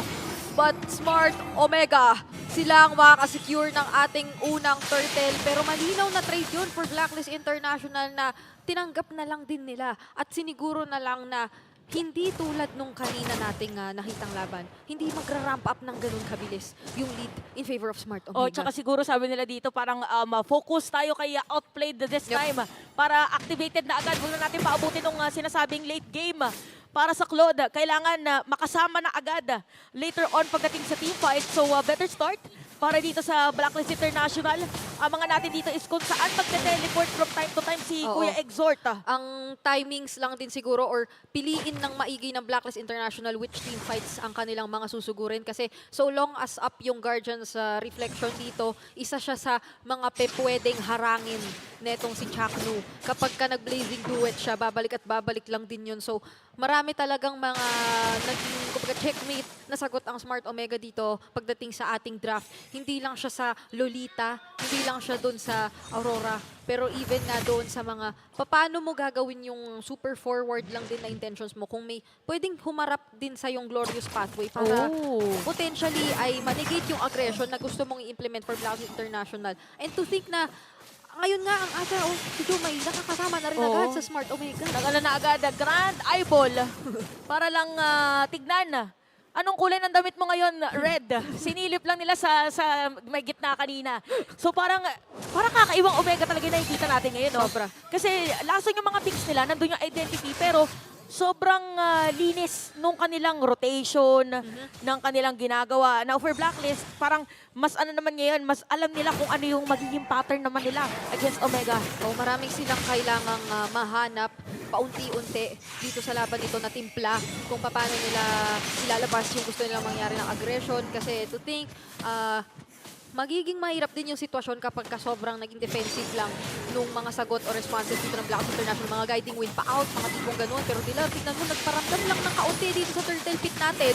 Dininay na agad ng Smart Omega pero sa kabilang dulo naman ng mapa, na kay Joe ang focus ng buong Blacklist International pero buhay pa rin siya. Nakasalubong na, sabi nila wala sila dun sa may turtle. Parang gusto ulit at kumuha dun sa may bottom lane.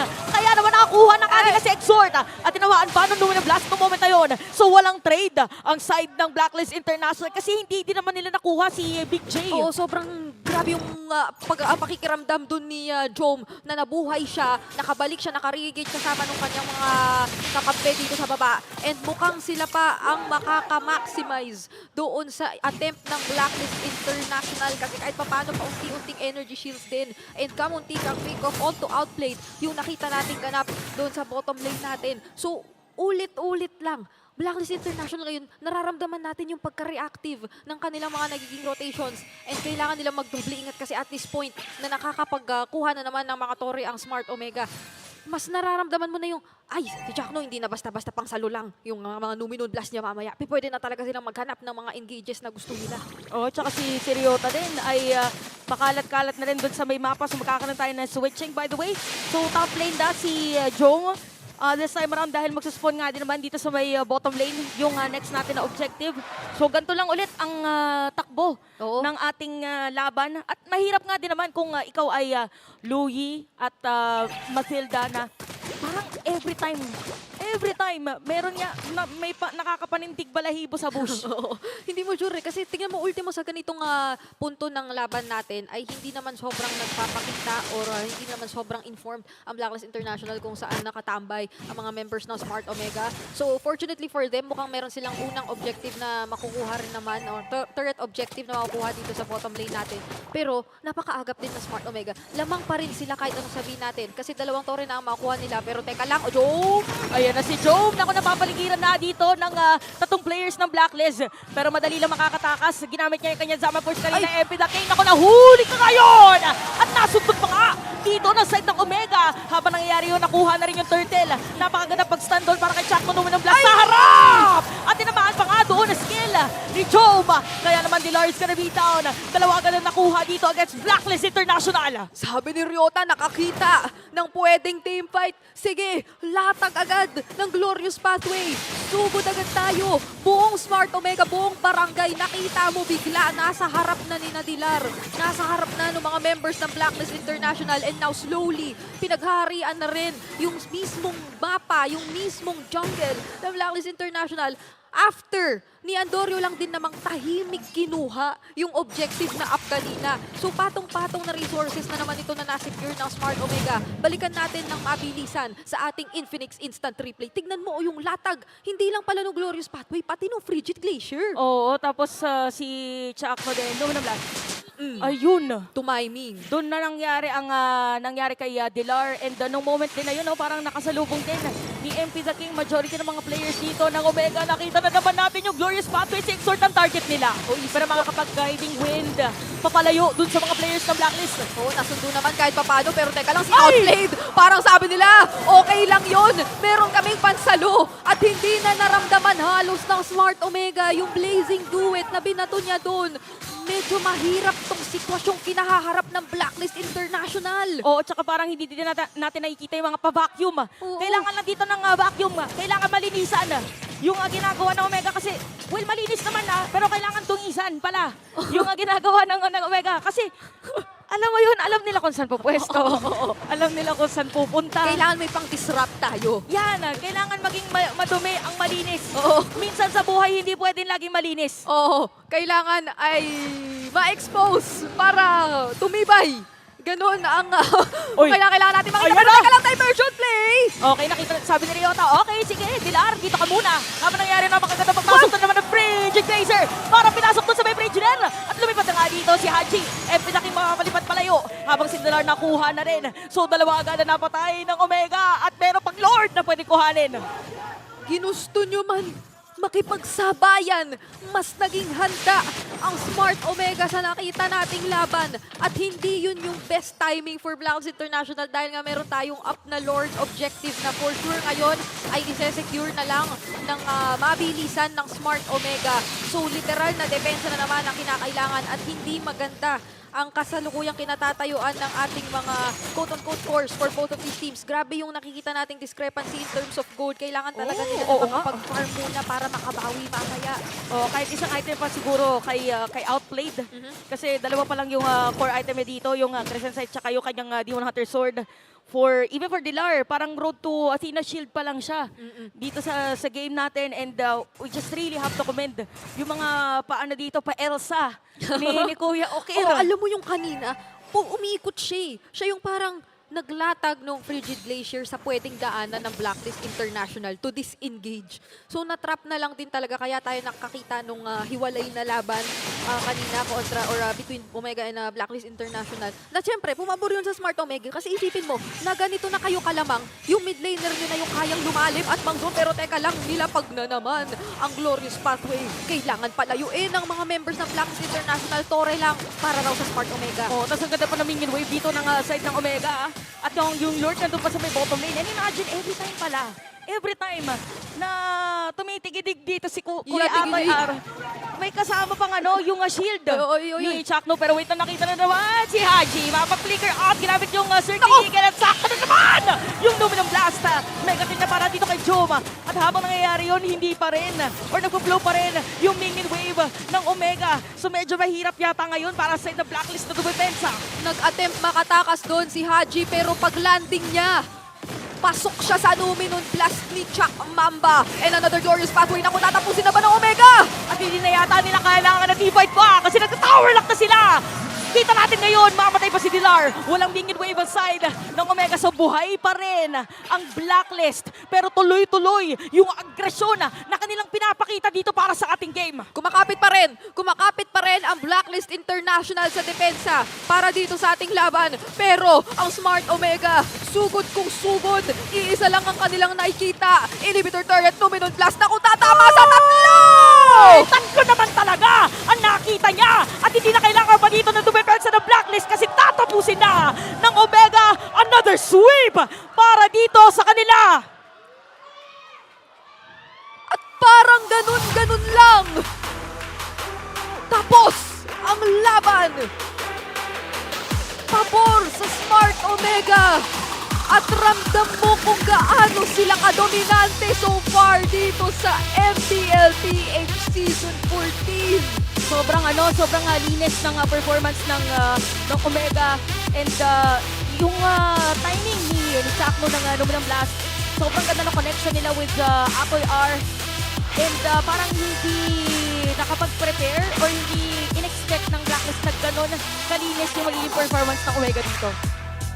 Kahit ako sobrang linis talaga.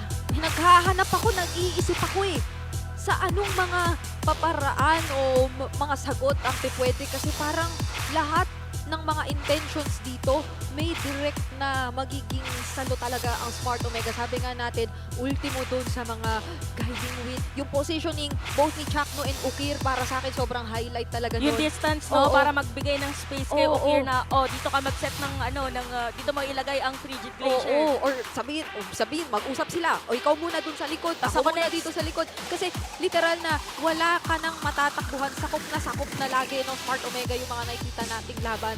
And for Blacklist International, sabi mo nga, isa lang ang pinaka magiging dependable na front nila in the latter portions of the game. But even then, hindi rin siya nakakaporma masyado. But still, isa itong nagiging pagsubok na naman at tingnan nating attempt from Blacklist International. Aabangan nating lahat ang pagtimpla nila sa tamang code at sa paghanap ng tamang timpla na kinakailangan sa kanila. And ito, bago pa nagsimula yung ating season, timplado na. Kumaga ihawin na lang yung Smart Omega. Pinagdaanan na nila nung nakaraang season lahat ng kinakailangan nilang pagdaanan at ngayon nakikita na natin ang bunga. Kausapin muna natin ang ating winning team kasama ang ating host na si Mara Aquino. Alright everybody, let me hear it from you. Bagong shot! Omega!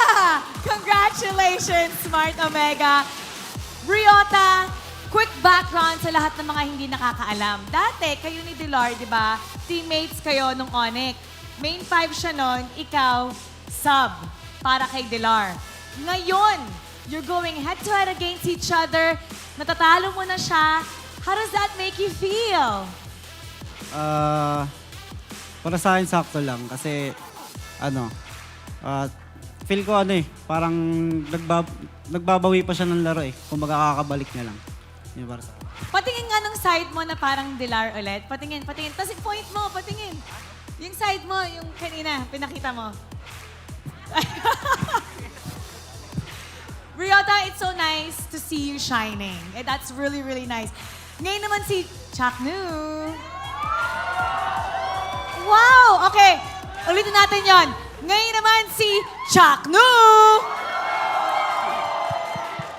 Chaknu, pag ikaw talaga humahawak ng mic, no? Talaga nababaliw yung mga tao. Chaknu, eto ba, you guys have been winning. How many games in a row? Win streak kayo. Ito na ba yung best form ng Smart Omega? At bakit nga ba na parang pasok na pasok yung playstyle ng Omega sa meta ngayon? Siguro hindi pa to yung best form namin Ano pa lang. Abang daily nag-i-improve kumbaga daily. Mag-i-improve pa kayo ngayon? Nasa-sweep nyo na yung mga kalaban nyo? So bakit nga ba pasok yung playstyle ng Omega? Kasi napansin ko, usually yung mga teams na very systematic ay hindi ganun kaganda yung resulta sa meta ngayon. Pero kayo, yung Omega, nag-go lang ng go, lagi kayong nananalo. Bakit nga ba kayo pasok ngayon? Siguro mas lang kami sumugal sa play, ganun. Kaya pasok yung laro namin sa meta ngayon. Yan, malakas yung loob niyo palagi Go lang ng go. Si Andorio naman, Andorio, I wanna highlight Andorio. Okay, so last week nga sinabi namin, natalo mo yung mga nililista ng mga tao na #1 na jungler. Pero hindi ko natanong sa'yo, kung ma-rate mo yung mga junglers ngayon, ano yung top 3? Top 1 si Kyle. Top 2 si Kyle. Top 2 po si Carl. Carl. Tapos yung top 3, dalawa Okay Sino? lang. Si Demon Kite saka si King Kong. Si Demon Kite and King Kong. Bakit wala ka doon sa top 3? Mas malakas sa akin yun Nice answer. But you know, Ay, ano ang sinasabi nito? Okay, now, let's take a look at the MVP of the game. Na-distract ako sa'yo, Jones. MVP of the game is... Okay! Congratulations, MVP! Uy, nabubuhay ang mga fans muli ng Smart Omega. Anong gusto mong sabihin sa kanila? Ano na pa ba ang dapat namin asahan mula sa inyo? Gusto ko lang sabihin sa mga fans ng Omega, no?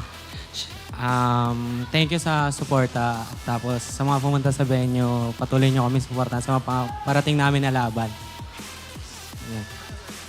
Congratulations! Tapos shoutout pala sa kay Sir Lay. Tapos yung Facebook daw kasi ni Coach Ron, nahack eh. Baka daw pwedeng may makatulong doon. PM nyo na lang, Ronel Tan. Nahack ang Facebook?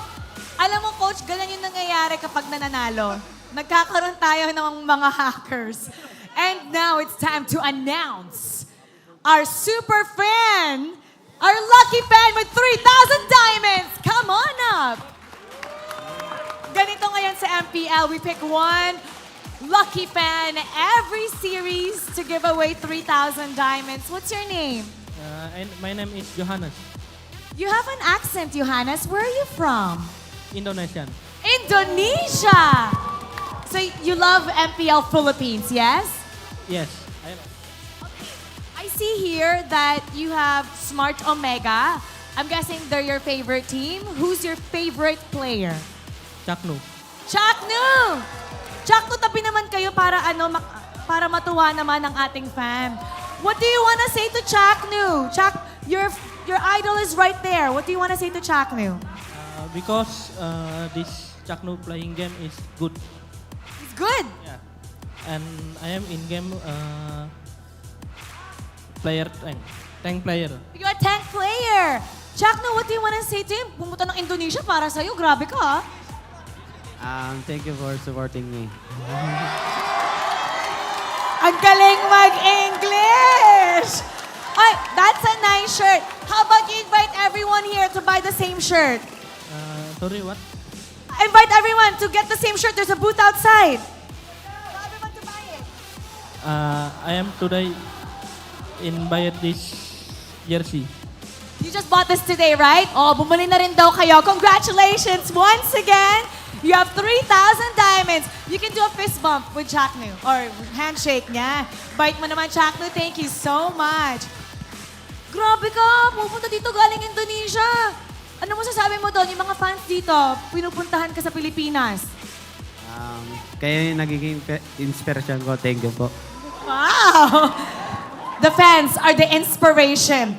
Once again, congratulations to Smart Omega. You may now take your bow and take your walk of victory.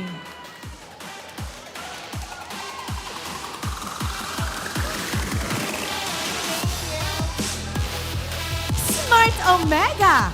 Iba ang anyo this season. They're on a win streak, and it seems like every team is having a hard time going against them. We're gonna break it down for you, so we're gonna head back to our panel. Paso. You know, Andy, Renmar, and of course, the ones who are watching in Infinix Kingdom Bayan, we're not used to seeing this, right? We're not used to seeing Smart Omega dominate. And lagi nating sinasabi na, what if in an alternate universe na hindi sila nagsisimula sa dulo, nagsisimula sila sa umpisa, and that is what we're seeing this season. They understand it. They get this meta that even Chaknu said it. He said it in Filipino. This is the meta that you can't be scared. You have to be brave when you team fight. Bro, at one point, Okir flickered into the back line in the middle of a team fight as an Aurora to get 3. Bro, grabe yung layering ng skills ng Smart Omega na parang hindi mo na nga masasabing magulo kasi sobrang systematic ng ginagawa nila na all throughout the match, alam nila yung strength na meron, yung kuponan na meron sila, and because of their strength, alam nila how to go about the strength that they have. Every single time, yung Numenon Blast coming from Chakno, tapos lelayeran pagkatapos na Frigid Blazer coming from Okir, laging maganda yung response ng side ng Smart Omega na yung ginagawang plays ng Blacklist International, nagmumukha tuloy na parang nababasa agad nila. And it's funny because we've seen this before. Omega has shown that this is part of their DNA back when they were still under a different organization, the old group of players, this new generation, the DNA is still there. Look at that, that's what we're talking about. Okir going to the back line of them making decisions you don't expect any other team to do, and you will get surprised. That's why back in Season 9, even before that, they were already called the Lason, the poison of the league. They do the things that you don't expect to do, and they make it work. I think the main strength of Smart Omega that we've seen from them time and time again is their unpredictability. Yes. Like, you don't know kung ano yung gagawin nila susunod because, you know, just like what you said, Riku going to the back line or Okir going back to the back line para lumanding ng tatlo with his ultimate. Chakno in the same way. And even the rest of the members are starting to play like him, being very aggressive, which is something that you don't expect.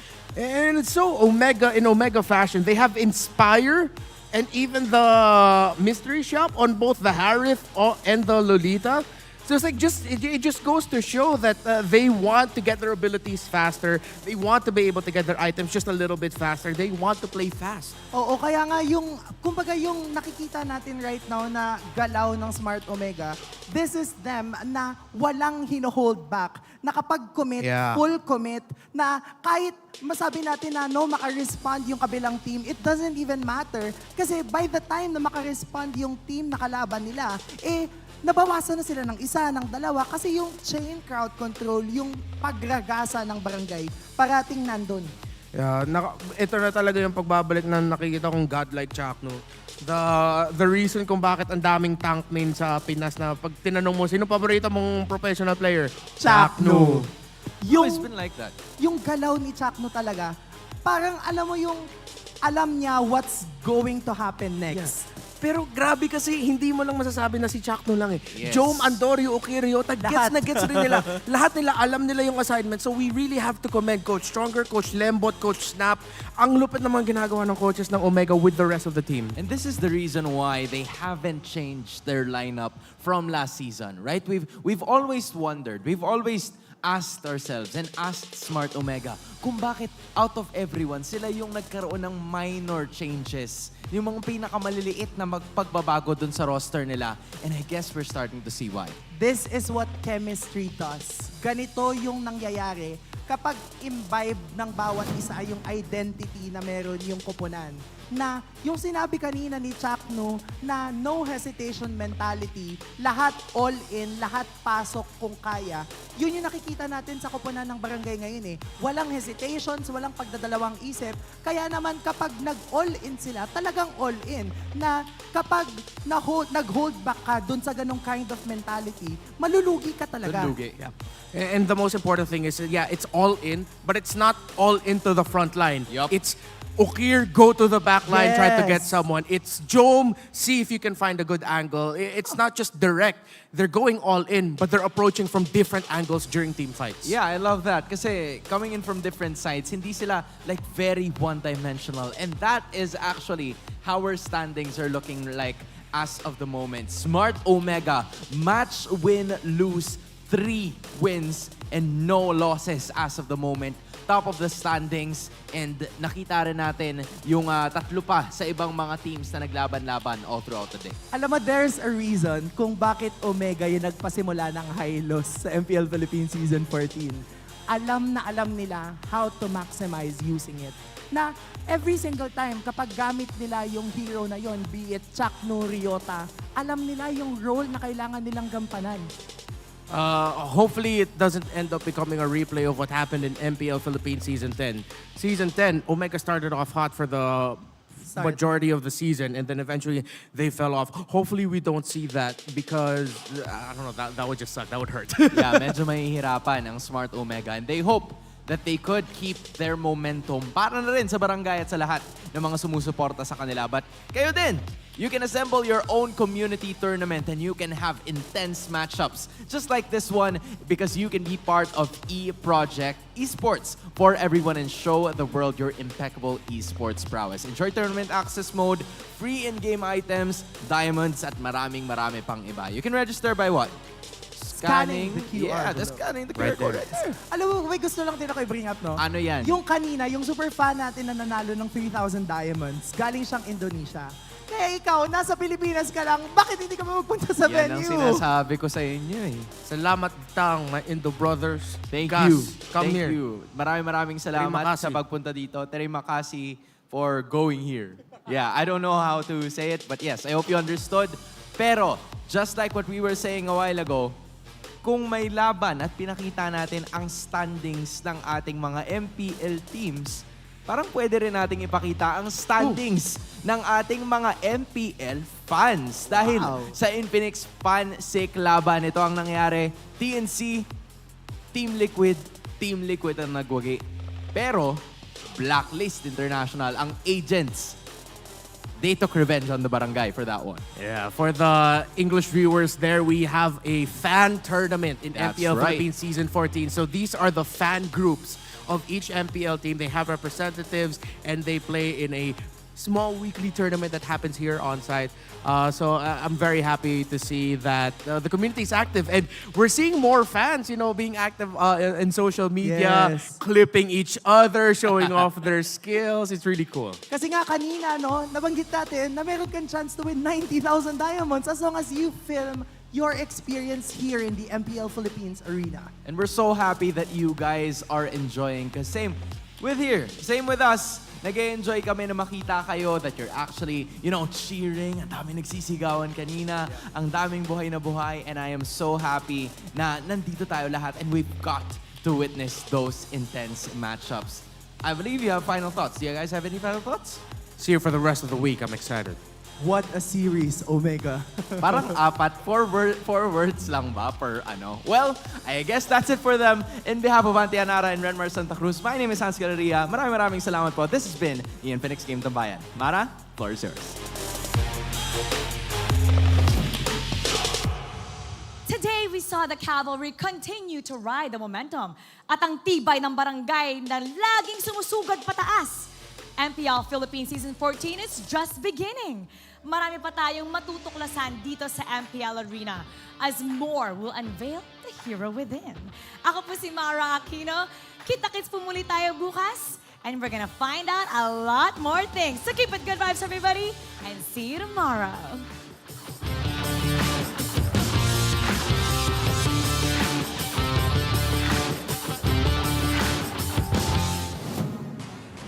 The 14th season of MPL Philippines is brought to you by the following sponsors.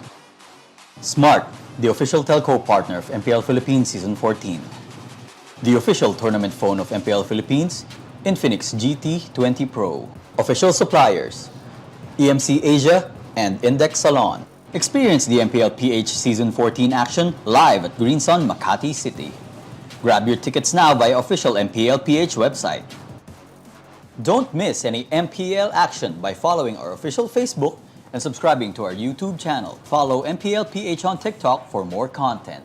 And to ensure the equality and fairness of our games, MPL Philippines is also monitored and supervised by the Games and Amusements Board.